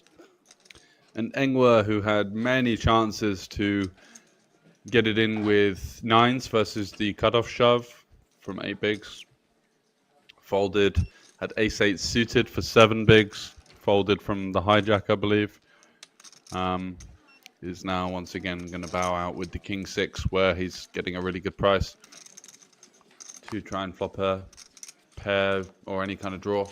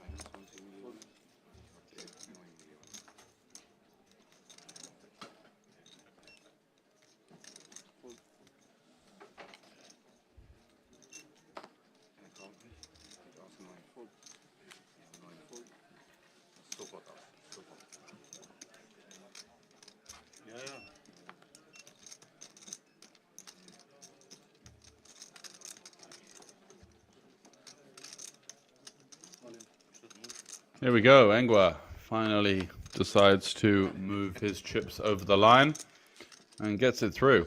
So patience has worked out for him on this occasion. It's going to be up to around about 175k. So he's going to have about 7 blinds to work with now.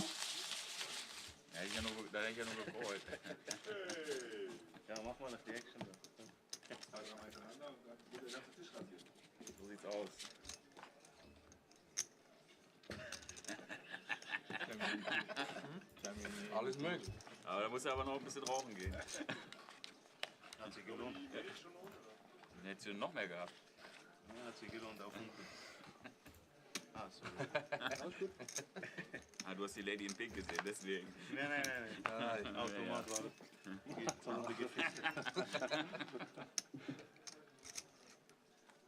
Ja, und da haben sie nicht mehr so viel gespielt, das ist ganz langsam gewesen. Ja, ja ein oder zwei Hand. Kann man vorstellen.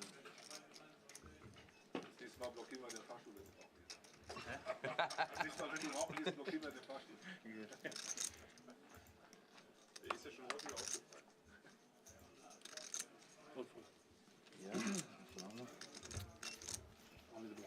Shamiri has the king deuce.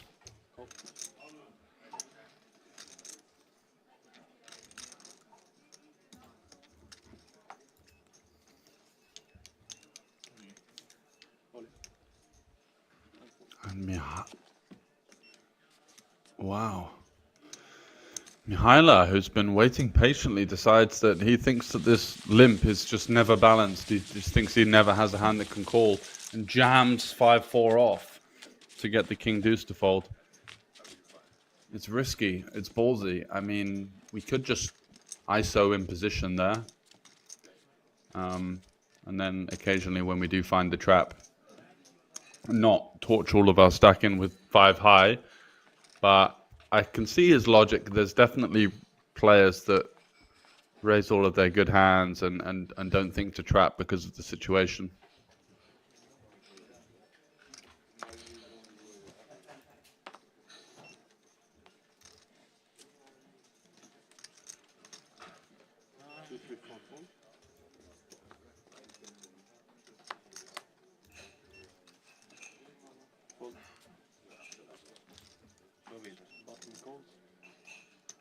Und wieder limmt er. Ich weiß nicht, was er macht, vielleicht schiebt er wieder.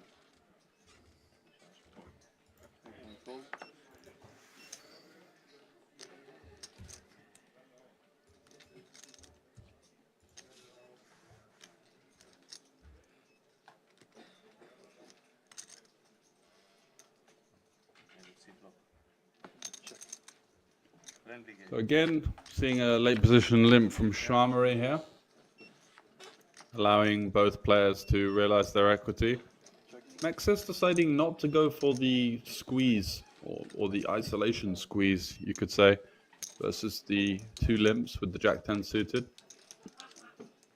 Does pick up a gut shot and a flush draw, monster flop for the Jack-10. Yep. Check, check.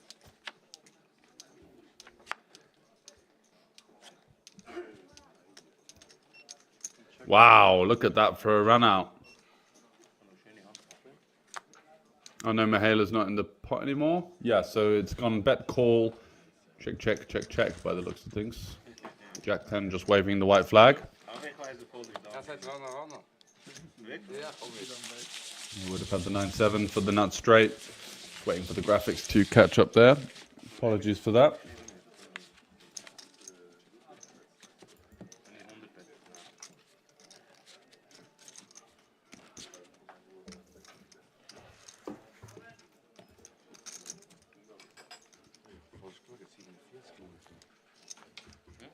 Falsch gelagert, 47 Minuten noch bis drauf ist.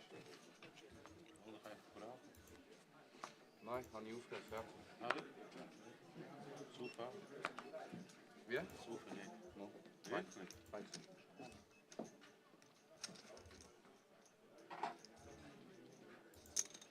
Bis rauchen gang niet. Rauchen gang niet. Hoeveel wanneer weer zoeken.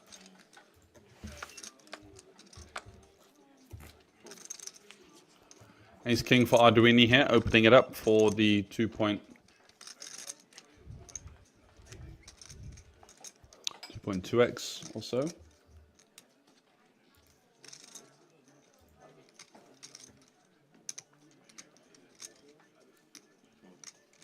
The highlight on the button here with the ace-9. Is he going to go for the peel? Is he going to go for the 3-bet? Both options on the table, of course.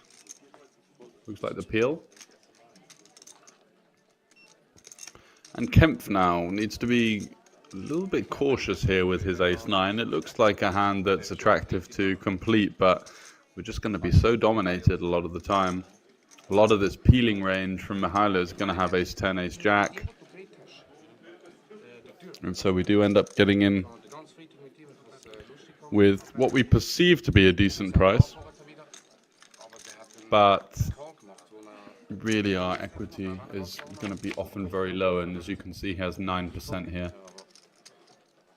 Two pretty strong ranges. Look at this for an action flop. Mihailo with the nut flush draw and Arduini with top. So we are going to be seeing some collisions here, that's for sure.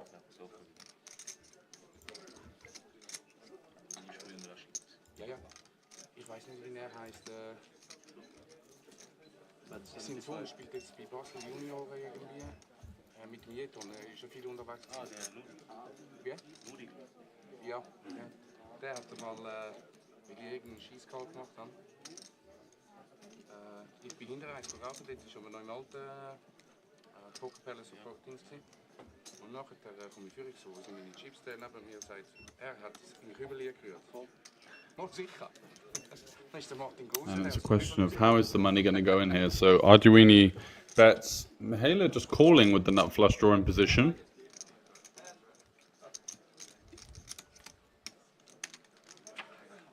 Considering this three-way c-bet to be maybe a little bit too strong for his liking. An instant service with the crisp 7 of diamonds on the turn.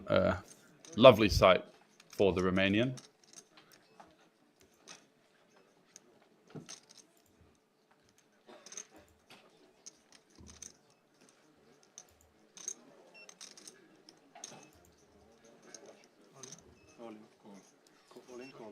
And Arduini jams, going to get snapped off, and he is unfortunately dead. Knows by the timing of the jam.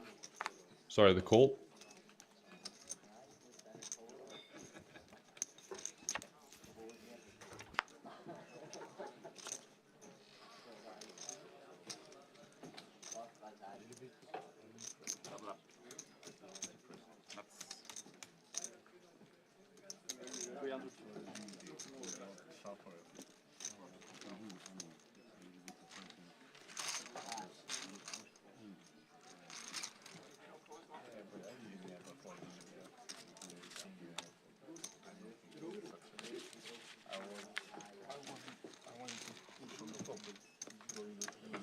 Ja, dann yes.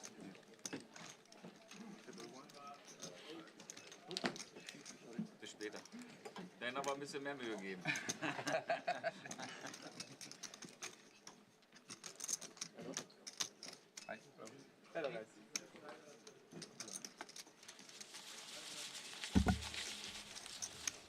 And a small bump in the road for the Italian. Still fighting fit with 47 big blinds, 1.2 million. Mex says who's played extremely well, really liked his style. Aggression at the right times, good understanding of sizings.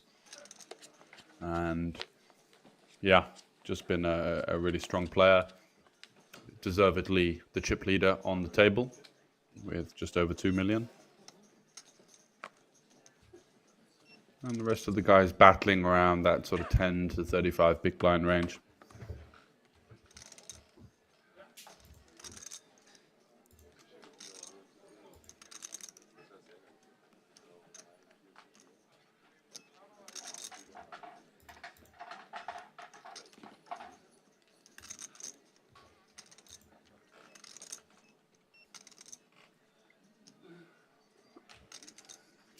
Seconds. Fold. 6 fold. 7 fold. 8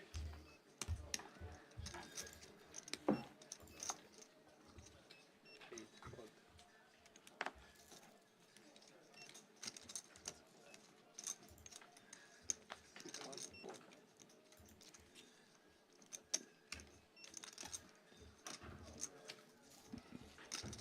I kept fearing the small blind. It's going to be jamming, I think, with the 9-8 suited.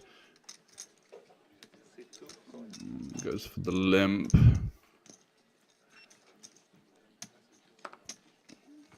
C2 call. This isn't a player like Arduini, who seems to be quite aggressive. I think this might be a small error, because you're just going to get ISO'd or jammed on a lot, and 9-8 isn't really the hand that you want to limp fold. It's got a lot of equity versus a jam. As you can see here, 36%, we're just limp folding, whereas if we jammed ourselves, we would get hands like 10-9 off, Jack-9 off, Jack-8 off to fold. So I feel like it's a slight misstep there, a little bit on the passive side from Kempf.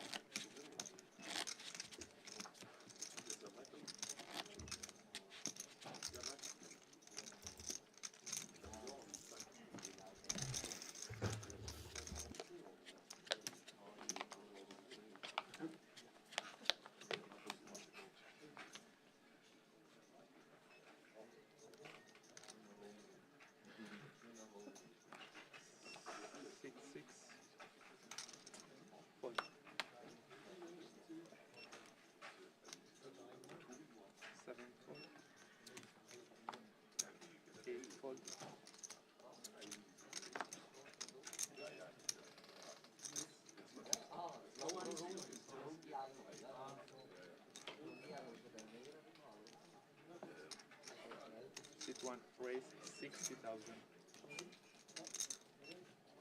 60. Yeah, more great awareness from Mexes. He's got Arduini in the small blind here, kind of coffined, and then a tight player to his left, and also Bukiol, who's not been exactly in the mix or in the thick of things either.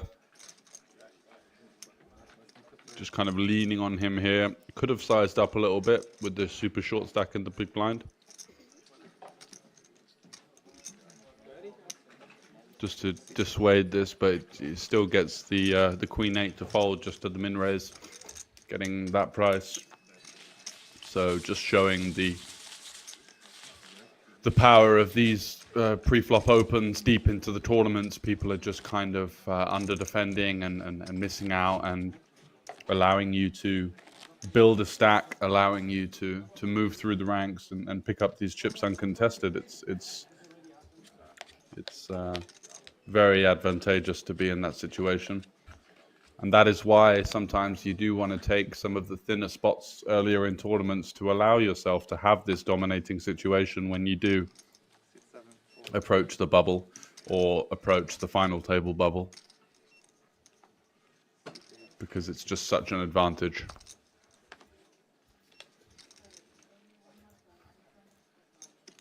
Sit one, raise 60,000. 60.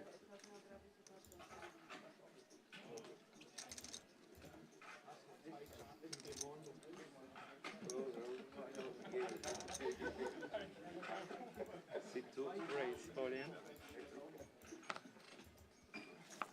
Sit three, four. So Mexes opens it up. It's jammed on by Kempf.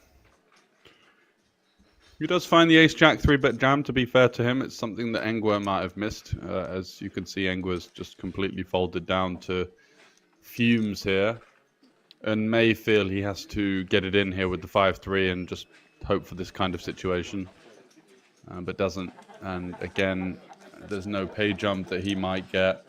The pay jump is at 20 for an extra 220 Swiss francs.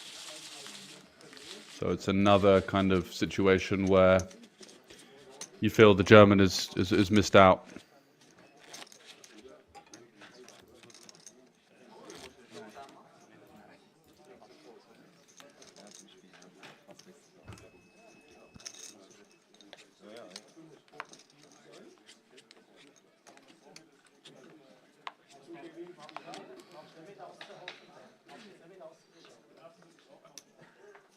Sit eight, fold. Sit one, fold. Sit two, fold.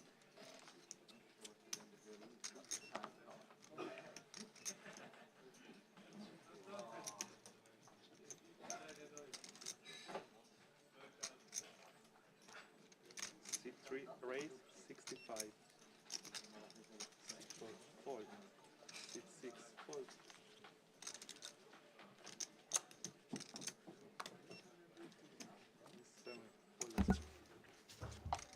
Arduini opening it up with the king queen, getting that one through. Again, continuing the theme of the bigger stacks. Just forcing the action, leaning on their opponents, not seeing an awful lot of fight back. And Mexers in seat 1, Arduini in seat 3. The two most revered players you feel on the table, doing a lot of the work. Just kind of slowly eating up the uncontested big blind ante and small blind there. And it's definitely a question of waiting to run into a premium holding of the shorter stacks.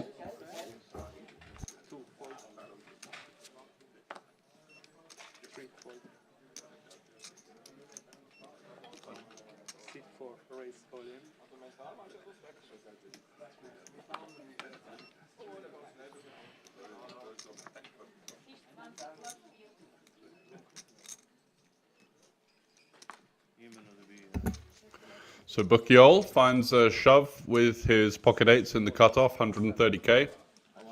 Just over 4 big blinds. Mihala lurking in the big blind there with the ace queen. Absolute snap call. 130.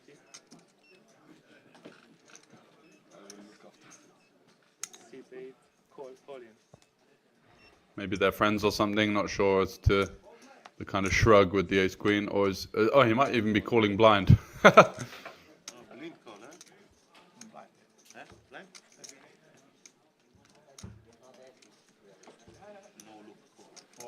Yeah, I think he is calling blind. Wow.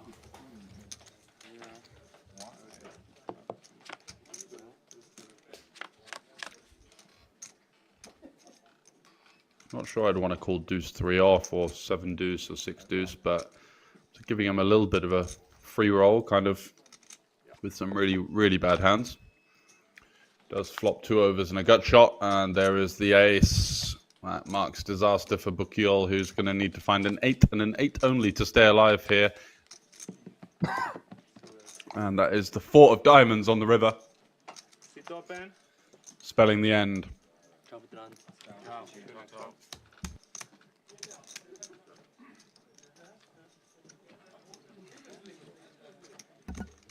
And he will hit the rail in 22nd place.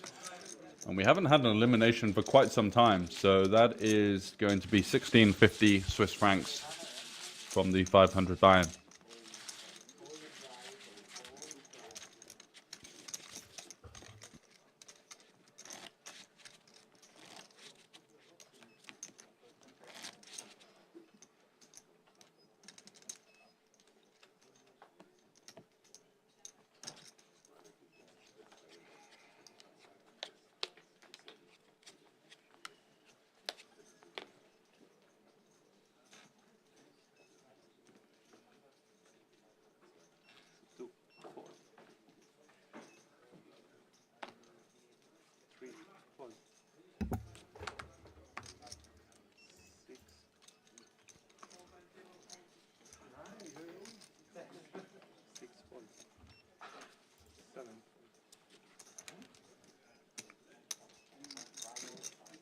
So Mihala and the small blind here.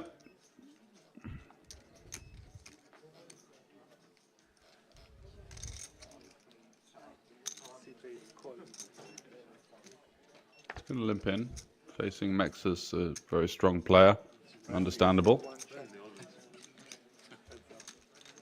Going to go for a little friendly check. Mihala has the dominating situation, the 10 outkicking the 9, of course.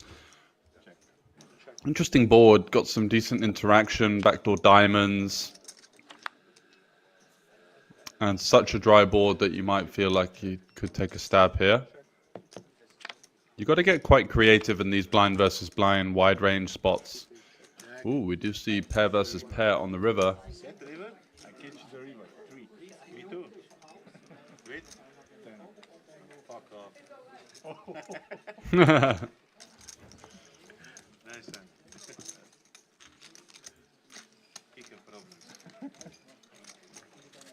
Speaker problems indeed. It was friendly. Yeah, not correct. Lower solution.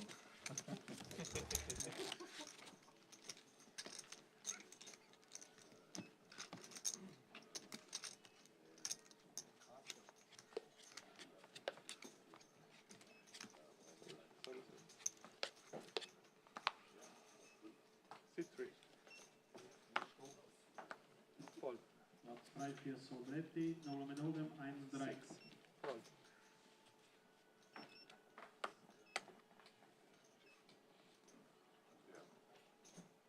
Seven. Call.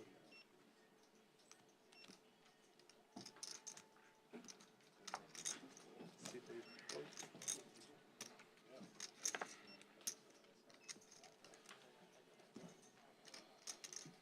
Platz frei für David, 0 mit Hold'em, 1-3. Sobretti und David Plätze frei bei 0 mit Hold'em, 1-3.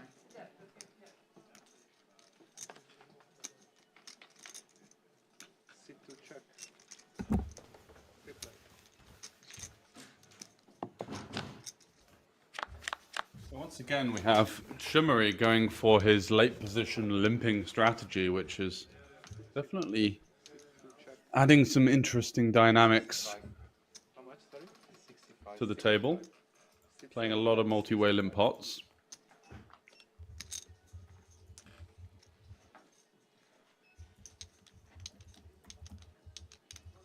C1 call 65.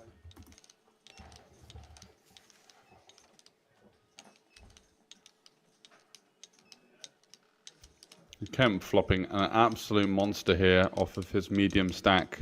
Open-ender, queen high flush draw, mexes with middle pair. And Shimmery with nines, no club, just taking an absolute swipe into the field here.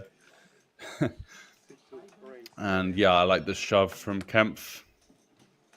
Putting a lot of pressure on this Jack 8 of mexes here. Can't really call, I think.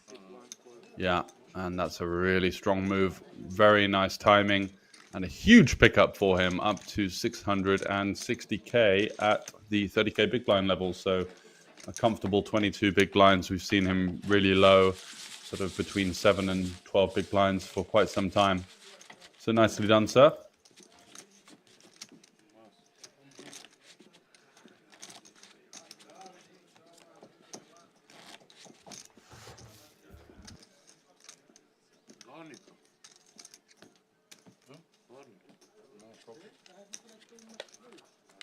Nice check.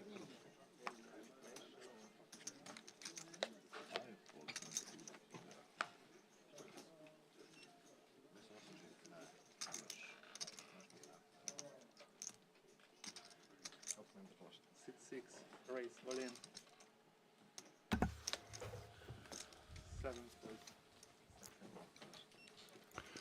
Okay, and Angor does decide to make a move with the king 6 now, realizing that this is the last hand that he's going to have any kind of shred of fold equity, as he's going to have to pay the blind and the ante next hand. So nice move.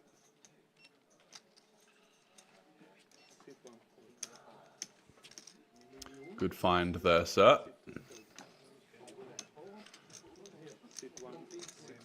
And Arduini, unfortunately, waking up with the ace-jack suited for the German, but, you know, still in the hunt, 36% equity. Not out of the races just yet. Live cards and a live suit. Can't say fairer than that when you've only got just under 4 big blinds.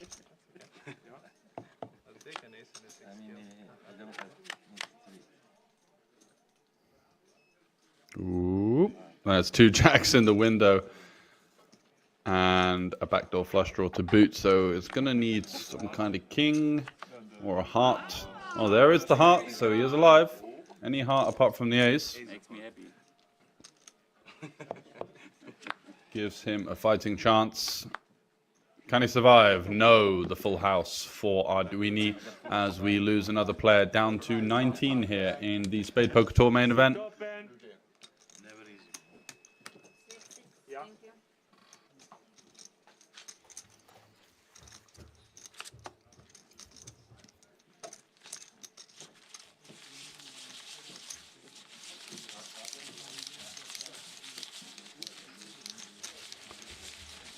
And the Italian stallion Arduini finds another victim.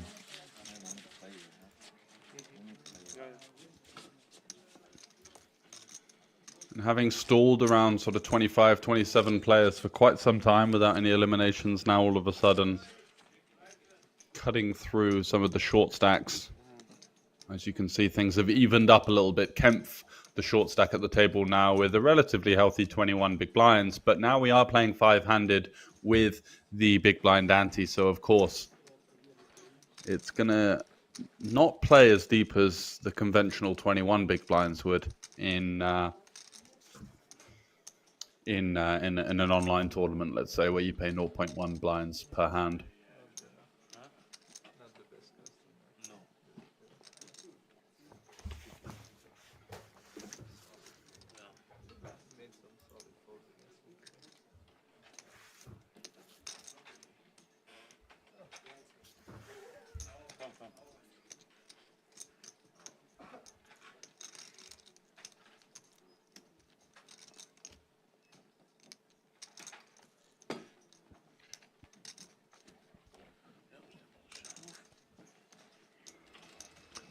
Looks like everybody's going to be taking a break. Let me just check.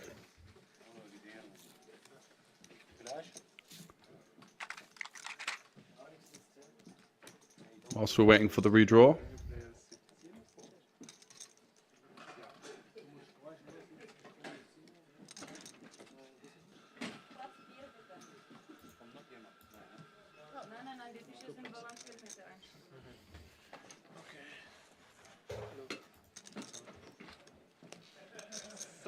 And back to business. That was rather quick. Ja, da. Ich kann per Zufall so ein Dealer-Kissen zum draufhocken. Who do we have here in seat 4? The Silverhead Fox, by the looks of it. We'll get some information for you very shortly. As you can see there, we've reached another pay jump, so it's 2,120 Swiss francs guaranteed for these guys, but they're going to be having their sights on the 38,000 up top. Or 36.9, I beg my pardon.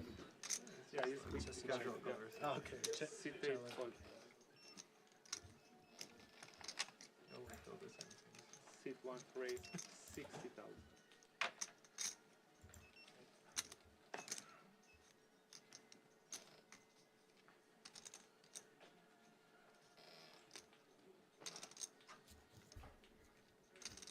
Ooh, Kempf picking up the pocket queens.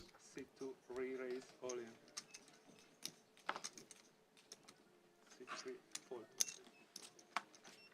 Just going to jam versus the open there for 22 big blinds. Certainly one way of doing it.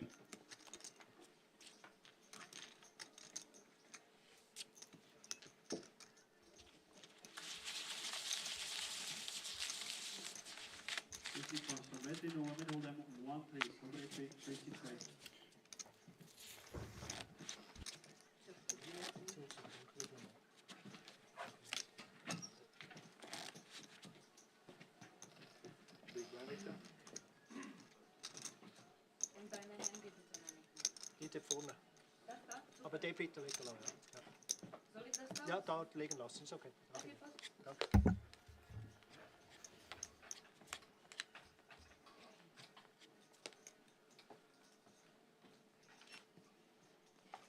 Okay, voll. Sit one, voll.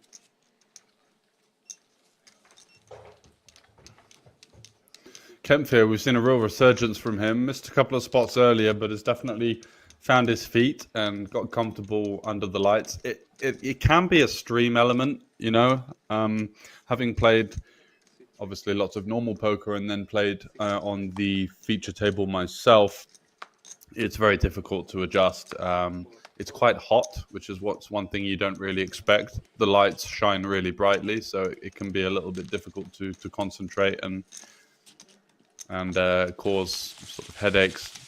You've got to keep hydrated, and it's just very difficult. All the decisions seem to be 10 times more intense than at an outer table. So it's very rare to see like the absolute A game of someone coming in cold, having never been on a stream table before. So you have to give the benefit of the doubt there.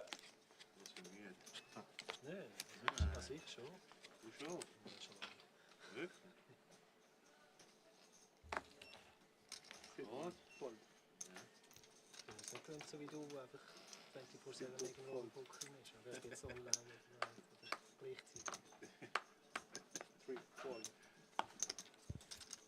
And this is Irulf. Let's have a little look on the Hendon mob. See what I can find. Okay, awesome.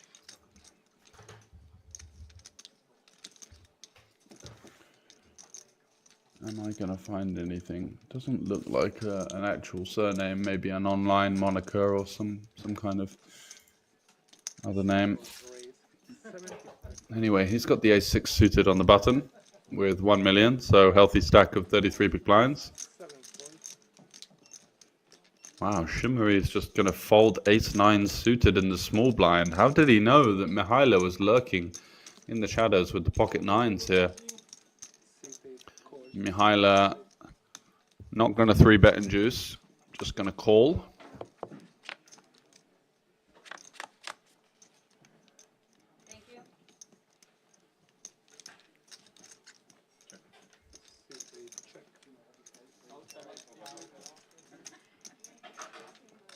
So overpair with the flush draw for Mihailo, which is a very disguised overpair. I don't think Arulf's going to expect to see many hands this strong in his opponent's range. Does he go for the small stab?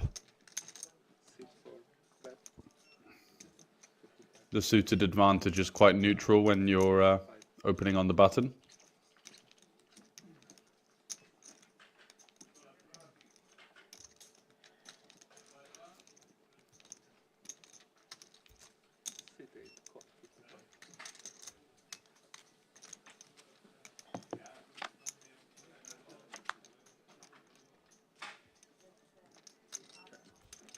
King of Spades on the turn, decent card for Mihailo, improving to the 9-high flush. Probably doesn't want to see a meaty bet though, of course. As then you'd see alarm bells of the Ace of Spades, the Queen of Spades, Jack of Spades, 10 of Spades that beat you out there.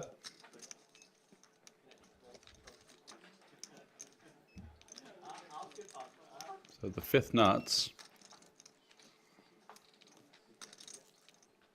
5 seconds. 170. C4 raise 170. Sorry, bet 170. Wow, he's going to go for a meaty second barrel here for 170. Very nice with the ace-6. Saying, you know what, I think you're going to 3-bet a lot of your like ace-queen, ace-king hands with the high spade. So I'm going to have maybe the strong flush advantage here on the 4 flush run out. And I'm going to go for the second barrel. This is creative. Nice play. 10 of spades now, so he does have the 4th nuts.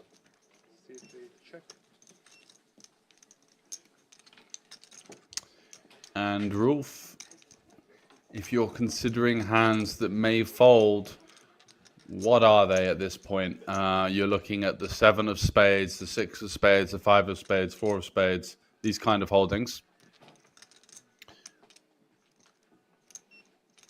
He may not even see 2 pairs continue the turn for that size. They should, but very often they will not.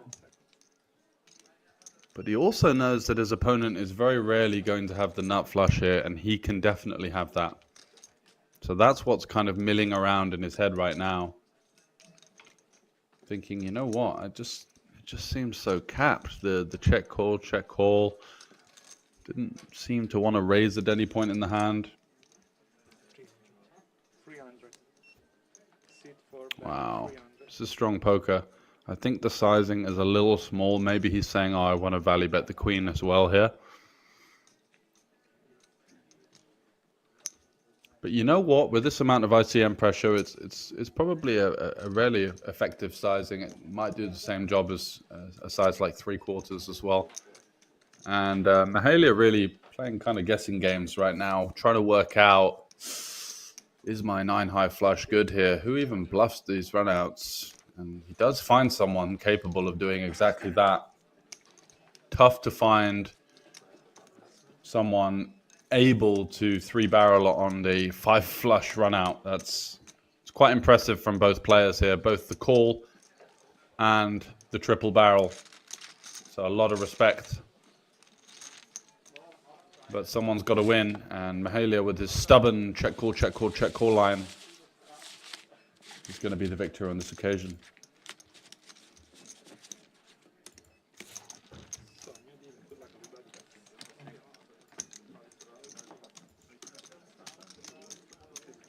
See, a couple of you are joining us on YouTube for the day 2 coverage. Feel free to jump in the comments if there's anything you want to ask or input at all.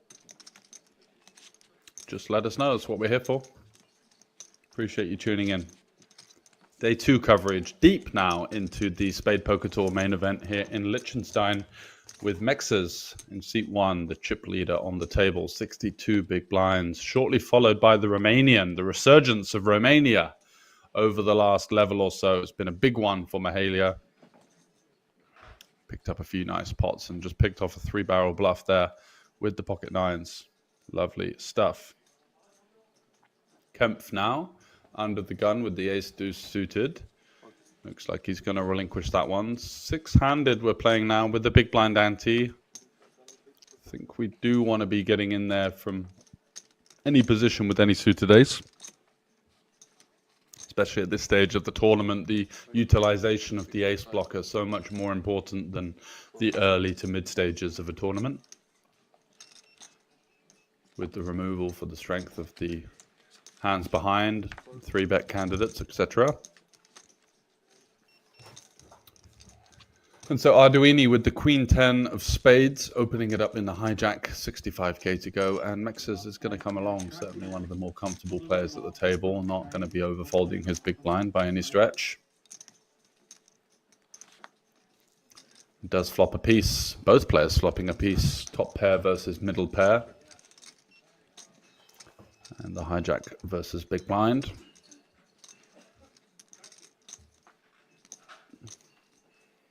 Check in flow. As for top pair candidates to check back here, he's going to be opening hands like Queen 8 suited, so you probably want to check that one back and probably bet Queen 10 and above. Versus the big blind especially, going to have lots of worse Queen X, 5X, 3X, straight draws, flush draws, backdoor stuff. They're going to stick around. Deuce of diamonds makes things very interesting as we see top pair versus 2 pair now. Don't think this is a turn card that Mexes really wants to lead. Yeah, he's going to have maybe 6-4 off. But both players have ace-4 off. Maybe not. Maybe Arduini doesn't open the ace-4 off. However, the double flush draw texture makes things quite interesting. And he does think, you know what, I think I'm going to see too many checkbacks here. I'm just going to lead with my turn 2 pair. And force my opponent to continue if he does have equity in the pot.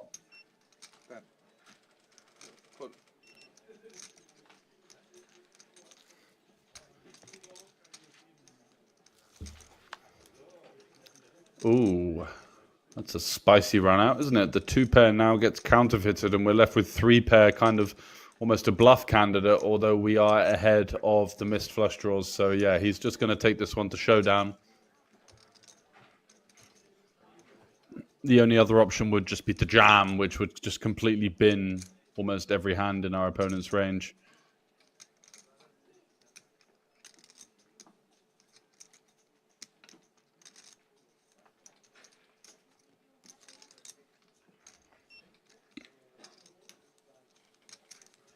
Arduini now.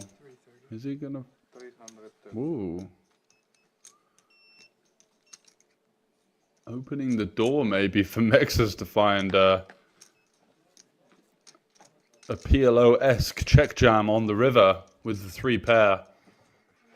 Blocking 5s full, blocking deuces full. Although the thing is, he would have been raised by those hands very often.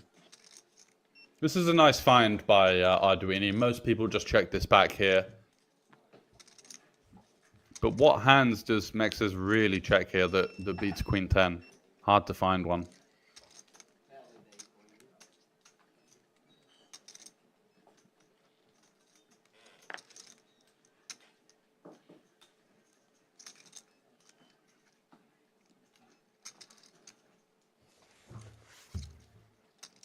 And now Mexes is just looking at all of the missed draws. People tend to be very stationary in these spots, I've noticed in my time playing. You know, it's so easy to think, oh, missed clubs, missed diamonds. But in the modern game, people are quite well adept to not bluffing missed flush draws. So it's kind of counterintuitive to think that there are loads of bluffs here. The main bluff you can think of is a hand like 6-7. You know, 6-7 of hearts would be a great bluff for Arduini here.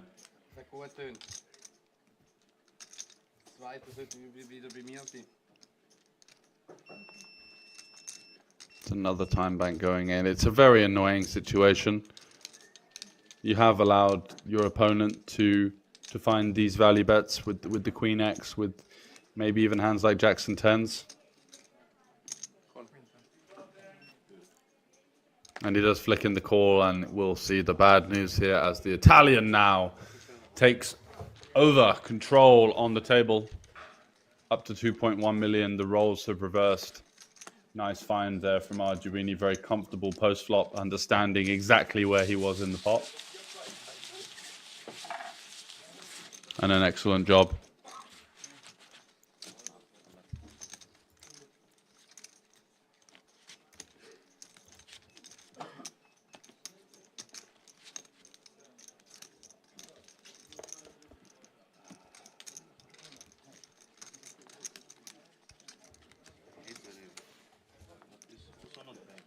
Yeah, it's like the draws miss.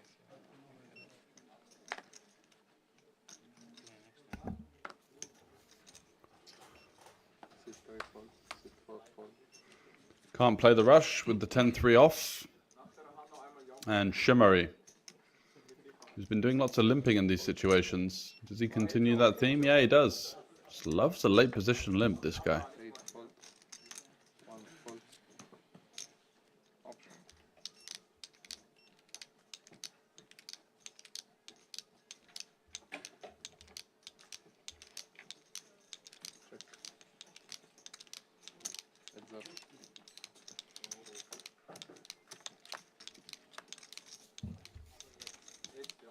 Gets to play heads up versus the big blind. Kempf in the purple hat, and there is going to be some interaction for both players. Kempf with the gut shot and the backdoor flush draw, and Shimmery with the best hand and the gut shot. He's been quite bet happy in these situations, in these limp pots, stabbing a lot in position with or without equity.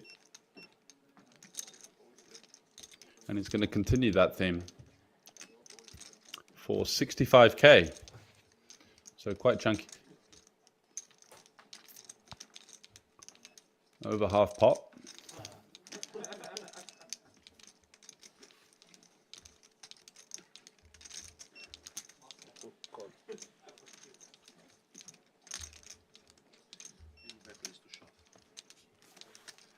Does get the call, of course. Don't think Kemp can really go anywhere. Interesting turn now. 8-4 getting there. A hand doesn't really want to face another bet, so Kemp could get creative here and decide to lead. Repping hands like 7-5, 6-5, 10-5. That, you know, he's got 100% of the hands, right? It's gone limp pre-flop and check back. So he's got a lot of turn improvements that his opponent just simply doesn't have. Okay, so it does go check, check, and the spade rolls off on the river, and whilst it's easy to overbluff here, you do feel like you've got to take a pop at it with the Jack 8, having check called the flop, and left with Jack high. It's tough to have Jack high on this run out. And he is going to go for this middling sizing there, 105, sort of 40% pot. Hoping to see his opponent relinquish those, and does. Nicely done. Good stab. A well-timed bluff there from Kempf.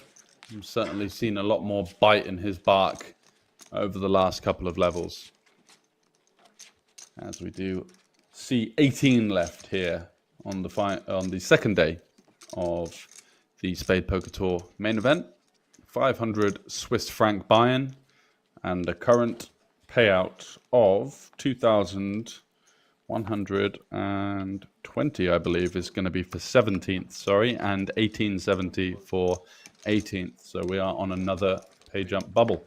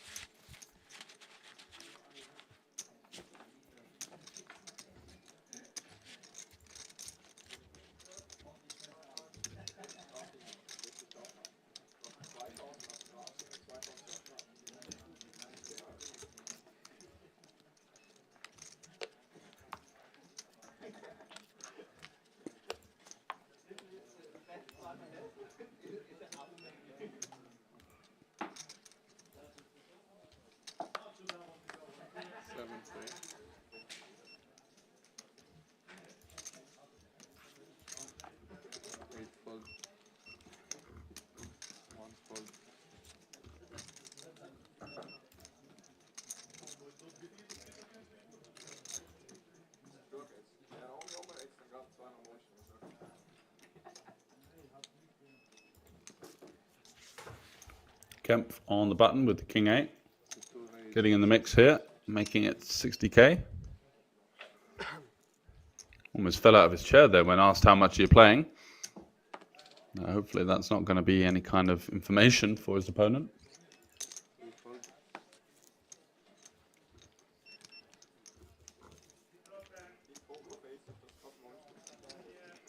And Arulf here, who had the unsuccessful triple barrel with the ace-6 of clubs on the 5 spade run out, is going to shove here, you'd think.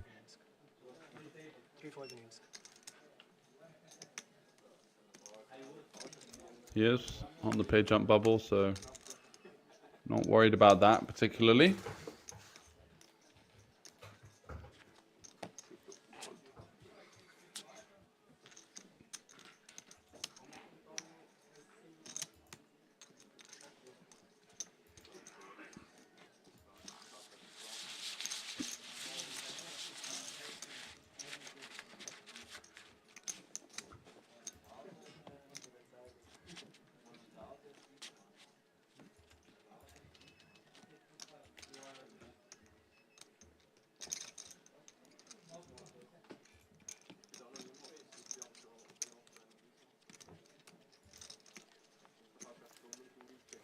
And off to the next hand.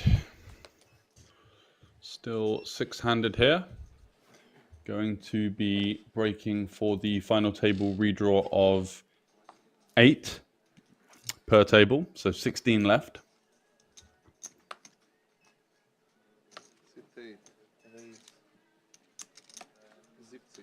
70.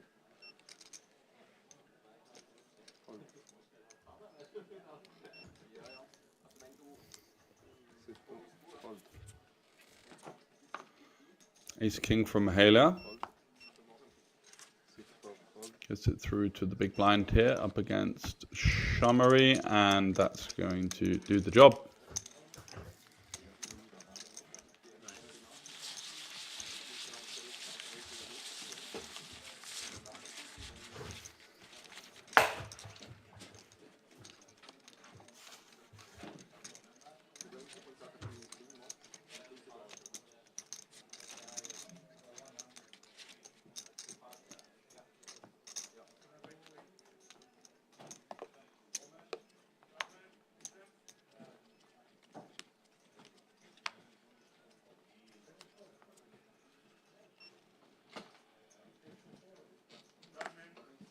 one, fold.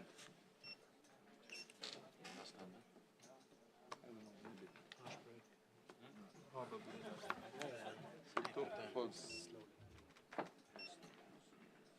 three, fold.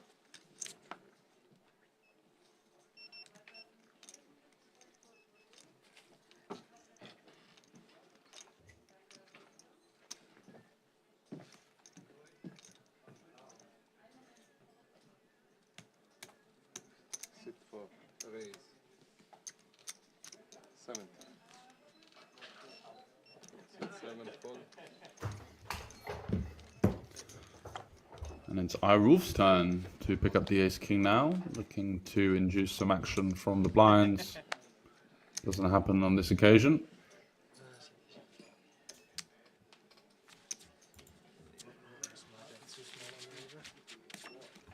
No, I think it was really good. Like I was actually following the hand pretty close. And we're going to be taking a 10-minute break, so we'll be right back, guys. So Leon, congratulations. It seems like you made a quite big stack in this flight. How do you feel about it? I feel good, but big is relative. I want to make more, but it's only 250. Yeah, it's the turbo flights. They have usually like lower. I'm happy. I'm happy. I'm happy. And do you like the turbo flights? Do you appreciate it? Normally not, but today, because the last days I don't was so. So you travel here like. I feel so good. Yeah. And today I feel again good, and then I come to play, and yeah, it's good result now. Yeah. Do you travel here from some long distance? No, I'm half hour from here. I'm more times here, and yeah, I enjoy here to play. So and are you like full-time poker player or do you play just for fun? I make real estate. I play poker for fun, but I like it. And how do you handle, for example, bad beats? Bad beats is normal. You have to be cool in this situation and play. So do you think it's not doesn't have any effect for your game after? No, you have to be cool in these situations and play well. After these bad beats, all players have bad beats. Poker is with bad beats, and we have to accept that. Yeah. And what about your family? Are they support you? Yes, I have a very nice wife and a son, 5 years, and he. What did you say to me? He. If your family support you. Yes, he support me. Yeah. Okay, so good luck to you.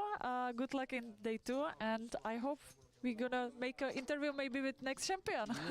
I hope. I hope also. Thank you. Okay, thank you. Good luck. You.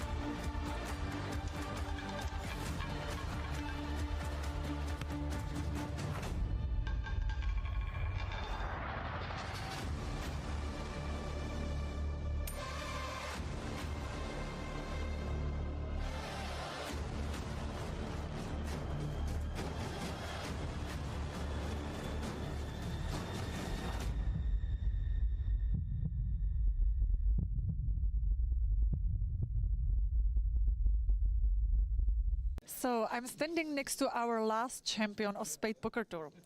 Hi, Matthew. Hello everybody, hello Liechtenstein. And what about your poker life so far? My poker life is kinda busy so far because I just came from Las Vegas and it was very difficult because I played almost every day, series of the tournaments, and I enjoyed. I can tell that I did pretty well, but it was a good experience for me. Yeah. So, and you came back just straight to the next Spadepoker tour, yeah? I came back straight to the poker tour, to this beautiful Liechtenstein, you know, beautiful mountains. I enjoy this place and this tournament, so I'm back. So you're a hard worker, I believe. And have you find some friends behind the poker tables? I will say yes, but it's a long story, you know. But yes, And what do you think about the structure of this tournament? Do you like to play it in deep tournaments or? this is the best structure actually I ever played because you have a lot of time to play your game. It's not turbo; it's very slow, so you have more chance to construct your game. So I really enjoy this structure. It's very good. Okay, thank you very much and good luck in day 2. Thank you everybody and enjoy this event. It's very good.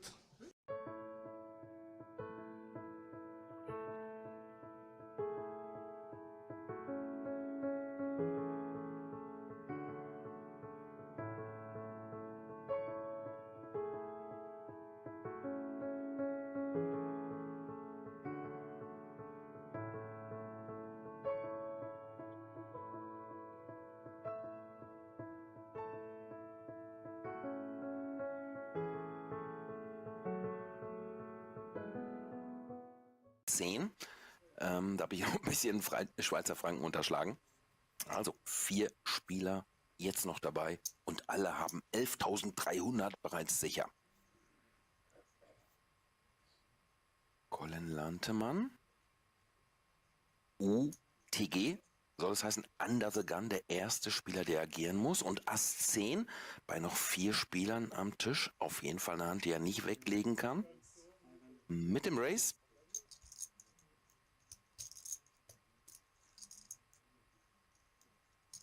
Blinds mittlerweile auf 125 und 250.000 angestiegen. So, mit dem Race auf 550.000. Sandro mit Ass Dame. Das ist dann immer bitter, wenn nur noch 4 Spieler am Tisch sitzen und 2 fette Hände aufeinander prallen. Stefan Mehr aus Österreich hält sich raus, hat bisher fast noch gar nichts gespielt und sagt sich auch, ja, lass die sich mal links und rechts schön rauskicken. Ich gucke mir das an.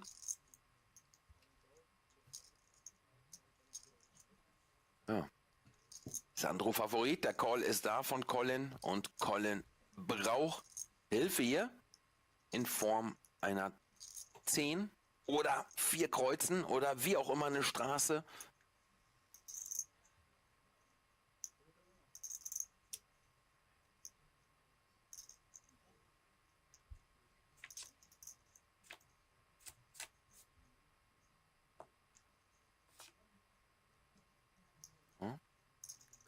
Flop, der nichts verändert. Wir sehen es rechts oben. Eine 10 bereits weg. 2 Outs. Das verändert auch nichts. 2 Outs, 5% für Colin. Ansonsten doppelt Sandro hier nochmals auf. Das ist jetzt hier passiert. Und Sandro jetzt bereits bei 3,2 Millionen.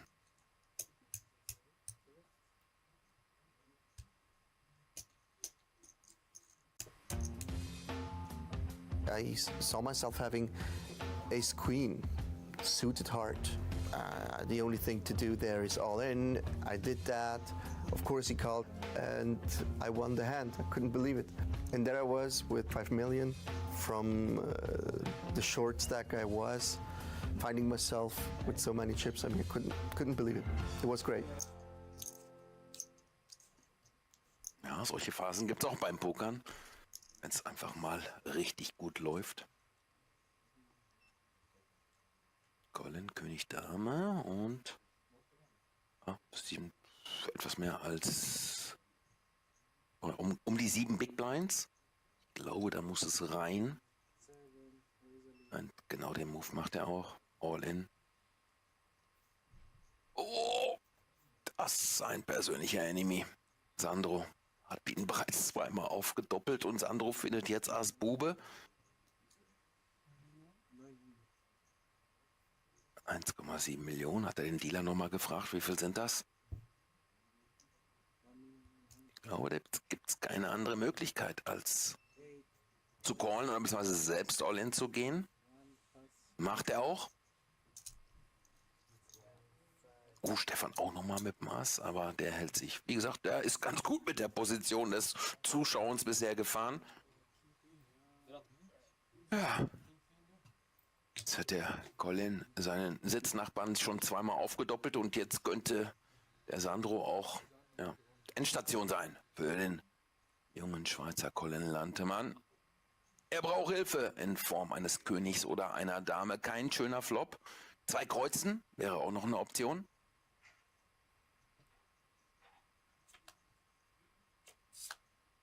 Und da ist das erste Kreuz. Jetzt 13 Outs, 32%.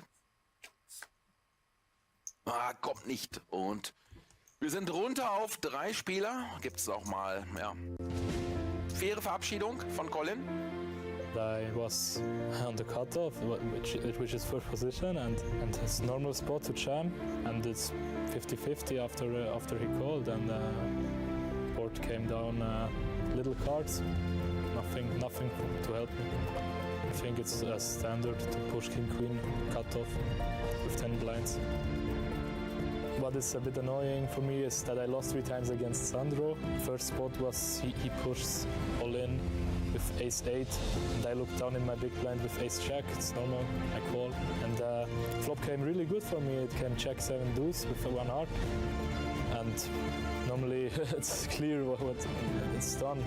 He has to hit running straight, running flush or running 8s to beat me, and one of this happened. It came hard. And what is extremely annoying for me is that if this hand would bust him, the tournament would be in a different way. I reached my goal. My goal was to cashing a 5-figure cash, and this happened. And this is my biggest cash so far. I'm 22 years old, and this is my biggest cash. My first tournament, I cashed with 18 years and 1 month. I make first place for 3,000 francs. And now this is my newest, biggest cash. 11.300 Schweizer Franken für ihn. Ja, und dann ist etwas passiert, was oft bei Turnieren passiert. Es war mehrheitlich, wir haben einen Deal gemacht, wir waren jetzt nur zu dritt. Wir hatten einen, der ein bisschen short war. I have good feelings about the deal because I came in third short on the table. Wir haben das kurz ausgerechnet. ICM passte für mich und die Variante ist so okay. Deswegen waren alle einverstanden, für alle passt es. So wird alle glücklich, alle happy. Ja, Gevi, unser Turniersieger nach einem Verhandlungsdeal. My brother and my dad came in to support me, which is a very great thing, and they're having fun as well. Die erste Person, die ich angerufen habe, war meine Freundin, weil die war zu Hause. Sie hat geschrien, das war überhappy, sie war mehr happy als ich und hat mich gratuliert. It's crazy. It was a really nice tournament. There was over 400 people who played the game, and now I'm on the second place, so everything is fine, everything is cool. Ich bin sehr glücklich und happy, auch die Trophäe nach Hause zu nehmen zu dürfen. Ich habe andere schon zu Hause und das wird natürlich auch dort hingestellt. Und ich bin sehr glücklich, das auch und stolz natürlich, das auch meiner Partnerin vorstellen zu können. I'm looking forward for the next Spadepoker tournament and get the first one.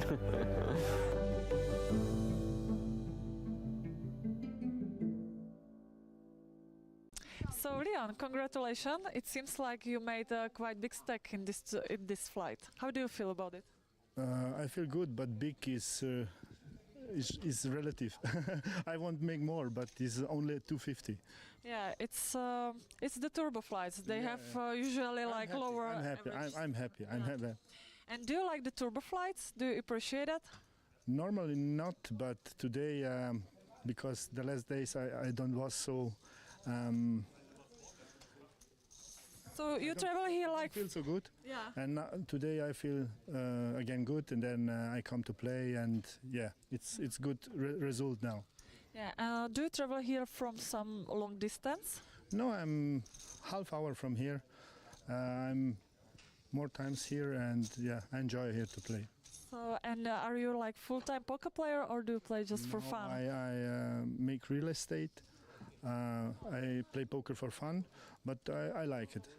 And how do you handle, for example, bad beats? Bad beats is normal. You have to be cool in this situation and play. So do you think it's not doesn't have any effect for your game after? No, you have to be cool in these situations and play. Und das ist dann unser Main Event wieder für 29 blinds, 20.000, 40.000, Big Blind 20, 40.000. New blinds in the main event, 20, 40, 40.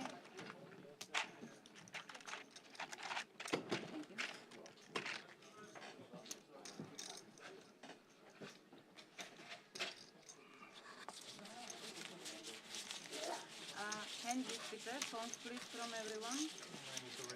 It's already there. You're here. Okay. And welcome back for the continuation of the coverage here at the Spadepoker Tour main event. We have 18 players remaining. Obviously, the familiar faces previously on the feature table come back to resume. And we are going to have another break, I think quite shortly actually, with the redraw of 16. So stay tuned to see what develops. Works as well. Works as well, yeah.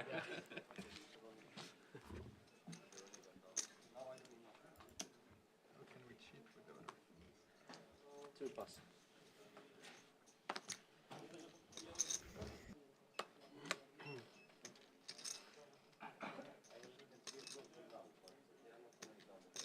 Three race, 85. Fourth pass. 7 pass. 8 pass. And 1 pass. Kind of fun during the day one was like not at my table, but the table next to me, there was one guy who had his PC on the thingy over here, and he was like checking something on GTO Wizard, like between hands and stuff. Not really. Like in the tournament area. But at least between hands. Yeah, between hands, obviously. Like if you do that during the hand. Give us a follow over on our social media profiles. We are at Spadepoker for Facebook and Instagram, and it's Spadepoker TV, where you can see all of the updates, articles, blogs, chip counts, and everything going on. Not just for Spadepoker Tour events, but the poker world in general. Great website, check it out, Spadepoker TV. Like having Wizard open on your computer next to you during the tournament is a bit much, I think. It was really kind of a laptop. Yeah, like a small. Mihaila with the Queen 10 offsuit. Surely going to be opening it up here. 20k, 40k by the way. So the blinds have gone up once again. 90. 1 pass.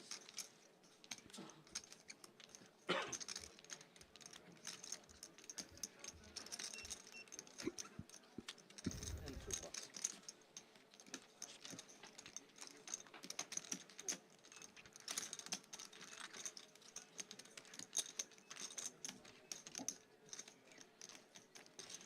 And takes it down. Easy game.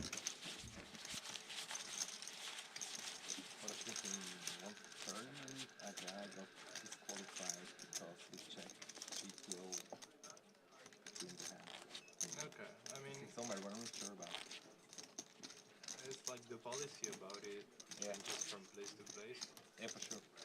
But I think like during the tournament, having a solver open in the tournament area, even if it's like, even if you don't have cards, I think it's a bit too much. Definitely, agree. It's a bit too.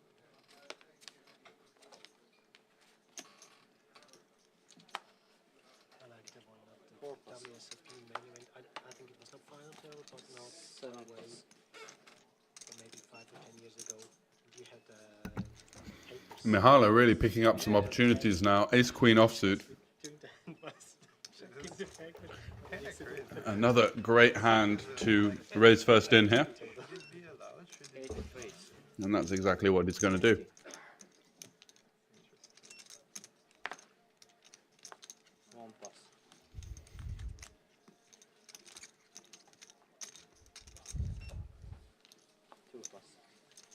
So 3 tables remaining here at the Spadepoker Tour main event. Going to be doing a redraw with 2 more eliminations.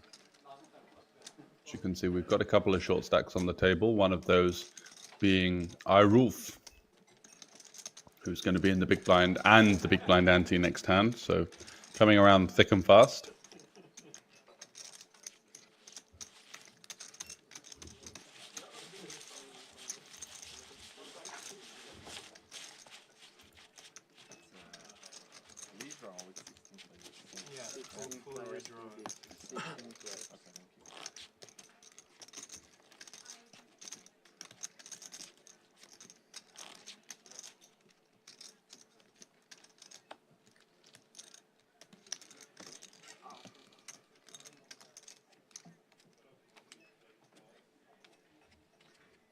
Obviously we're not gonna get there, but in case that happens, are we playing down to 9 or 8 players? 9. 7 plus. Realistically, it's gonna be like 14 left or something. And once again, Queen 10, Ace Queen, and Ace Queen back to back to back for the Romanian. And he'll be happy with that if that can continue for the rest of the tournament, because that would put him in a rather envious situation. Mex says, cutoff versus hijack here, 25, 26 big blinds. Actually, 27 and a half. Does he want to jam here? I think jamming would be pretty outrageous. 10 seconds. He might go for a 3-bet fold.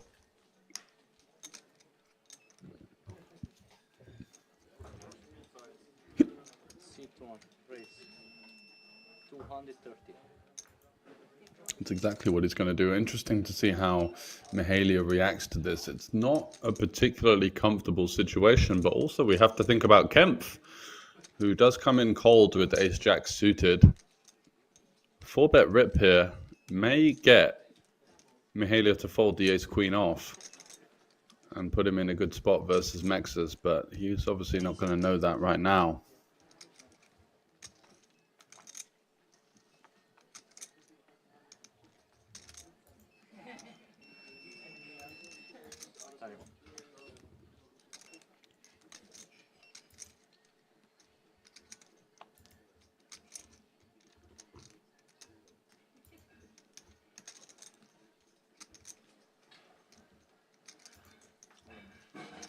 C2 all in. Wow, he does find it. What a brave move here, and really liking the way that Kempf has adjusted to this feature table.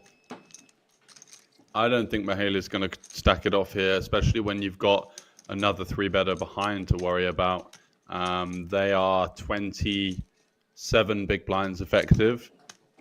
Mihailo and Kempf are 18 big blinds effective. Very interesting developments here deep into the main event. Huge situation.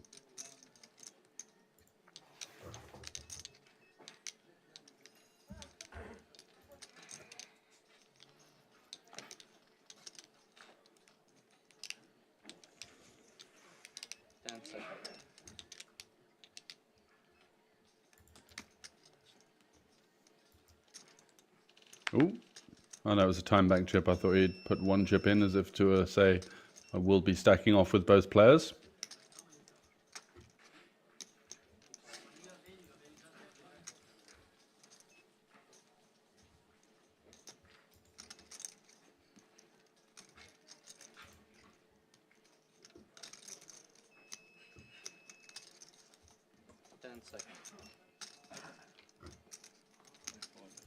Just running down his time bank, and he does make the fold. What a move from Kempf. This is obviously going to get through the king queen as well. Actually, is it 485 to call into 1.6 million? Gives himself a price of over 3-1, and he's going to make the fold as well. He just thinks that it's going to be too much kings, queens, ace, king suited. What a move. Great play from the ace, jack suited. They're very strong, very brave, going down with the fight, and instead gets one better hand to fold and picks up a hell of a lot of dead money. So that is an excellently timed.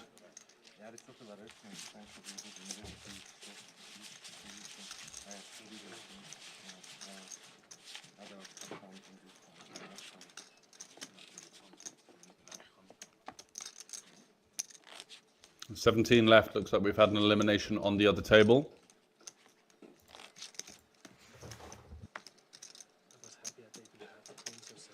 I was happy that I didn't have queens or something. Yeah, like some kind of it is actually for sure headache. Or ace king. Ace king suited, ace king before. It's probably a little bit easier than queens again. Yeah.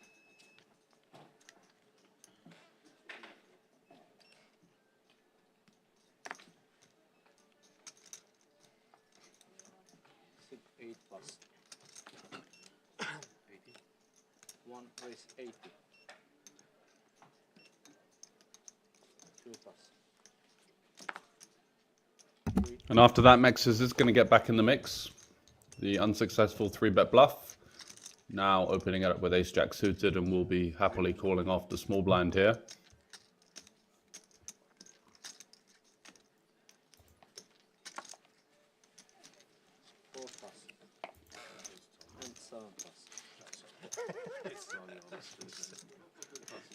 Das haben wir dank.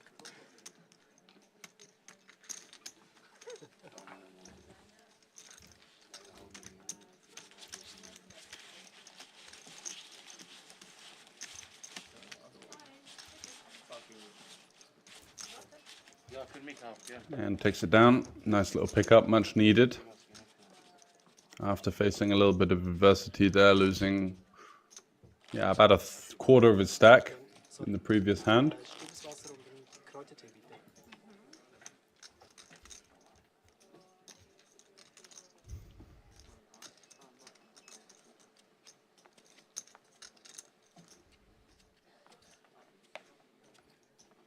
And cards in the air once again here in Liechtenstein for the continuation. Looking for one more elimination, and then we're going to take another short break. Redraw of the players down to 16. Color ups, chips, everything nice and streamlined for you guys at home. And also, of course, for the ease of the players. Mexes has king, queen, ace, jack suited, back to back to back. That's a nice little card rush. But is he going to profit from it? Yes, he will get this one through. So he's back to pretty much where he was a couple of hands ago. One unsuccessful 3-bet and 2 raise and takes.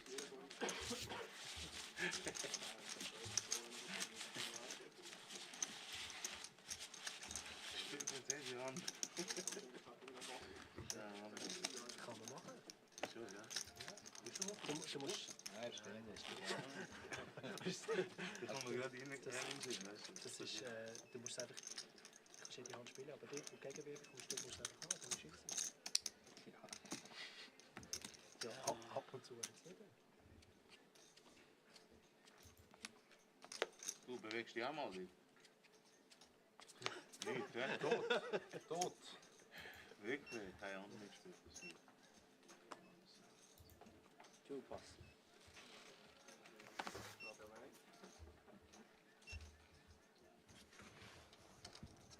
Arduini 5-4 suited. Does he want to get in the mix here? He's got one short stack to his direct left. Gets through that predicament. And now Shummery, another short stack here, sat with 9 big blinds, ace king.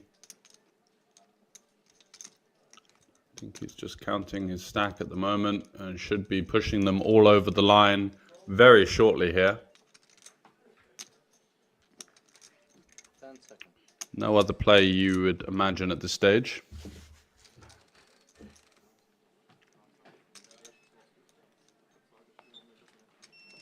Playing a time bank, maybe looking for an elimination on the other table.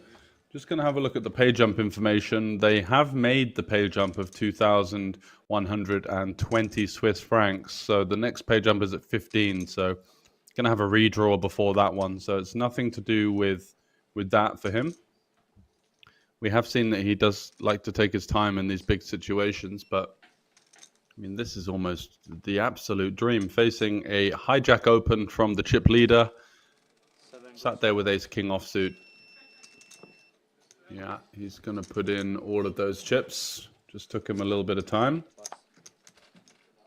One pass. Okay. And 3 calls.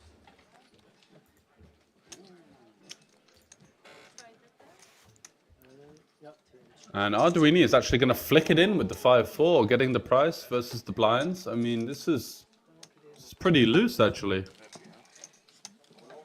Maybe he feels like his opponent isn't going to have many pairs when it takes so long for him to jam.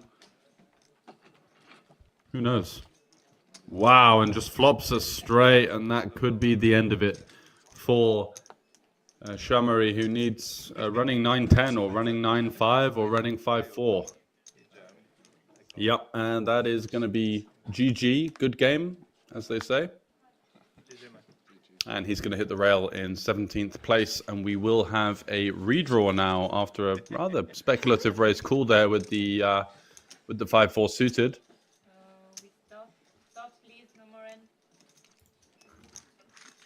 That does indeed get the job done.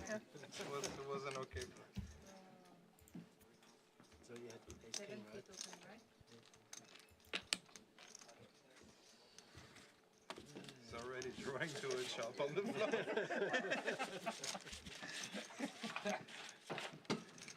Crazy. Already dead to a shot. It's almost like the one with ace jack and jack on the floor. Yeah. He had less backdoors this time.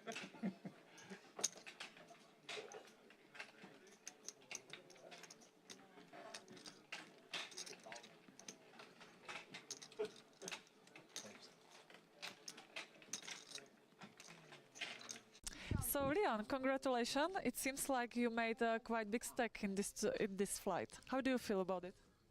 I feel good, but big is relative.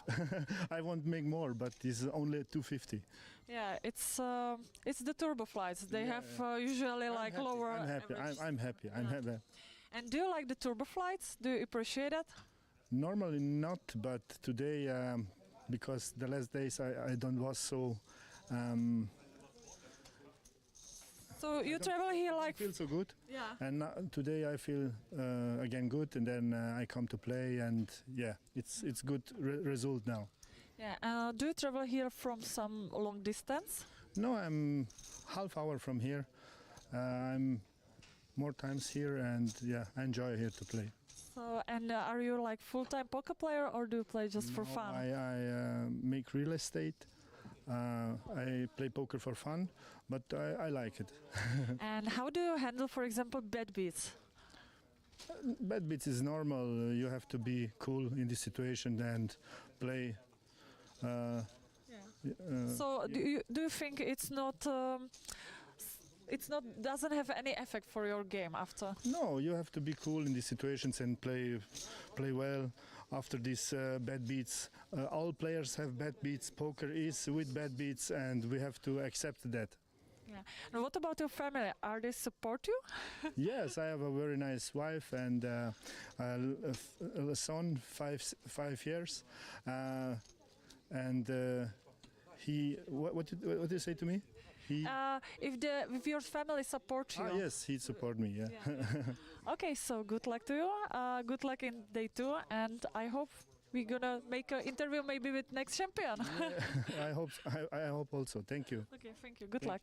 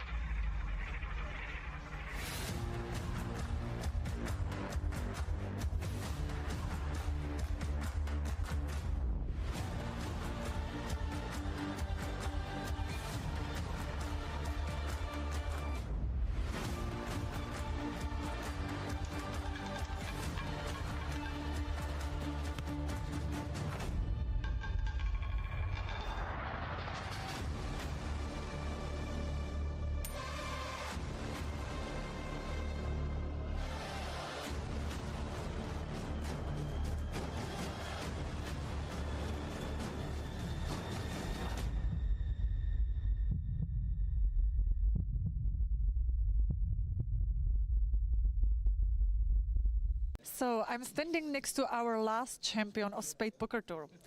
Hi, Matthew. Hello everybody, hello Liechtenstein. And what about your poker life so far? My poker life is kinda busy so far because just came from Las Vegas and it was very difficult because I played almost every day, series of the tournaments, and I enjoyed. I can tell that I did pretty well, but it was a good experience for me. Yeah. So, and you came back just straight to the next Spadepoker Tour, yeah? I came back straight to the poker tour, to this beautiful Liechtenstein, you know, beautiful mountains. I enjoy this place and this tournament, so I'm back. So you're a hard worker, I believe. And have you found some friends behind the poker tables? I will say yes, but it's a long story, you know, but yes. And what do you think about the structure of this tournament? Do you like to play it in deep tournaments or?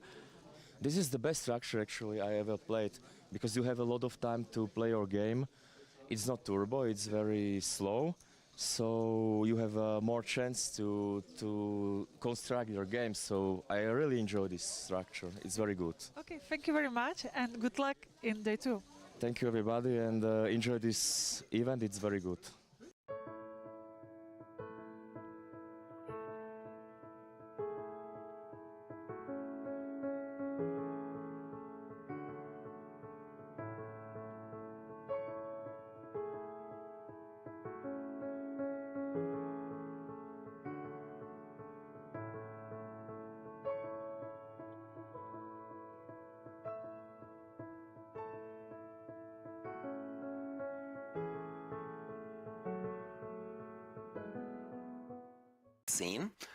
Da habe ich auch ein bisschen Schweizer Franken unterschlagen. Also 4 Spieler jetzt noch dabei und alle haben 11.300 bereits sicher. Colin Lantemann. UTG. Soll das heißen, Under the Gun, der erste Spieler, der agieren muss. Und Ass 10 bei noch 4 Spielern am Tisch. Auf jeden Fall eine Hand, die er nicht weglegen kann. Mit dem Race.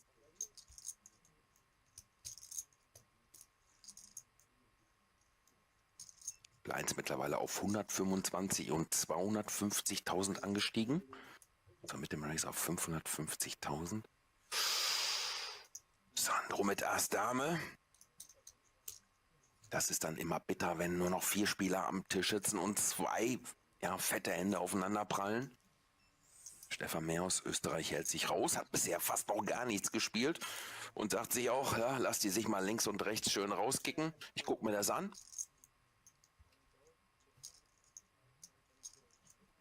Ja. Sandro Favorit, der Call ist da von Colin und Colin braucht Hilfe hier in Form einer 10 oder 4 Kreuzen oder wie auch immer eine Straße.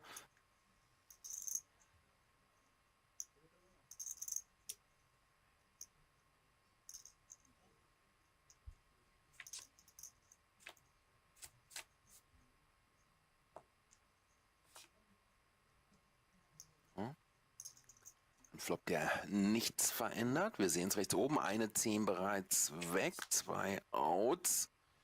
Das verändert auch nichts. 2 Outs, 5% für Colin. Ansonsten doppelt Sandro hier nochmals auf. Das ist jetzt hier passiert. Und Sandro jetzt bereits bei 3,2 Millionen.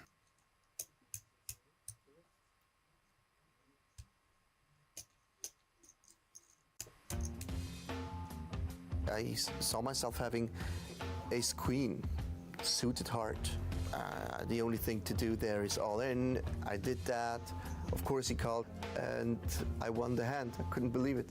And there I was with 5 million from the short stack I was, finding myself with so many chips. I mean, I couldn't believe it. It was great. Ja, solche Phasen gibt es auch beim Pokern. Wenn es einfach mal richtig gut läuft. Colin, König, Dame und etwas mehr als um die 7 Big Blinds. Ich glaube, da muss es rein. Und genau den Move macht er auch. All in. Oh, das ist sein persönlicher Enemy. Sandro Hat ihn bereits zweimal aufgedoppelt und Sandro findet jetzt Ass Bube. 1,7 Millionen. Hat er den Dealer nochmal gefragt, wie viel sind das? Ich glaube, da gibt es keine andere Möglichkeit, als zu callen oder beziehungsweise selbst All-In zu gehen. Macht er auch. Stefan auch nochmal mit Maß, aber der hält sich. Wie gesagt, der ist ganz gut mit der Position des Zuschauers bisher gefahren.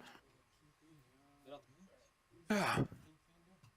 Jetzt hat der Colin seinen Sitznachbarn schon zweimal aufgedoppelt und jetzt könnte der Sandro auch Endstation sein für den jungen Schweizer Colin Lantemann.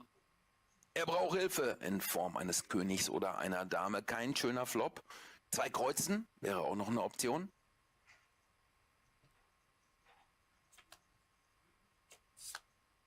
Und da ist das erste Kreuz. Jetzt 13 Outs, 32%. Kommt nicht. Und wir sind runter auf 3 Spieler. Gibt es auch mal, faire Verabschiedung von Colin. I was on the cutoff, which is first position, and it's a normal spot to jam, and it's 50-50 after he called, and board came down little cards, nothing to help me. I think it's a standard to push king queen cutoff with 10 blinds. What is a bit annoying for me is that I lost 3 times against Sandro. First spot was he pushed all in with ace-8, and I looked down in my big blind with ace-jack. It's normal, I call. And flop came really good for me. It came check 7 deuce with 1 heart. And normally it's clear what it's done. He has to hit running straight, running flush or running 8s to beat me, and one of this happened. It came hard. And what is extremely annoying for me is that if this hand would bust him, the tournament would be in a different way. I reached my goal. My goal was to cashing a 5-figure cash, and this happened. And this is my biggest cash so far. I'm 22 years old, and this is my biggest cash. My first tournament, I cashed with 18 years and 1 month. I make first place for 3,000 francs. And now this is my newest, biggest cash. 11.300 Schweizer Franken für ihn. Ja, und dann ist etwas passiert, was oft bei Turnieren passiert. Es war mehrheitlich, wir haben einen Deal gemacht, wir waren jetzt nur zu dritt. Wir hatten einen, der ein bisschen short war. I have good feelings about the deal because I came in third short on the table. Wir haben das kurz ausgerechnet. ICM passte für mich und die Varianz ist so okay. Deswegen waren alle einverstanden, für alle passt es. So wird alle glücklich, alle happy. Ja, Gevi, unser Turniersieger nach einem Verhandlungsdeal. My brother and my dad came in to support me, which is a very great thing, and they're having fun as well. Die erste Person, die ich angerufen habe, war meine Freundin, weil die war zu Hause. Sie hat geschrien, das war überhappy, sie war mehr happy als ich und hat mich gratuliert. It's crazy. It was a really nice tournament. There was over 400 people who played the game, and now I'm on the second place, so everything is fine, everything is cool. Ich bin sehr glücklich und happy, auch die Trophäe nach Hause zu nehmen zu dürfen. Ich habe andere schon zu Hause und das wird natürlich auch dort hingestellt. Und ich bin sehr glücklich, das auch und stolz natürlich, und das auch meiner Partnerin vorstellen zu können. I'm looking forward for the next Spadepoker tournament and get the first one.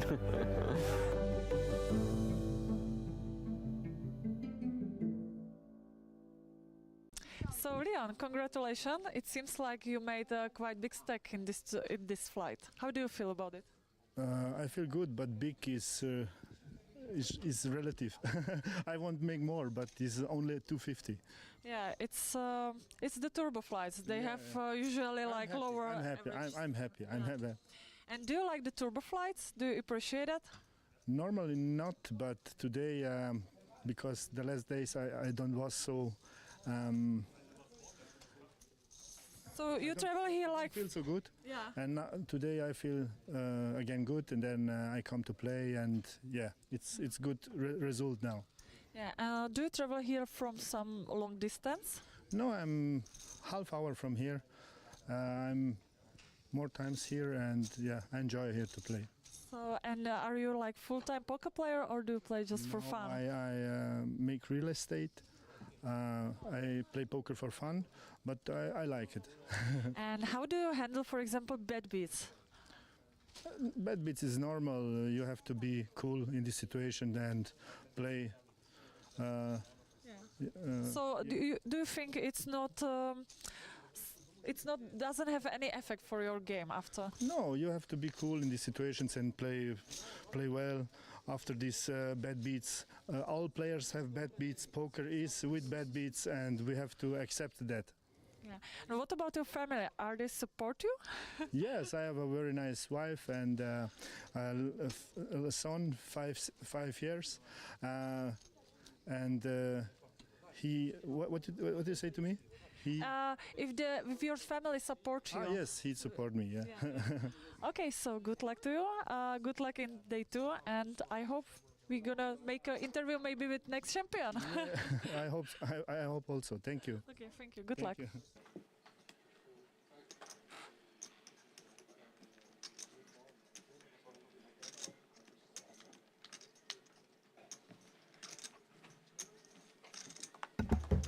Hello and welcome back. So after the 2-table redraw, we are down to exactly that, 2 tables of 8 players, and a couple of fresh faces for us that we haven't seen so far on the stream table.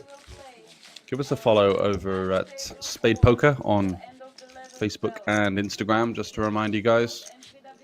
And if you haven't checked out the Spadepoker TV website, what on earth have you been doing? A fantastic resource of poker news updates in and around Europe, but also the poker world in general. So we're just getting some, I can hear from the table sound, some instructions, and we will be continuing. Look at that, the juicy payouts on offer for these players. And a top prize of 36,900 Swiss francs. That works out at just under 39,000 euros.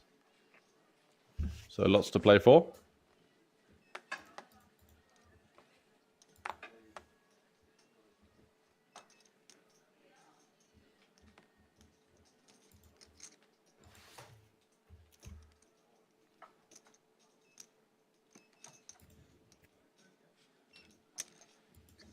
Rate 85,000.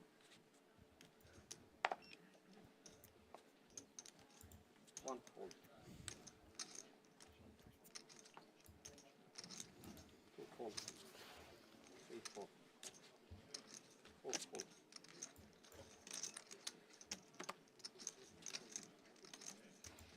5 fold.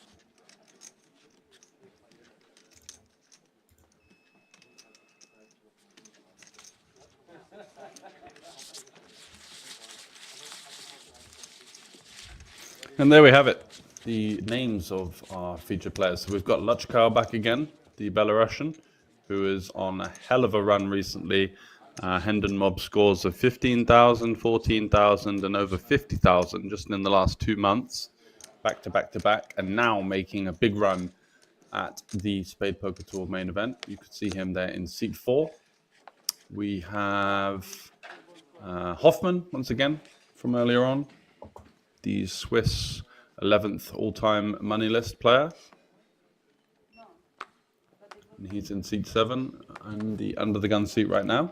7 fold. 8 fold.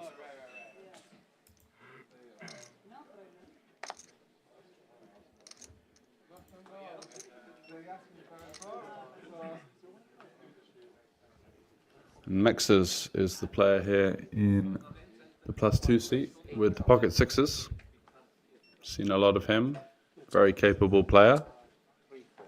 A dangerous player, I would say, compared to a lot of the other guys that we've seen an interesting spot emerging, potentially. 25 big blinds. Luchko is likely to be 3-betting here.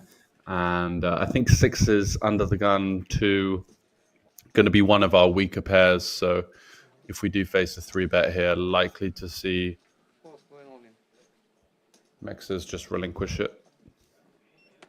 And in fact, Luchko deciding to not take any prisoners here, jamming for 38 big blinds. A massive jam, usually indicative of ace-king or hands like pocket jacks, 10s. And on this occasion, it does work out for him, just picking up the blinds and the open.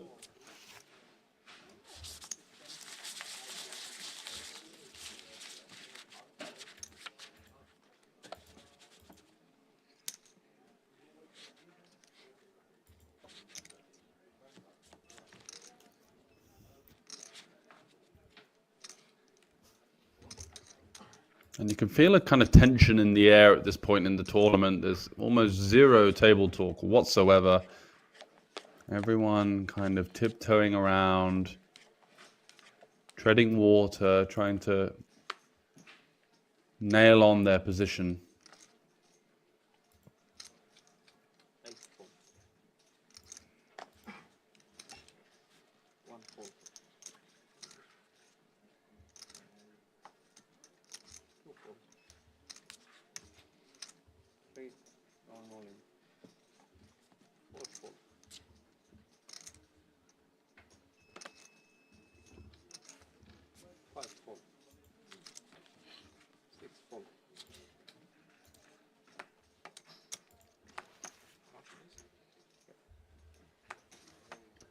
And so it's Abdullayev from the hijack. He's going to shove 200. With the jack 10 for 5 bigs. Fair enough. Hoffman in the big blind. He's going to flick it in with jack 5 off here. Looking him up really light. I don't think this is the correct play. Wow. Wasn't expecting that. Maybe he thinks that there's going to be 10-9 suited in there, 9-8 suited. Some hands that he's actually ahead of. But yeah, it's a pretty light call. And great spot, though, for Abdullayev. That's for sure.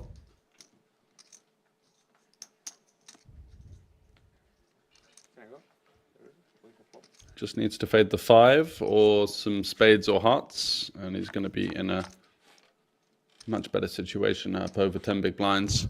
Oh, there's the 5. The loose pre-flop call might scupper the Ukrainian here. Okay, he's got some outs. There's a 9 as well. A 4 would be the chop. So a 10, a 9.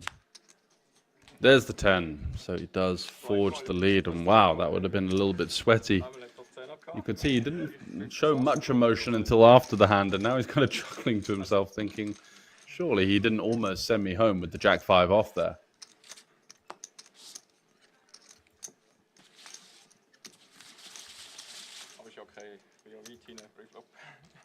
Do you hear me better now?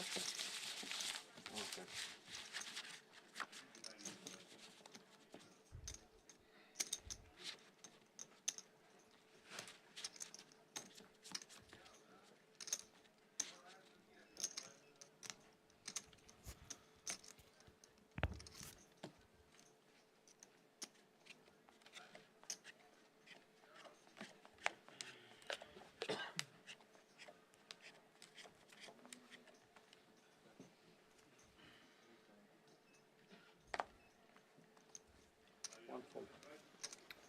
So 10-6 suited, hits the muck from Mexes, and Mihaila is going to not elect to open the king 5 as well.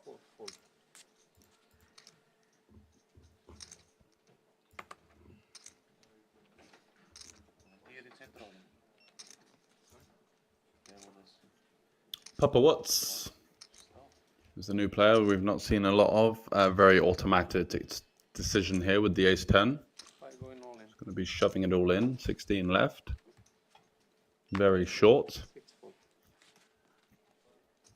6.5 big blinds, so completely automatic decision. It folds to the big blind, who is Graupner, who's also quite short with the king deuce suited. And doesn't look like he wants to be committing it. I don't think we're doing well enough there with the king suited.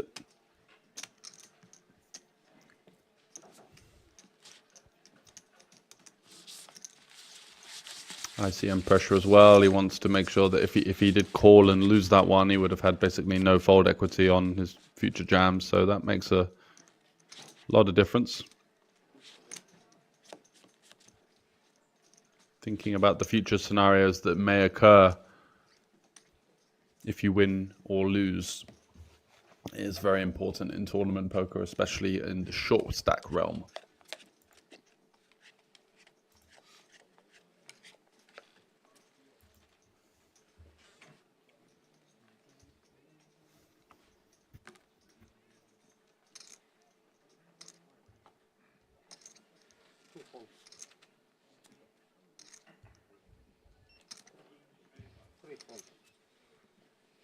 So Abdullayev, he is going to fold the ace-9 under the gun.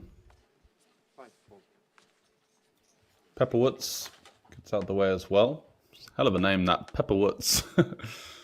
Sounds like a cartoon character. Hoffman on the button with ace-queen, lovely spot for him.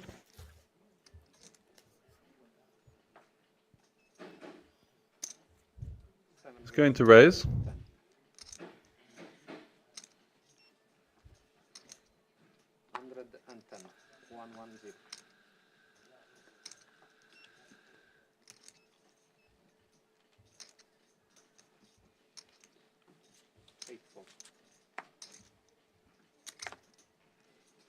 And no customers. Mexes, who played really strong and was really dominating the table earlier on, just hasn't had the card distribution. And this is what can happen very frequently in tournaments. It's very frustrating, but you've just got to battle through, find your spots, pick your spots, and look for solid opportunities to make chips.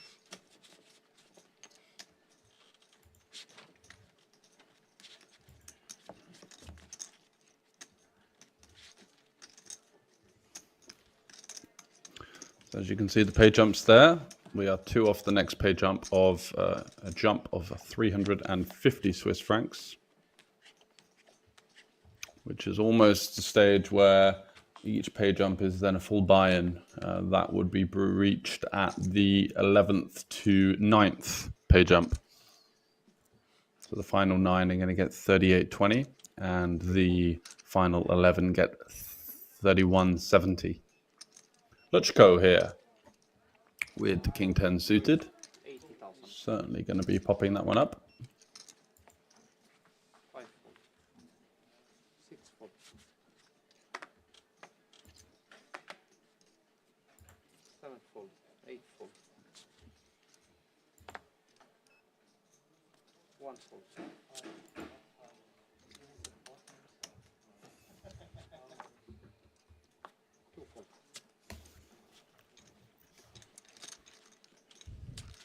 And yeah, so not really many big hands we're seeing. We're just seeing kind of raise and takes, little small pre-flop pots, picking them up, moving on to the next one.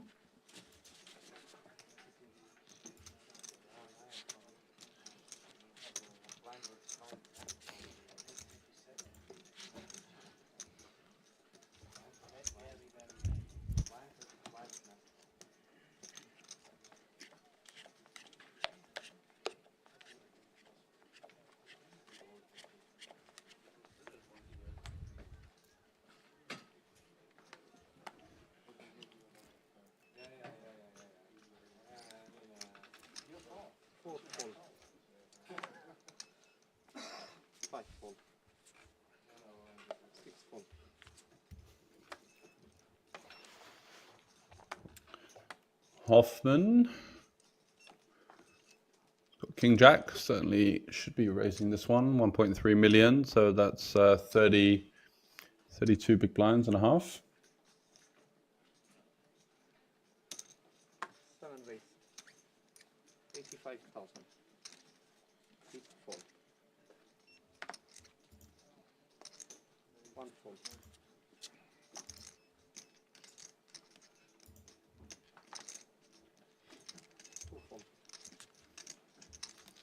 And once again, by the looks of it, it's it's going to be another raise and take. Oh no, Abdullayev has 8-6 suited, certainly a hand that you don't want to be folding when you're this short, getting a good prize, completing the action.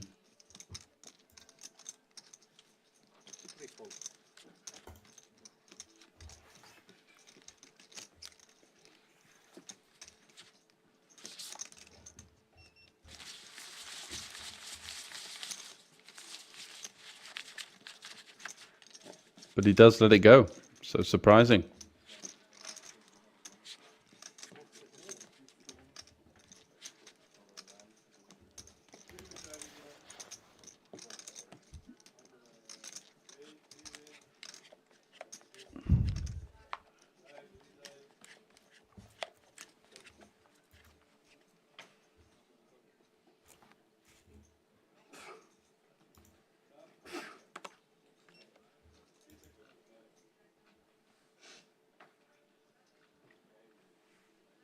Five fold. 6 fold. 7 fold. 8 fold.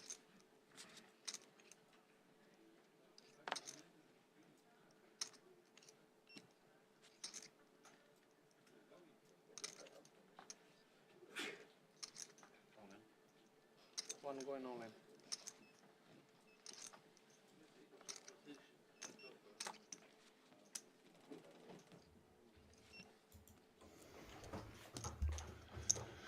And Mexes is going to open jam the cutoff with pocket sevens. This is the first decision of his that I don't particularly agree with.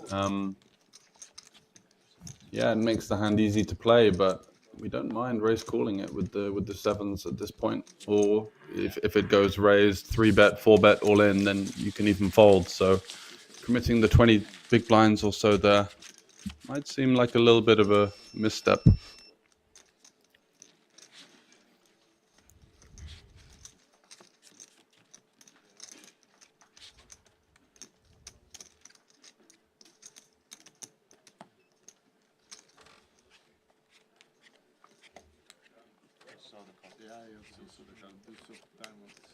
This one? No, this. The first one. This one? Yeah.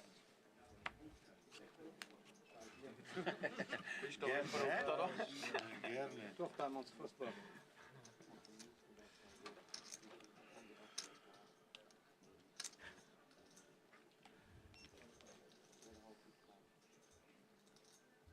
Dan willen ze zwaaien begonnen.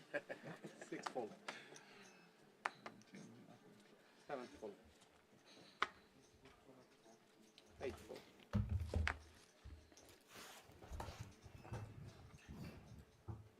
So queen 10 in the hijack for Mexes.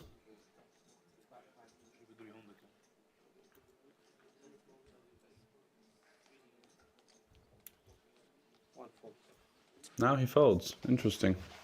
Thought he might raise that one up, but it's not by no means a mandatory open, that's for sure.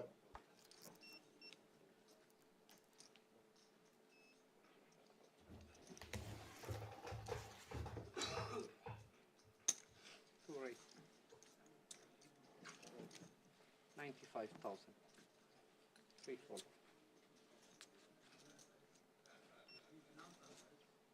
4 fold.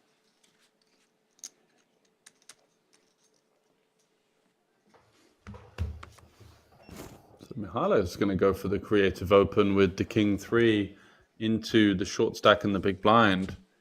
Queen 4 suited, just relinquishing it. So very tight play. And kind of misapplying how important it is to defend the big blind off of the short stacks here.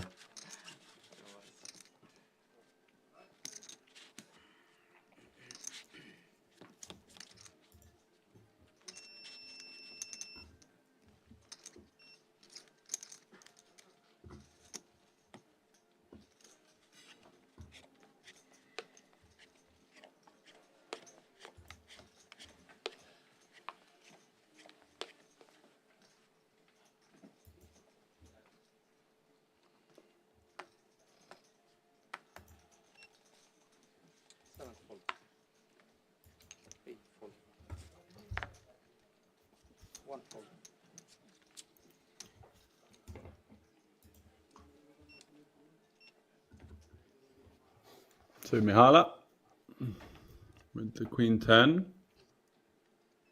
Wants it to be here. It's going to open it up. Makes it 95k to go. And you should think that Pepper Wirtz would be jamming here with the ace-5. The hand is just too strong to fold, I think, versus a well-stacked player that's going to be opening a lot of hands like Queen 10, King Jack, King 9. Yeah, you get to play for the full big blind ante as well. So there's already 2 big blinds out there.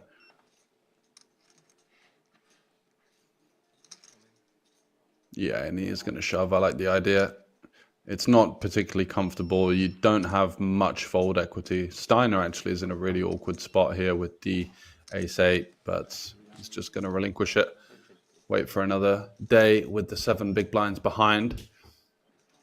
And Mihaila now asking for a count. I don't think he can fold. He's going to have a price of 185 into 630. 640. 280. So almost getting 4-1 there on his money. 2 call. All in. Just going to flick it in and see what he's up against. He is obviously going to be behind most of the time.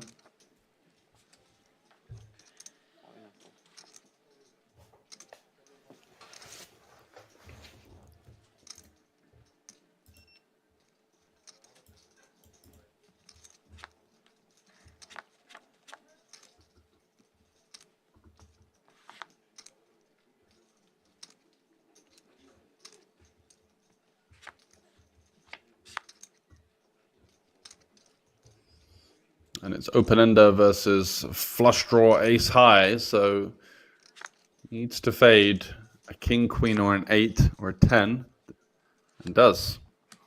So a little bit of a sweat on the flop there. Just completely emotionless, this Pepper Wirtz guy. It's absolutely dialed in. He's ready for the battle, that's for sure. Deep into the day 2 action. And not a flicker of emotion as his tournament life is on the line, and he does find that crucial double up now. Going to be playing about 600k.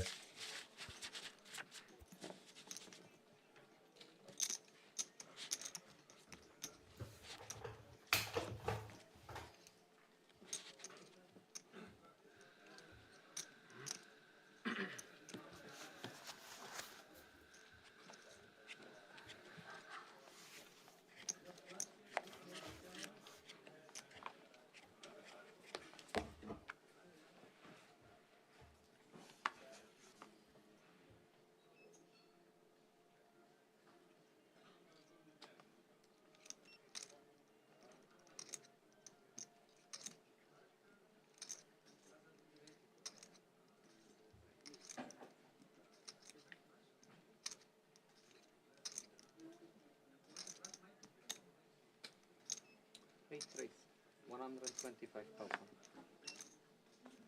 1 fold.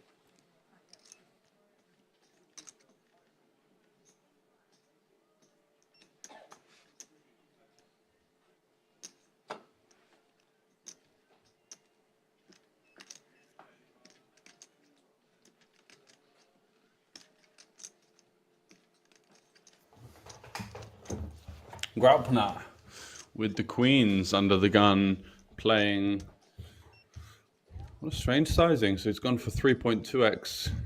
Kind of trying to commit himself. Doesn't want to face like some kind of awkward situation out of position. He's going to get the business from the 10s. And wow, Pepper Wirtz here with the ace-king suited facing a 3x, 3.1x under the gun. A small 3-bet almost next to act. If there's ever a time to fold ace-king, this may be it. But I just don't think you can do it still.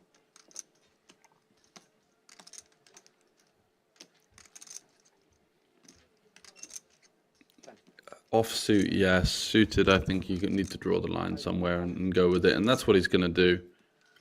I think I might fold offsuit in this situation. You have 0 fold equity and you know how strong both ranges are going to be. More so Mihaila than Graupner. Graupner's 3x there. It's unlikely to be aces and kings. It's going to be more this kind of queens, jacks, ace, queen.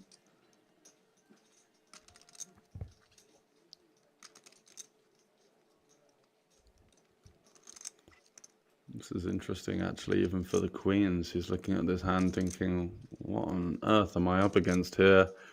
I've made a massive raise under the gun. +2 is 3-bet me. And now the the button wants to just come in cold for their 16 big blinds.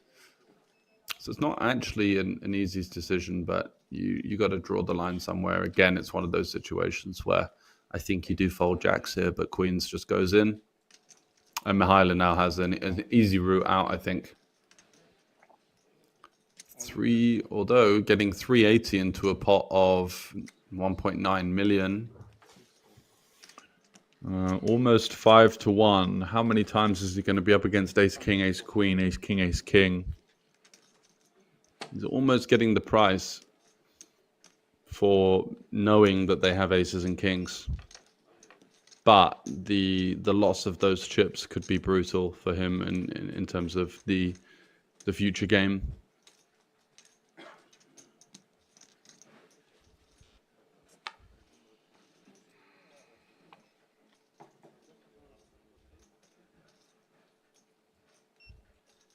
The stronger range is the person that's got more chips as well. So playing for the side pot versus Wirtz, who's cold 4-bet all in, where he knows that he's going to be up against probably queens, kings, aces, ace, king suited type of range.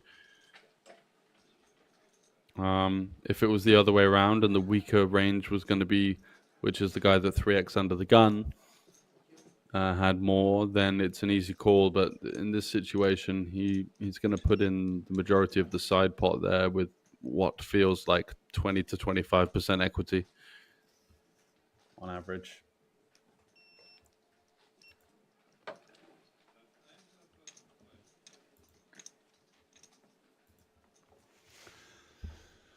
So does he flick it in here? 380 to call. Wirtz will be really delighted to get him to fold 10s here with this exact holding. Graupner is kind of scared about Wirtz, I think, at this point, but obviously not concerned. Oh, he does flick it in. I think that's a little bit optimistic, I would say.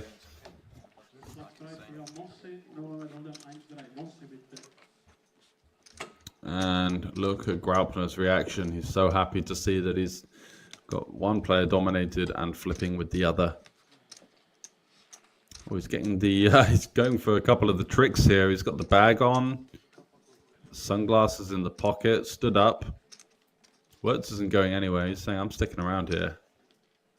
At the very least, he's got the 180 to 360k side pot to play for. Jack high board, no diamond, so not great for the Swiss player. Queen or a 9 could make things interesting.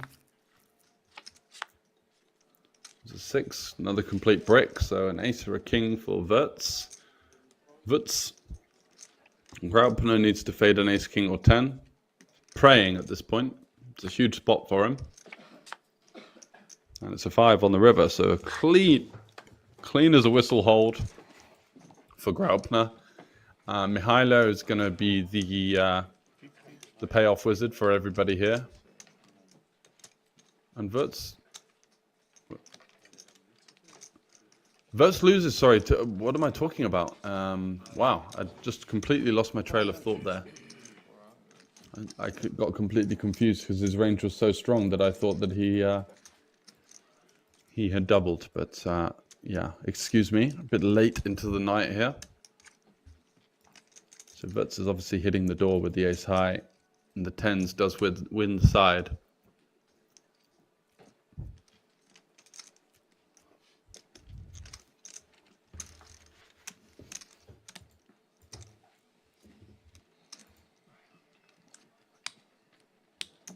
Action hand.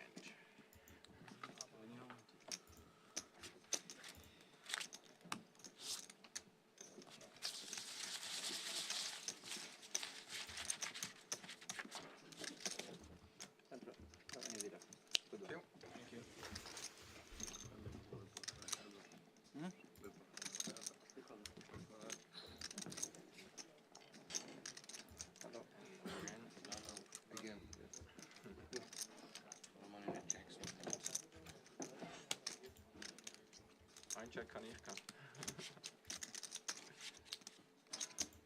Das einzige Bild, das ich einmal hatte, ist von dem Flop.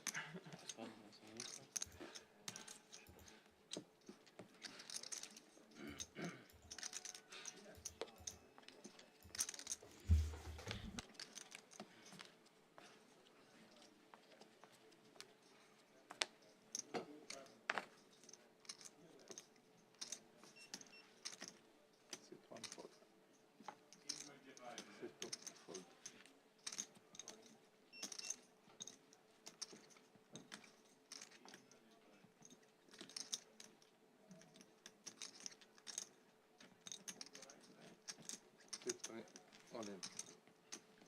54 Fold. 360. 360. Fold. Fold.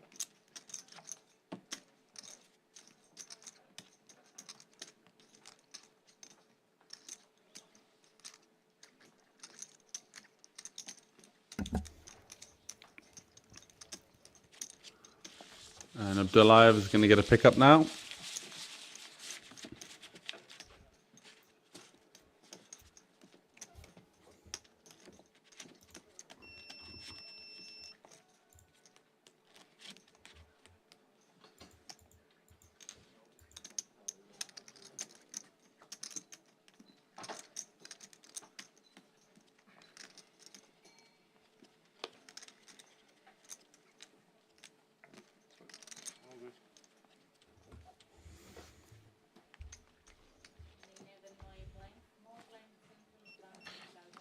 Fold. Sit down, fold. Sit four, fold. Sit six, fold.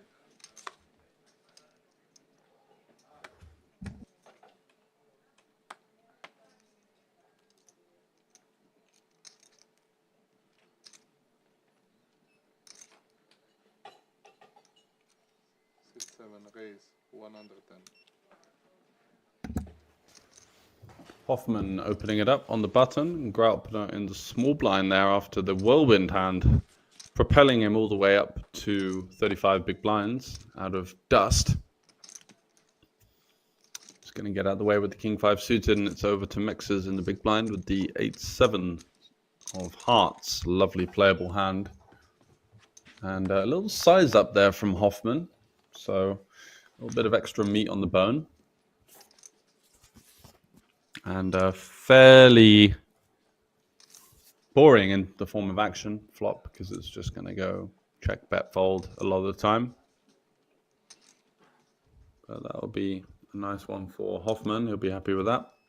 280k out there. 7 blinds to pick up. Bet 80. Junior on the front, fold.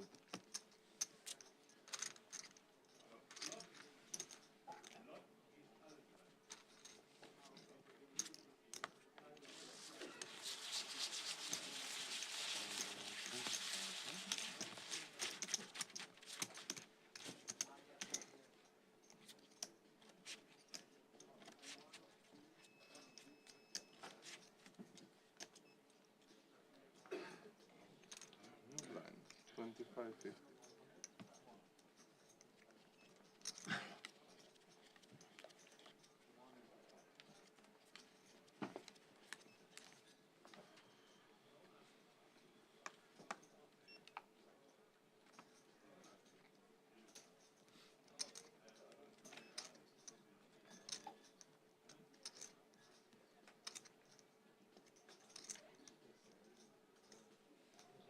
Sit 3, fold. Sit 4, fold. Sit 6, raise all in. 270,000. Steiner from the cut hijack here with the ace. Not going to have too many better options than this.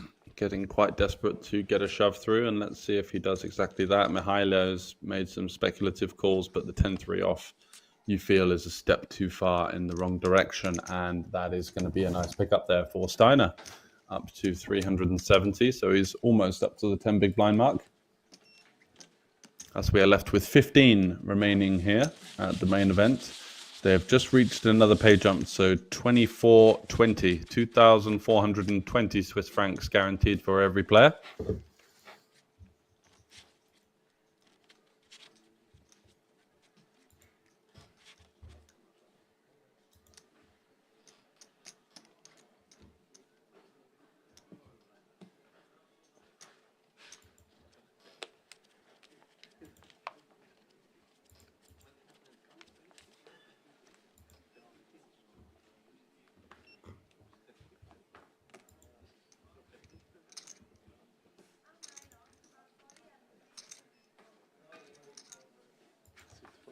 Fold.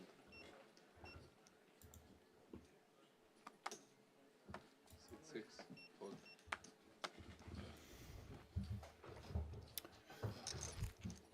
Nines for Hoffman in the hijack, continuing to pick up some decent card distribution. Certainly helps. 7 raise, 115.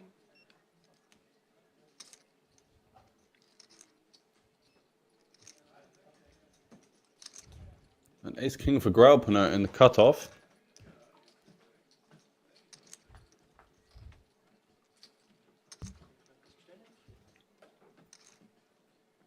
Just going to want a 3-bet call here. Allow your opponent to potentially spaz in a hand like ace-5, ace-4 suited. It's a very, very conservative flat, I would say. There are a couple of short stacks behind, but just not really seeing much squeezing going on at this table. Heads up.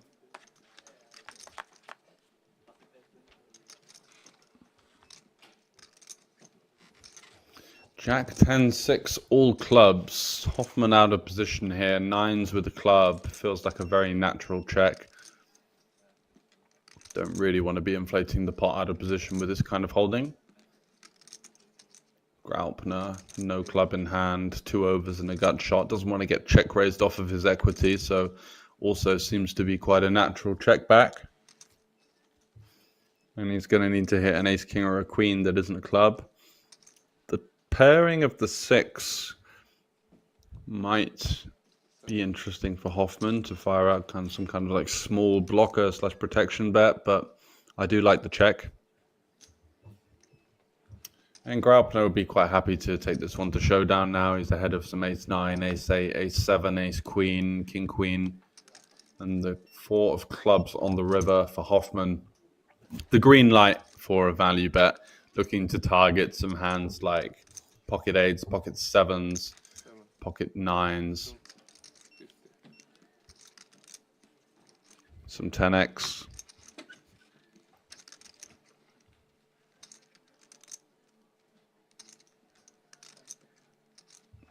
Just bets 50k.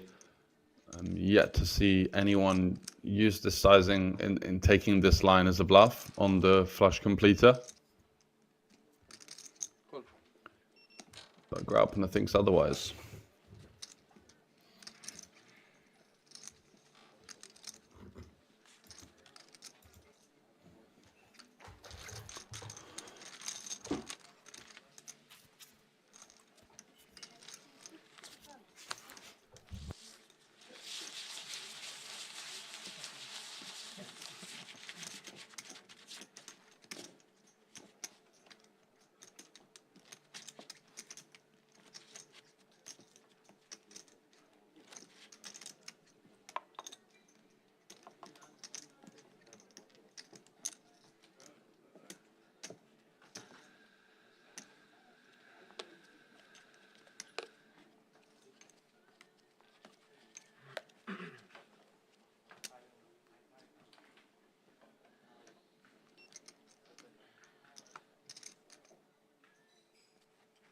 Fold.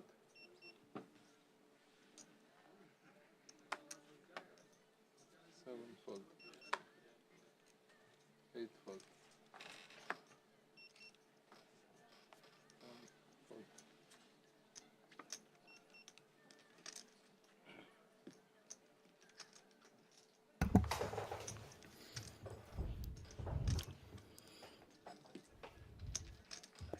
Mihaila thinking of getting creative here with the 8-5 off. Maybe looking at what he considers to be two more conservative players in the lineup behind him. And Abdullayev is not going to be having any of this with his King-Jack. Just going to ram that one in. And now we've got ourselves into a very annoying spot here with 8-5 off. He may even just fold. 270 into a pot of 860. It's getting 3.5 to 1.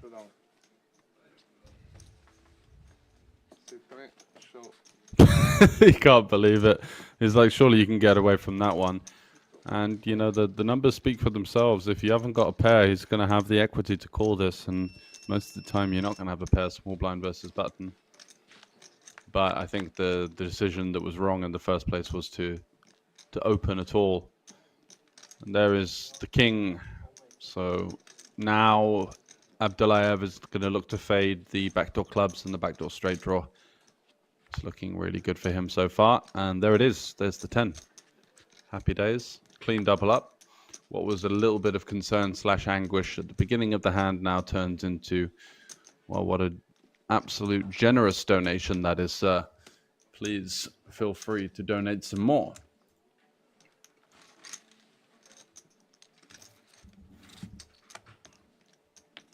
So 14 left. We've lost another one. And we are now racing towards the pay jump of 2770, which is going to be for the top 13 players. Top 15 get 2420, so a 350 Swiss franc pay jump.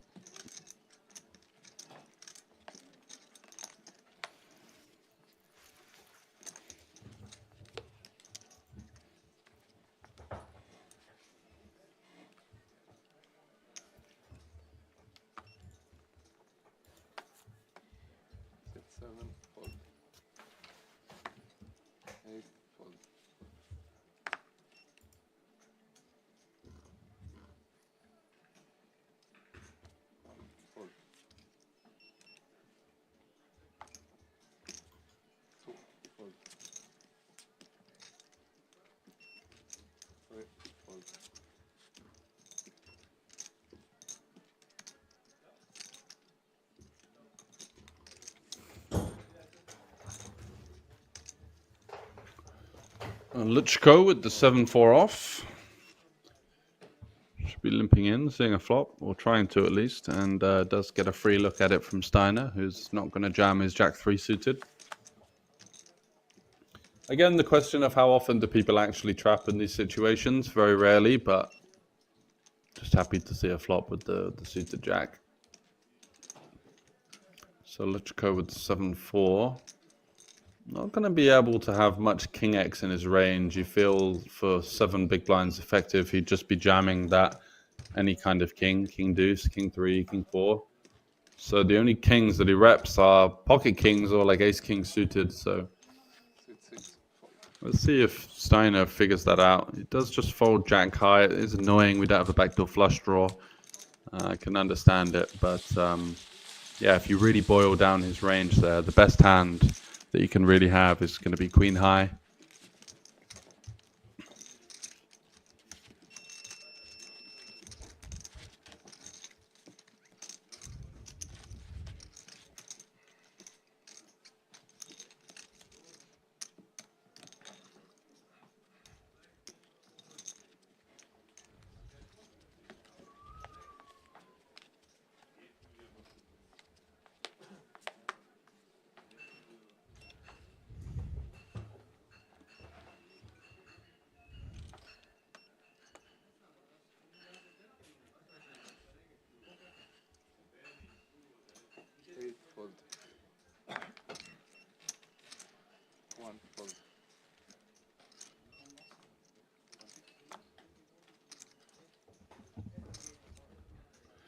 Aces for Mihaila here, who's been topsy-turvy up and down.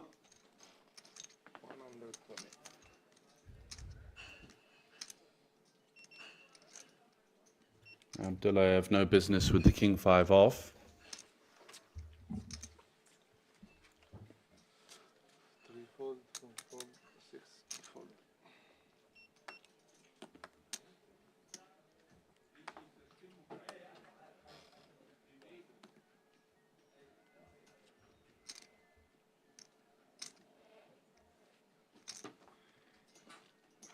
Six, seven, call.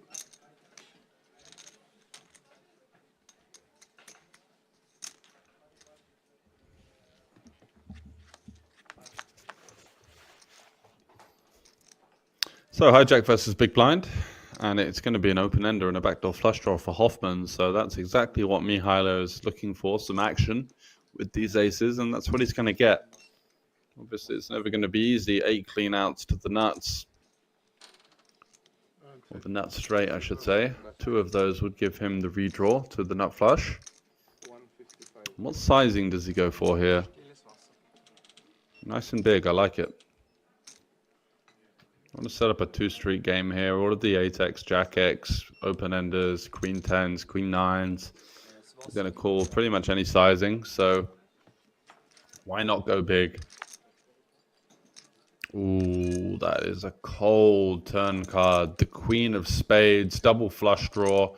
Mihailo will be looking to get value from Queen 10, Queen 9, Jack 10, Jack 9, 8 10, 8 9. He's going to shove, and he's just stone cold dead here. Brutal turn card.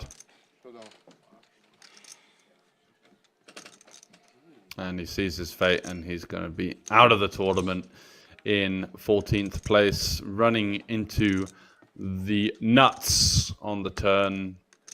Can't improve.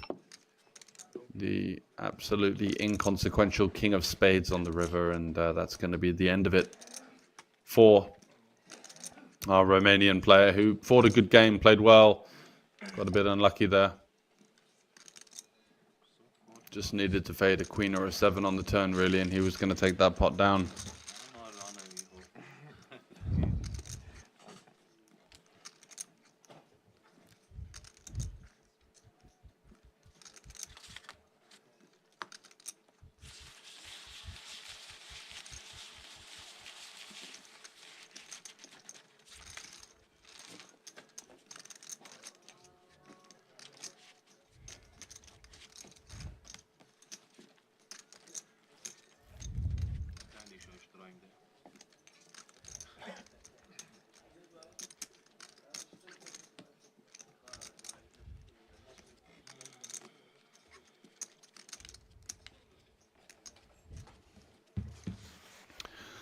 So what do we have left? A 4 big blind stack, lots of middling stacks as well, and of course Hoffman at the top of the tree, having taken the last of the Romanians' chips there. And Mexes, who's been quite quiet, not really picking anything up, is going to open it up with the King Jack suited and run straight into Steiner. At least it's a short stack, so he's not going to have to commit too much of his stack in a situation where he's going to be behind.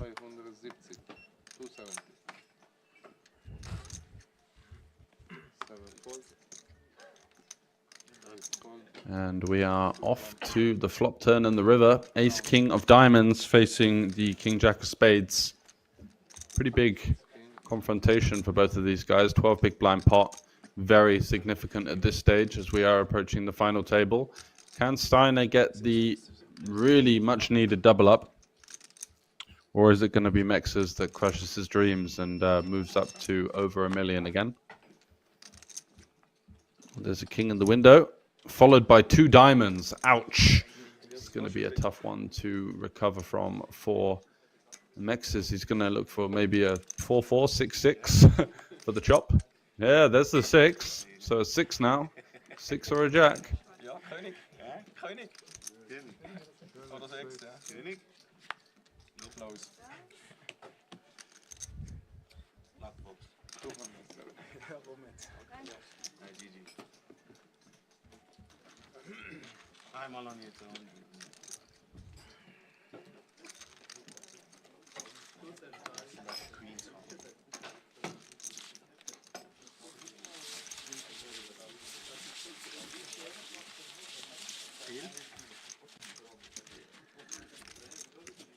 As you can see, we've got the color of the chips in play. So the 5k is the browns, the yellows are 25k, the reds are 100k, and those lovely green and purpley 250k chips.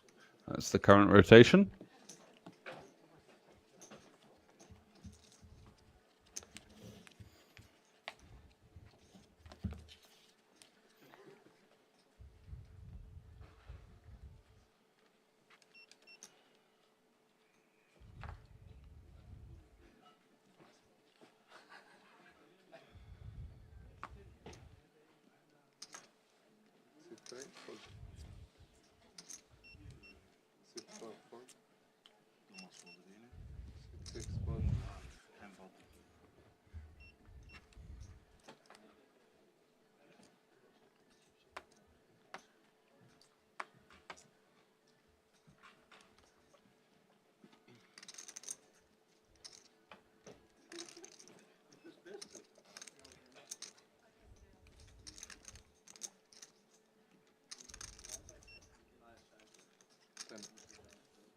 Raise 115.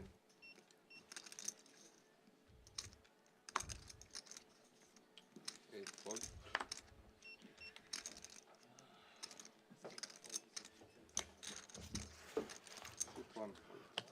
Can't quite see what Hoffman's opening it up with, but we do see him showing the ace and not the other one.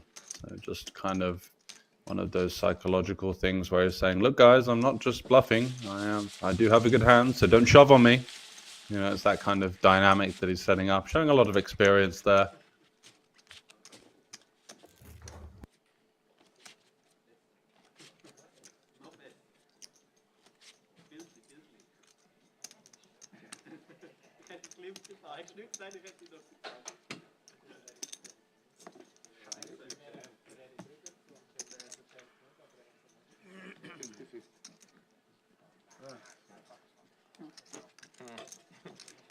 Was?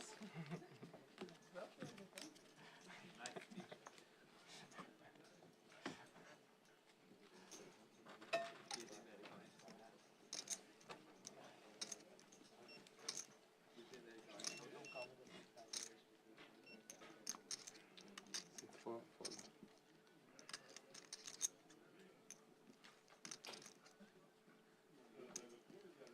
5 raise 110.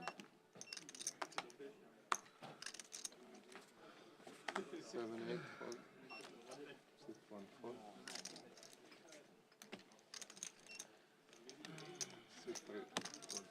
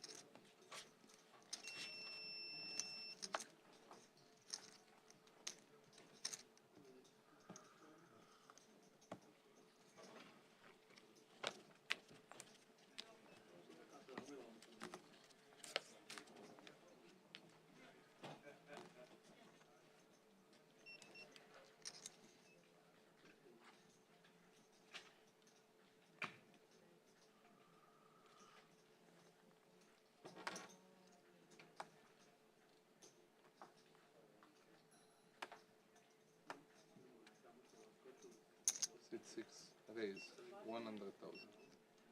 Sit 7 fold. Sit 8 fold.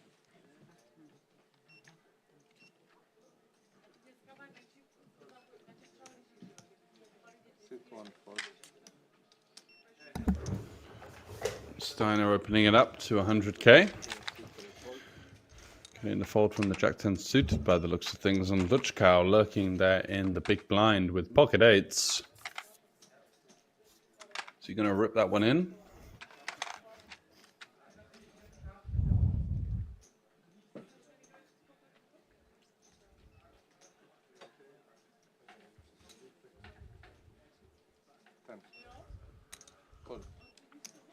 It's just going to defend.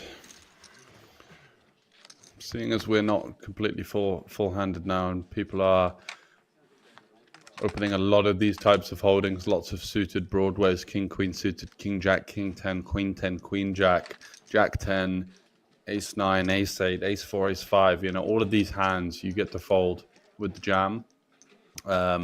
You can also, yeah, which is a lot of equity, right? So leaning on that is quite a strong play at this point in the tournament, equity denial for your opponents.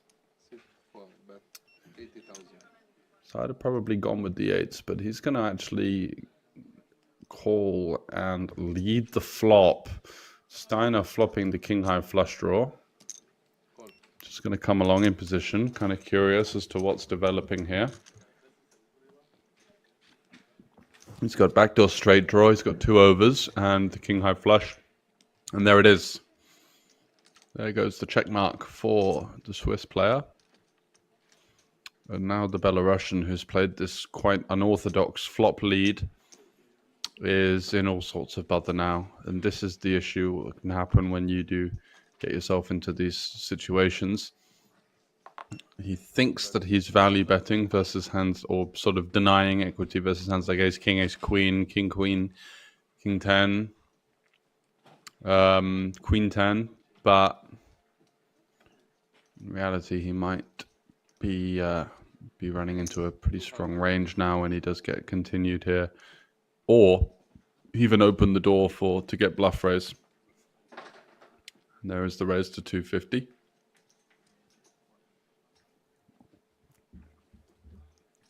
Steiner having enough of this, saying, you know, you look like you're going to have a jack or some kind of decent holding here for the most part. I'm going to try and charge you a little bit extra.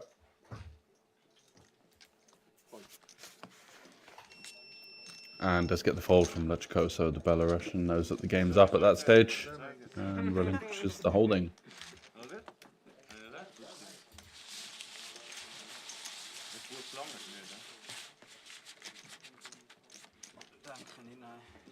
So, mir dir good luck. Yes.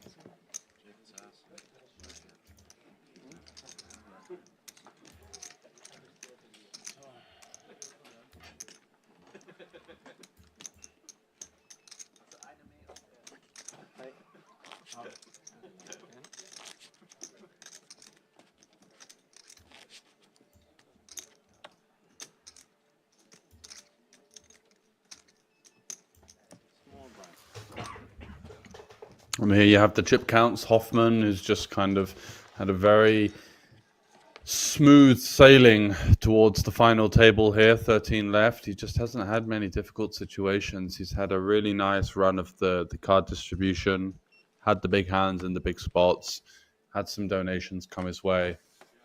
And that really crucial one with the 10-9 where he turned the straight, he was going to get blown out of that pot. He wasn't going to realize his equity there. But got the job done. Summer race 115. 8 pass. 1 pass. 3 pass. 4 pass.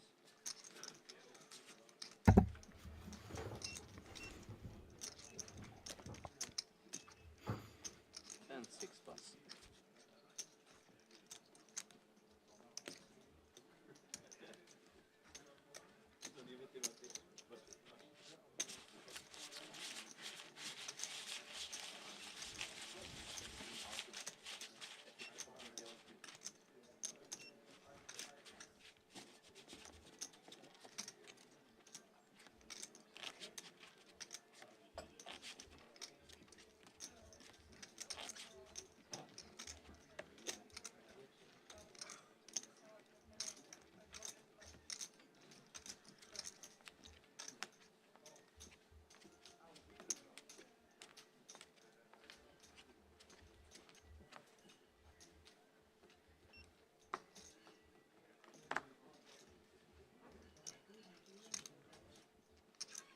Pass.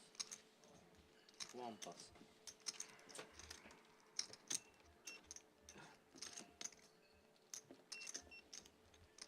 3 pass.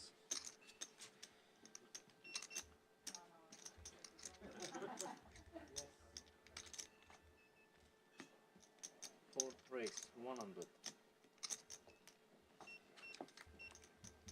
100. 6 pass. Dutch Carl with the pocket 3-0, opening it up into Hoffman's big blind, who will surely be continuing with the Jack 9. Not conventionally a hand that you're going to be 3-betting. And 7 call. And there is the call. Heads up.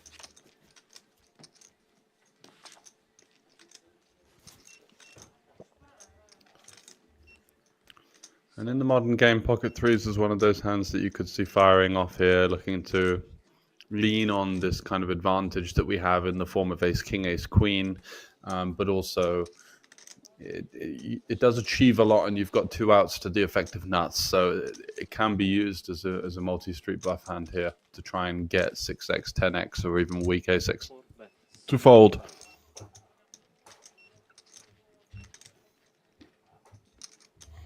$75K.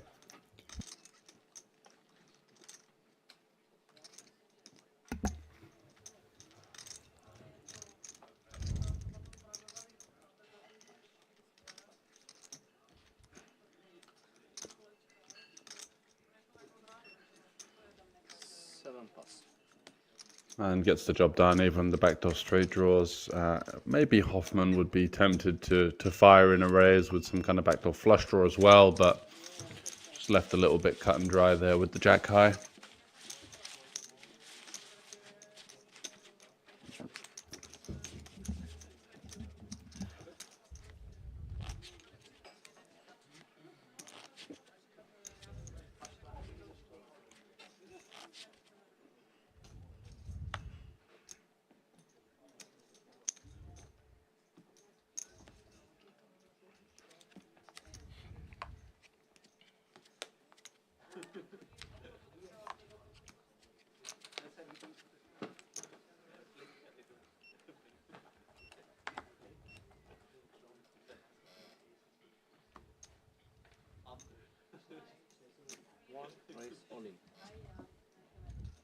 Mexers left with no choice, but also at the same time really grateful to find such a big hand with the ace king. 4 pass. 6 pass.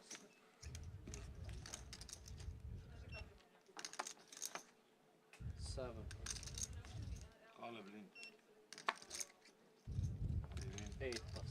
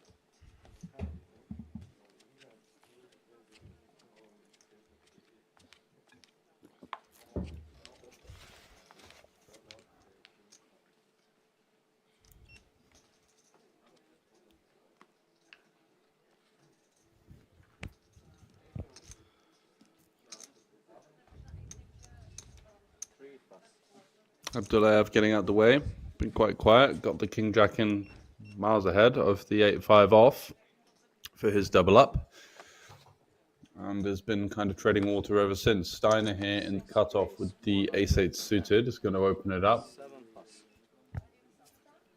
110k to go, that gets rid of Hoffman, Graupner.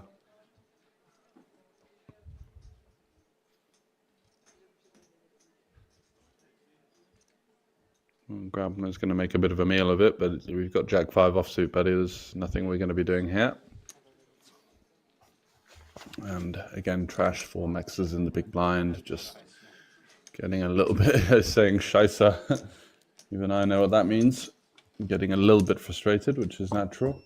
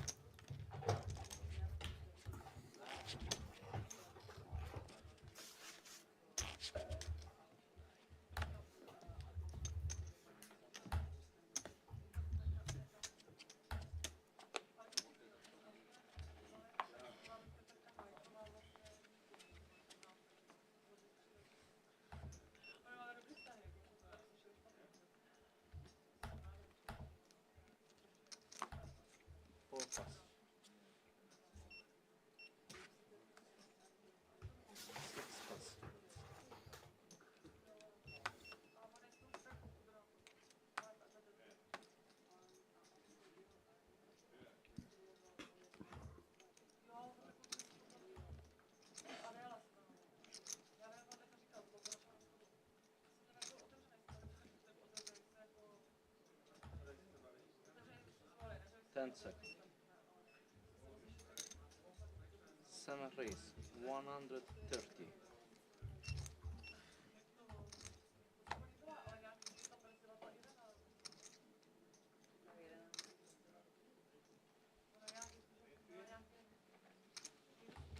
Eight pass.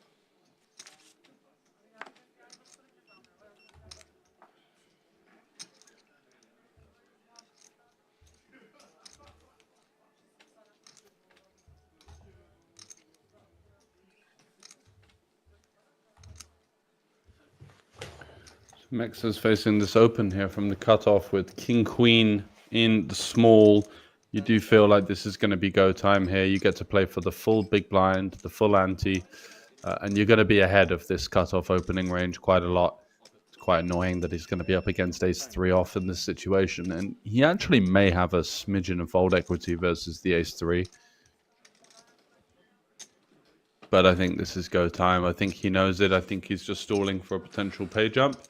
At 11, there is a pay jump of 400 Swiss francs. So what he could do here is put in the 400k and kind of time bank the rest of it.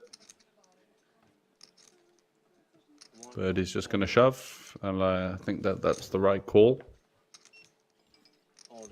Ooh, what have we got here? Lurking in the big blind, kings for Abdullayev.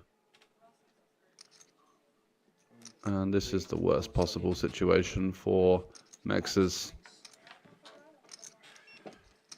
And that allows actually the ace-3 of Hoffman to get out the way. Never going to be calling 2 all-ins in this fashion with offsuit ace. And offsuit wheel ace at that.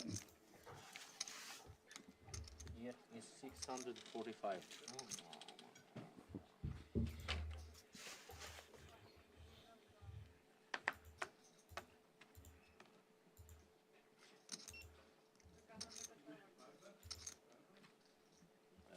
And 7 plus. And it does hit the muck, so King Queen versus Kings, horrible situation to be in. He was hoping to see some jacks, some tens, and he's laughing because it's just really not gone his way whatsoever in the last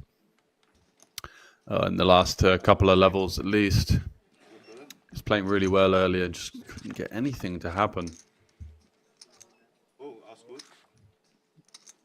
Oh, there's the ace in the window, and followed by the king, and what's his route out of it here? The jack-10 run out, pretty much the only way. There's another ace. So another ace is impossible, right? Because it's already been and gone. So unfortunately, that's going to spell the end of Mexes' run here as he bows out in 12th.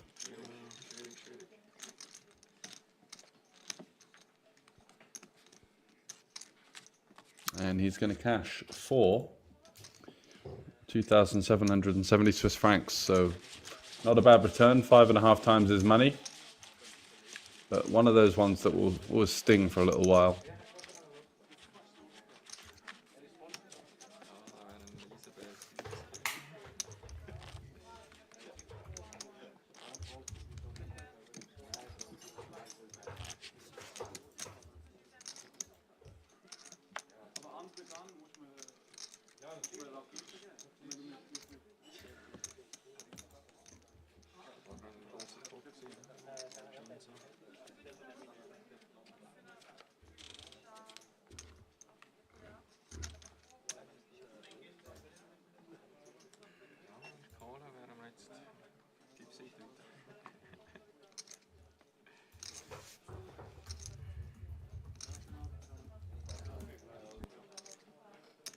Six raise, 110.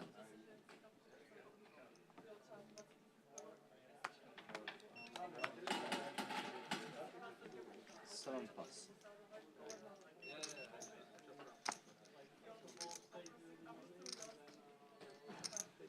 Eight pass.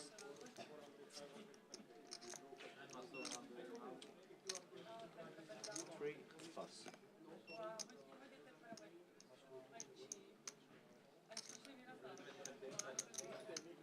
And 4 call.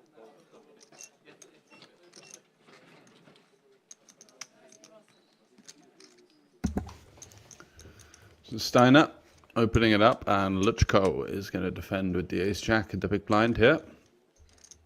So dominated ace. Heads up. Usually you see these hands be kind of the other way around, the ace-7 defending and the ace-jack opening. So rather under-repped hand for Luchko here. Unfortunate not to cooler his opponent on this flop. It's going to be check, c-bet, and let's see how the Belarusian reacts to this small c-bet of a third pot here with the ace-jack. Does he peel off another one, or is he just thinking, well, no club in hand? Yeah, he is going to call. Nice. Comfortable enough to take a turn card. Wow, and there it is. There is one of the two remaining aces. And that is going to mean that Luchko is going to win a really big pot here. And his run of cards is just going to, it's been insane. Judging by his Hendon mob as well, that's something that's been going on for months now. So third pot. Interesting size from Steiner. Is not really, he is setting up an SPR of under 1 on the river, a stack to pot ratio. That means so there will be 750k behind and 800k in play. So Luchko could have gone for a creative raise there, but of course very difficult to find that versus under the gun specifically. It's going to go check now, and that's going to be the winner for the Belarusian.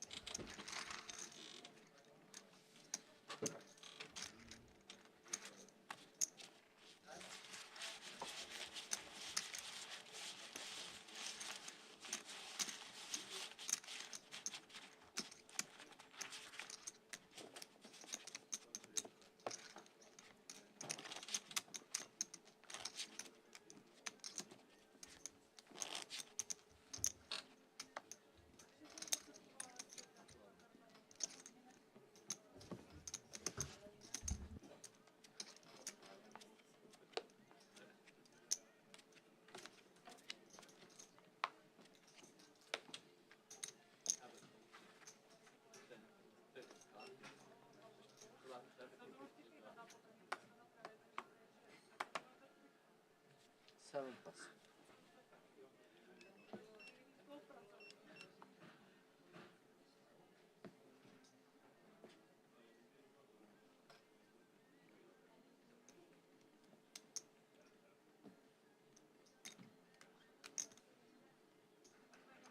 Eight raise.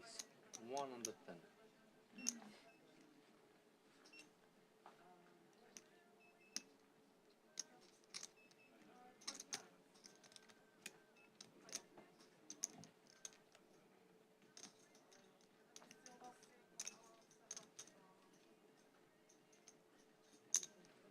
Call. 4 plus. 6 plus. Yes. Hands up.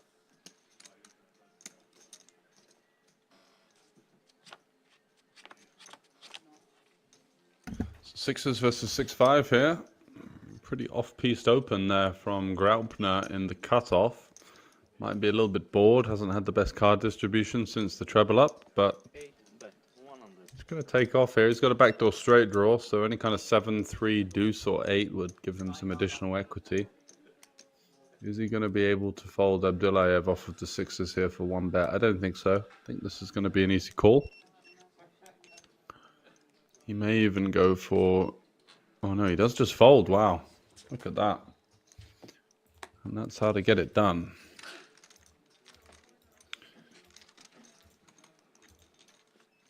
So pretty adventurous open, but if c-bets are going to work to that extent, then I can see why he would open. This is just going to be so profitable if people are folding sixes on ace 4-4 rainbow like that. then you're going to get an awful lot of bets through.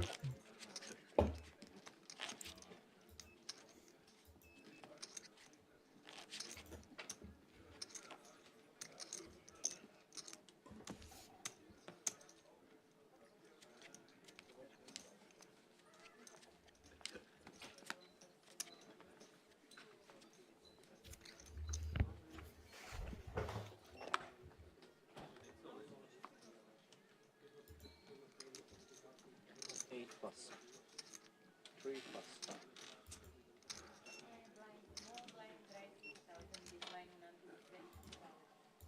4 plus. And 6 plus. And Steiner not even going to complete the 10-6 of hearts there. That's a surprising miss. As we do have the pure final table bubble now. As you can see, 10 left. So 2 tables of 5. Playing for the full big blind ante. And just to show you those pay jumps, the next one is going to be from 9th to 8th. We're not going to see that one today, more than likely. We're going to play down to the final 9, which is going to be the official final table that is going to resume tomorrow.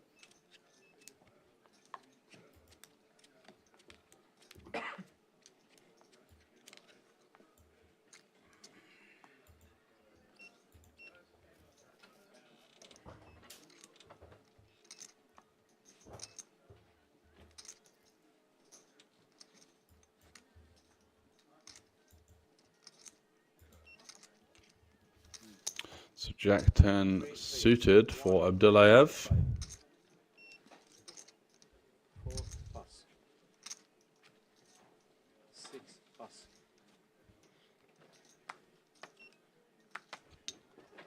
7 plus.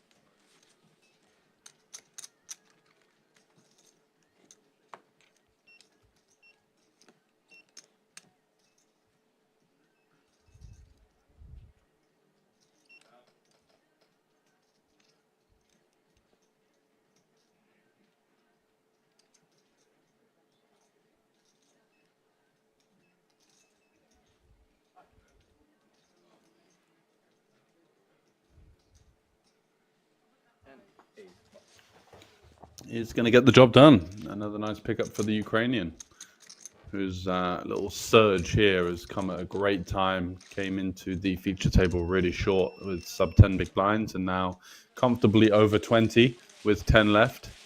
Looking to make that all-important final table. Get himself a good night's sleep and come back fresh tomorrow.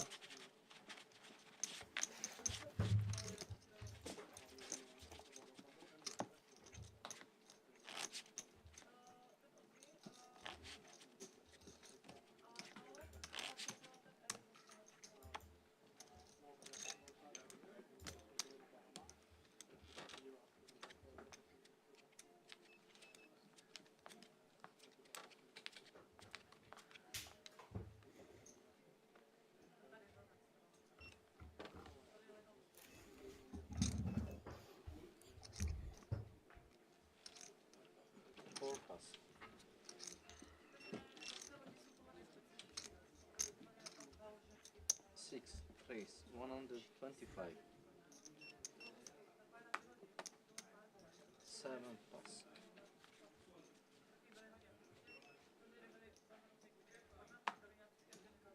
8 plus.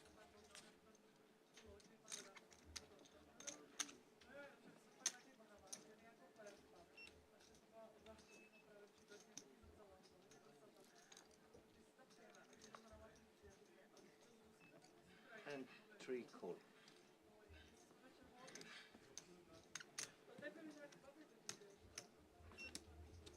Heads up.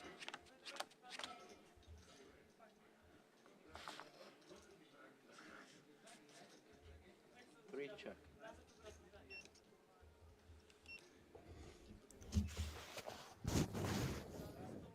So Steiner opening it up with the King 10 is going to have a fairly mandatory C-bet here on the Ace King 8. 6 bet 75. You don't need to go too big. You've just got such a big range advantage. So at this like small stack to pot ratio, you just get so much. efficiency from the tiny sizing here. It's very difficult for your opponent to continue when they just know that like a certain percentage of your range has the board absolutely locked up.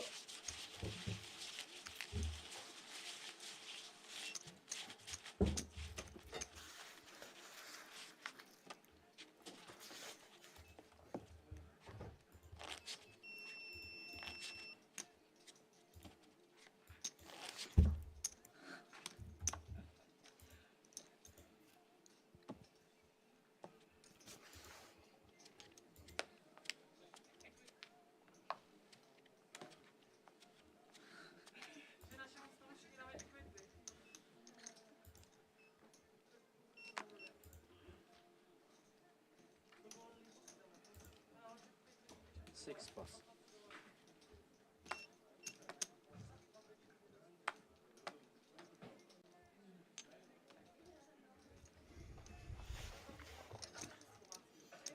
So deuces for Hoffman. He's got 40 big blinds, and the cutoff it's 7 raise, 125. 8 plus.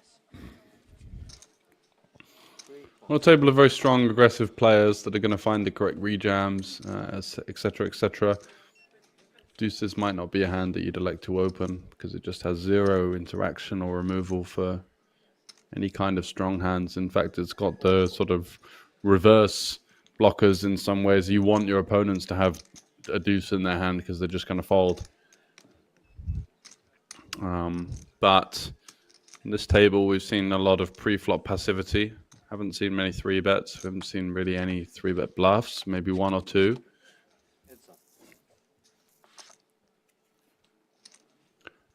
But instead of flopping a deuce, this is about as good as you can get to the second favorite type of board. All Broadway cards. It's going to hit our range. So should start to see the deuces blasting off. You're going to get hands like pocket 3s, 4s, 5s, 6s to fold straight away. Even 10x will fold to a decent sizing here. And look at this hand, Queen 5, that's going to have 41%, but I don't think he's going to be continuing versus even a third or a quarter here. Let's see what he goes for. Yeah, he does just snap fold. No backdoor flush draw, so good job there. Once again from the Swiss player.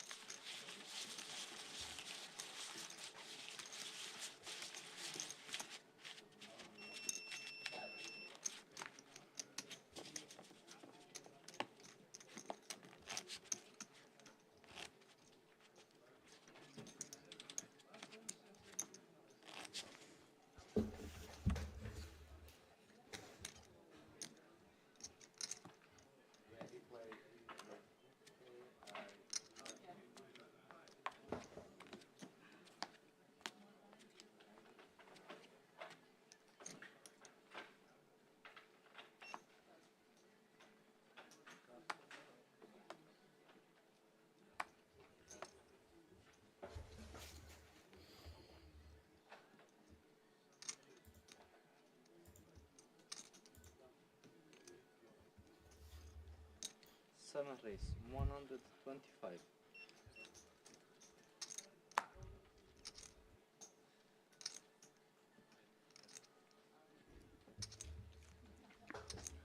Eight plus. Hoffman is going to start to assert his presence at the table now. I mean, a6 is quite a natural find, but just seeing so many tired faces here looking to make their way to the final table. You can even see the yawns reverberating around the table at this stage. And Hoffman just quietly going about business, looking to make sure that he's going to at least make the top 5, top 4, top 3. Every extra chip that he gains just makes it so much more likely that he's going to get at least a podium position. So with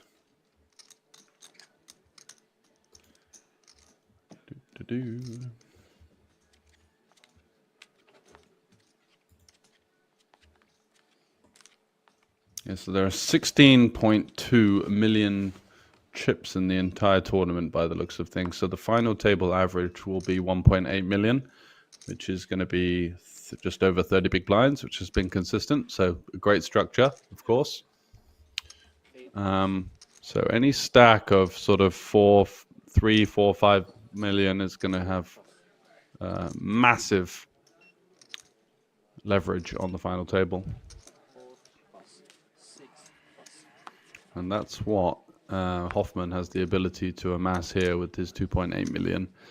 So he's already 1.5x the final table average, and now in the next sort of, well, up until the next elimination, he can really push on and just clean up all of the chips off the table here as these other 4 players, his opponents, you can see in their body language. Have a look at seed 3 there, just sat waiting. Seed 4, arms folded. Seed 6, sat looking really bored, just trying to make it.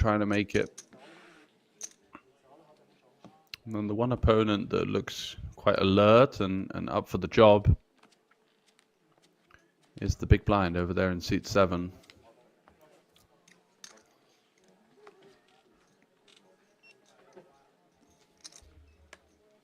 Abdullayev with the ace-4. I don't think he's going to be opening this one. Oh, he is going to take a stab at it.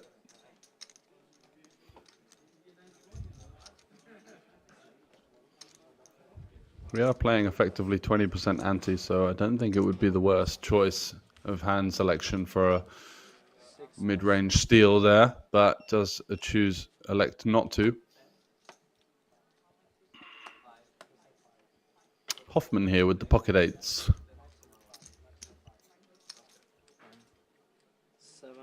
He's just going to jam for what looks to be 17 big blinds effective. Trying to pick up the 2 bigs.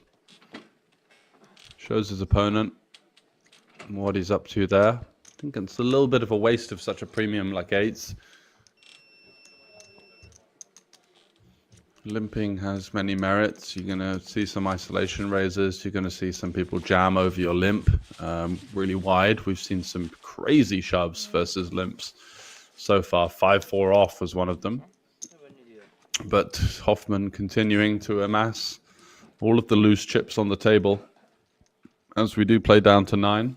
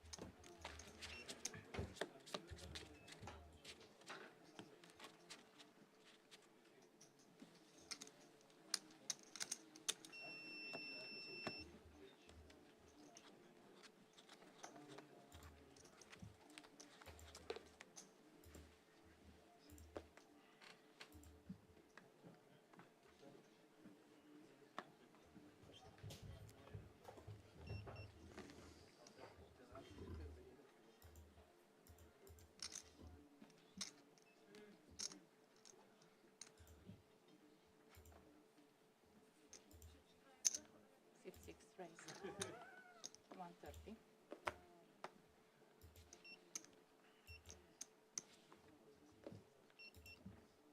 Six, seven plus.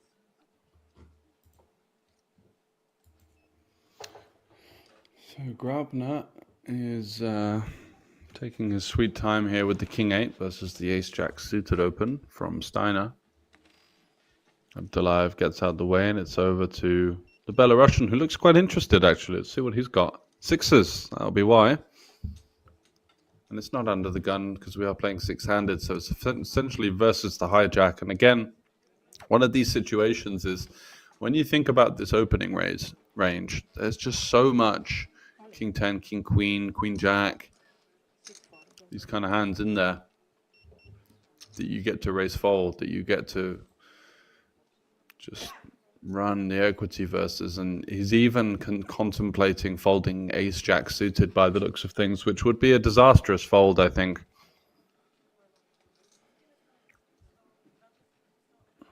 But understandable because you're hijack versus big blind. You feel like the big blind is just going to defend or fold a lot of the time. So you're thinking, well, what worse does he have? But in reality, he's going to shove pairs. He's going to shove some ace 10 from time to time, some king queens. Maybe if you're lucky, some queen jack suited, some ace 5, 4 suited. Those are some of the most efficient shoves for Luchko here if he were to jam a hand like ace 3 suited. Wow! Raise folding the ace jack on the final table bubble there. That's the power of being the last person to put all the chips in on a deep live poker run. People just do not like calling off of their tournament life. We've seen it time and time again. We had a player folding 9s versus an 8 big blind shove. Button versus cutoff earlier on. Just goes to show how reluctant people are.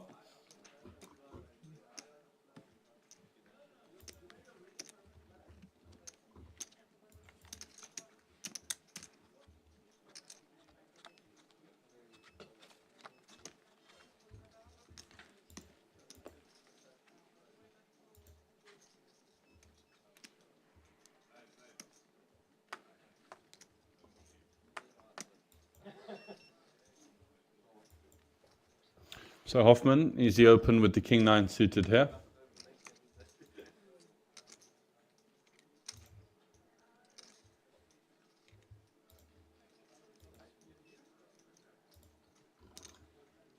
Six, seven raise. 125.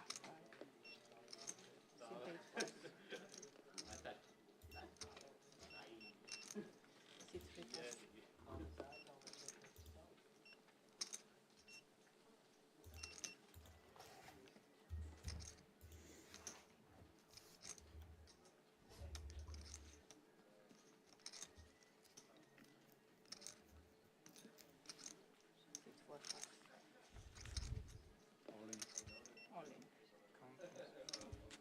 And there we go. Steiner, after raise folding the ace jack, is now going to be the one to shove in the ace jack himself. And Hoffman is getting a pretty reasonable price here, 370 into a pot of 1.1 million. So what does he need? 30. Yeah, 35%. And you can see on the ticker that he's got 42% with the king 9 here. And he does make the call, and we're going to be on our backs in a huge situation for Steiner, and you know, a fairly important one for Hoffman as well. If he wins this pot, he's going to be up to what's that going to be? It's going to be about 3.5 million, 3.6 million, which is going to be one of the huge stacks on the final table. Oh wow, that's quick.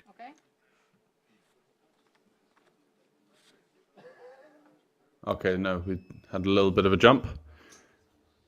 So Hoffman needing a king, a 9, or backdoor hearts. There's the 10, so the jack will do it.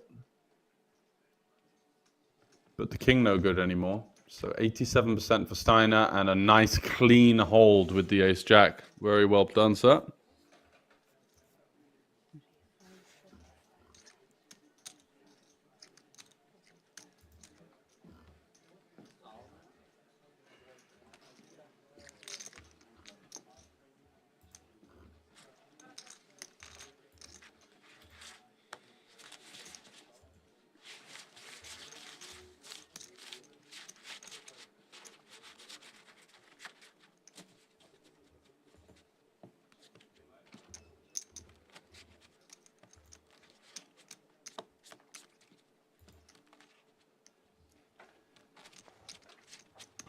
So 10 left, big double up there. And we're going to be playing down to 9, so just one more elimination. You can see, again, etched on the faces of the players that they're tired. They don't want to bust. You know, they've done all of this work to get this far. And now it just seems so crucial, doesn't it? Ace-5 for Abdullayev. Is he going to open this one up? He did pass on the opportunity to open Ace-4 in the hijack. And again, just doesn't want it. Just wants to make that day 2. Just doesn't want to face any difficult decisions. It looks absolutely shattered. It's on me. Thanks.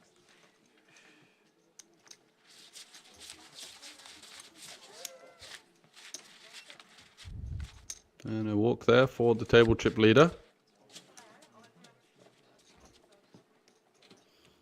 And as you can see, this is the state of play. So 2.6 million for Hoffman, 43 big blinds.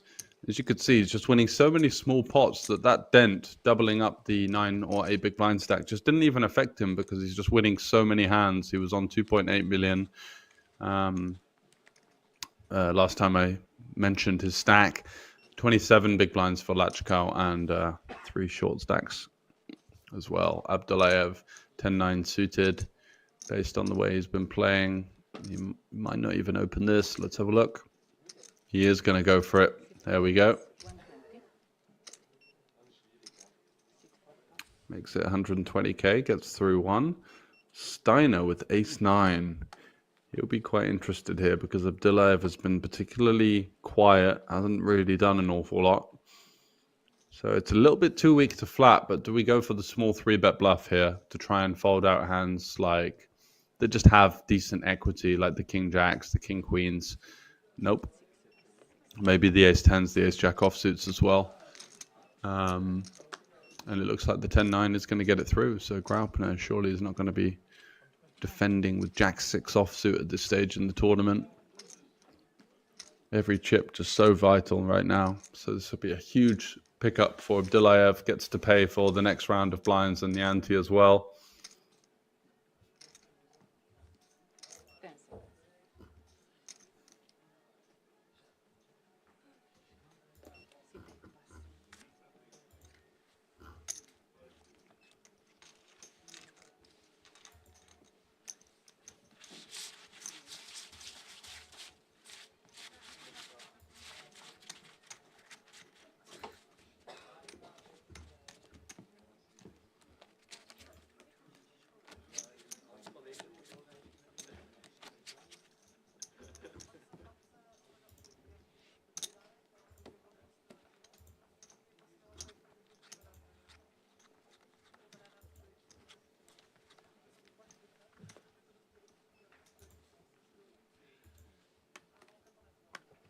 So queen 6 suited there for Luchko.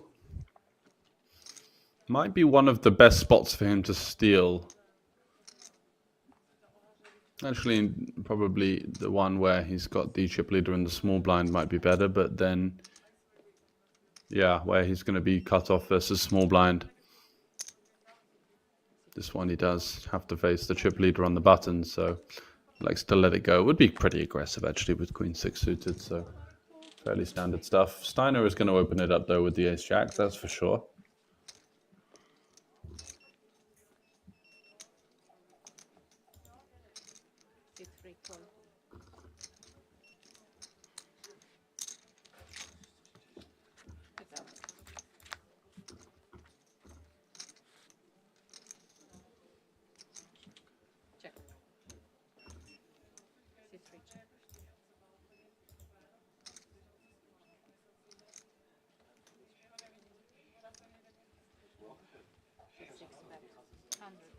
Abdullayev is going to defend with the pocket deuces. Is he going to do anything on 9-7-4 here? Facing a small sizing. Deuce is again one of those hands that, you know, you don't have to blocker, but can jam sometimes. You do get hands like 6s, 5s, ace 10 off to fold. And we did see the raise fold of ace jack suited earlier, but I think he's made the right call there.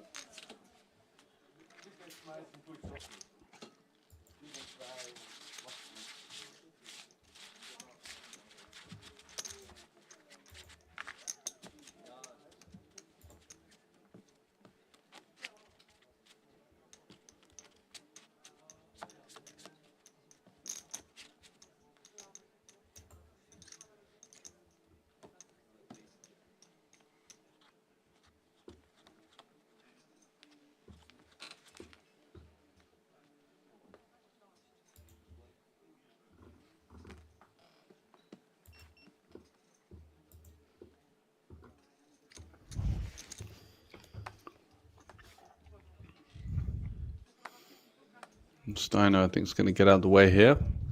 He's going to hope that this is the last hand, so he doesn't have to pay the big blind and the big blind ante, which is really expensive when you're five-handed with a big stack like Hoffman driving the action.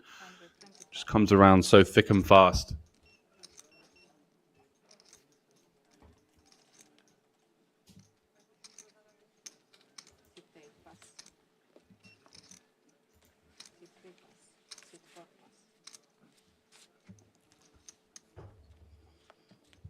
Unfortunately for him, Hoffman does get it through, and it's going to be another round of the blind and the ante being paid.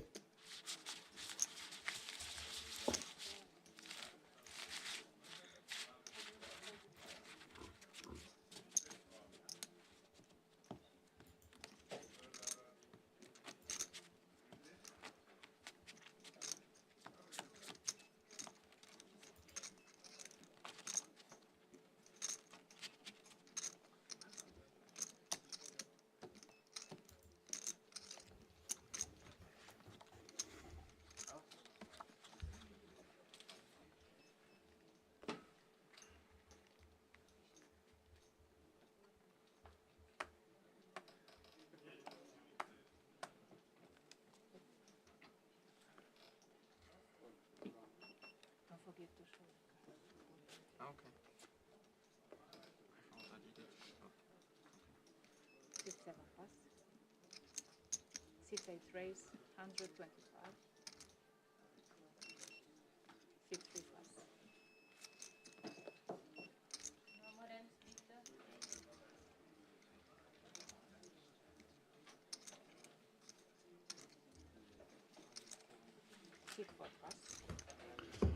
So Grapner opening it up. Looks like there's an all-in on the other table, which is why action has slowed down a little bit, and players are kind of eagerly looking across to see, is that going to be it for the night? You can see Hoffman, he doesn't really want it to end. This is a perfect situation for him.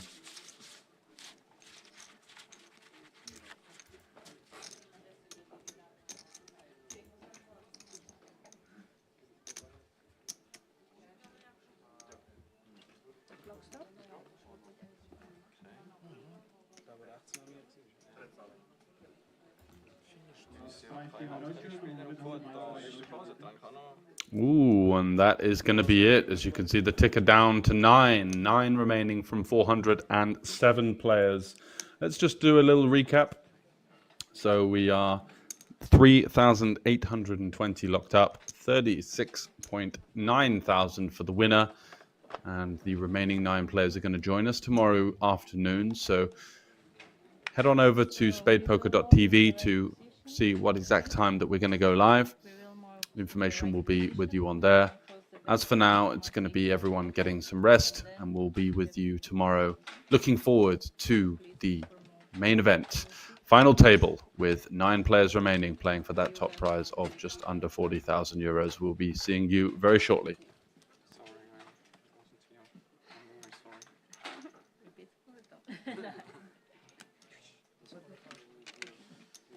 No, because it didn't. So we will move in the right position. Okay, you want to take a photo, and then we close the bag and transfer to this.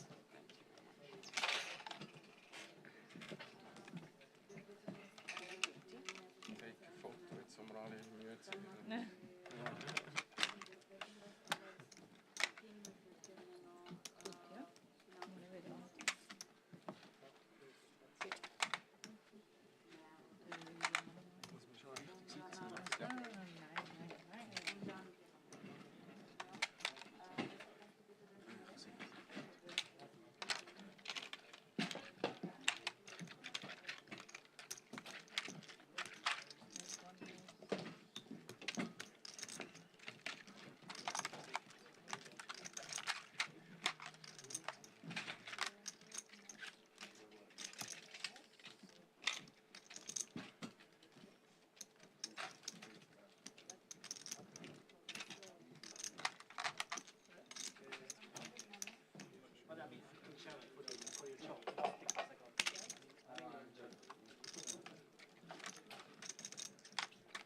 Chips rausholen, oder?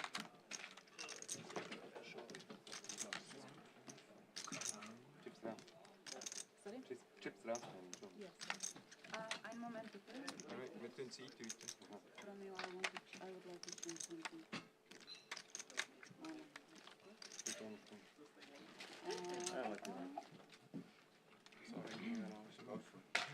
Okay. Finish. 500, 800, 1 million. 1 million. Sorry, Thank you.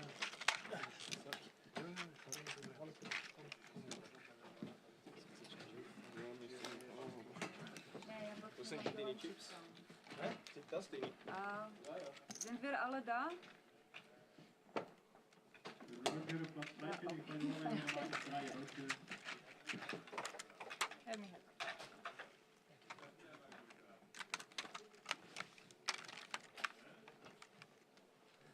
C4 über doch raus. Okay. Sorry. Wir müssen sie eintüten. Nein, es wird nur weil Cover-up machen. So, das Stream-Team möchte gerne ein Finaltischfoto machen. So the team want to make just the final table photo. Then we will make a chip count from the stacks. We will pack it and we will go home. Okay? Sounds like a plan. Okay. All happy with? Yep. Super.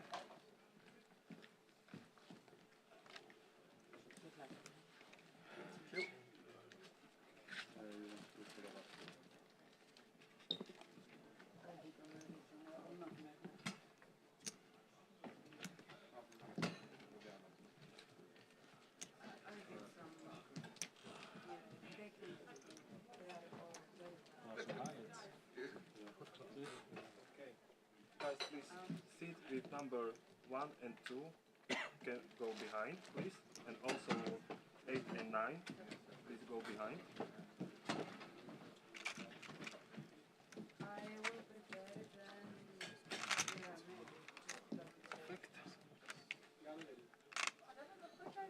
Okay, everybody look at me. Look at me, everybody. And 3, 2, 1. We make another.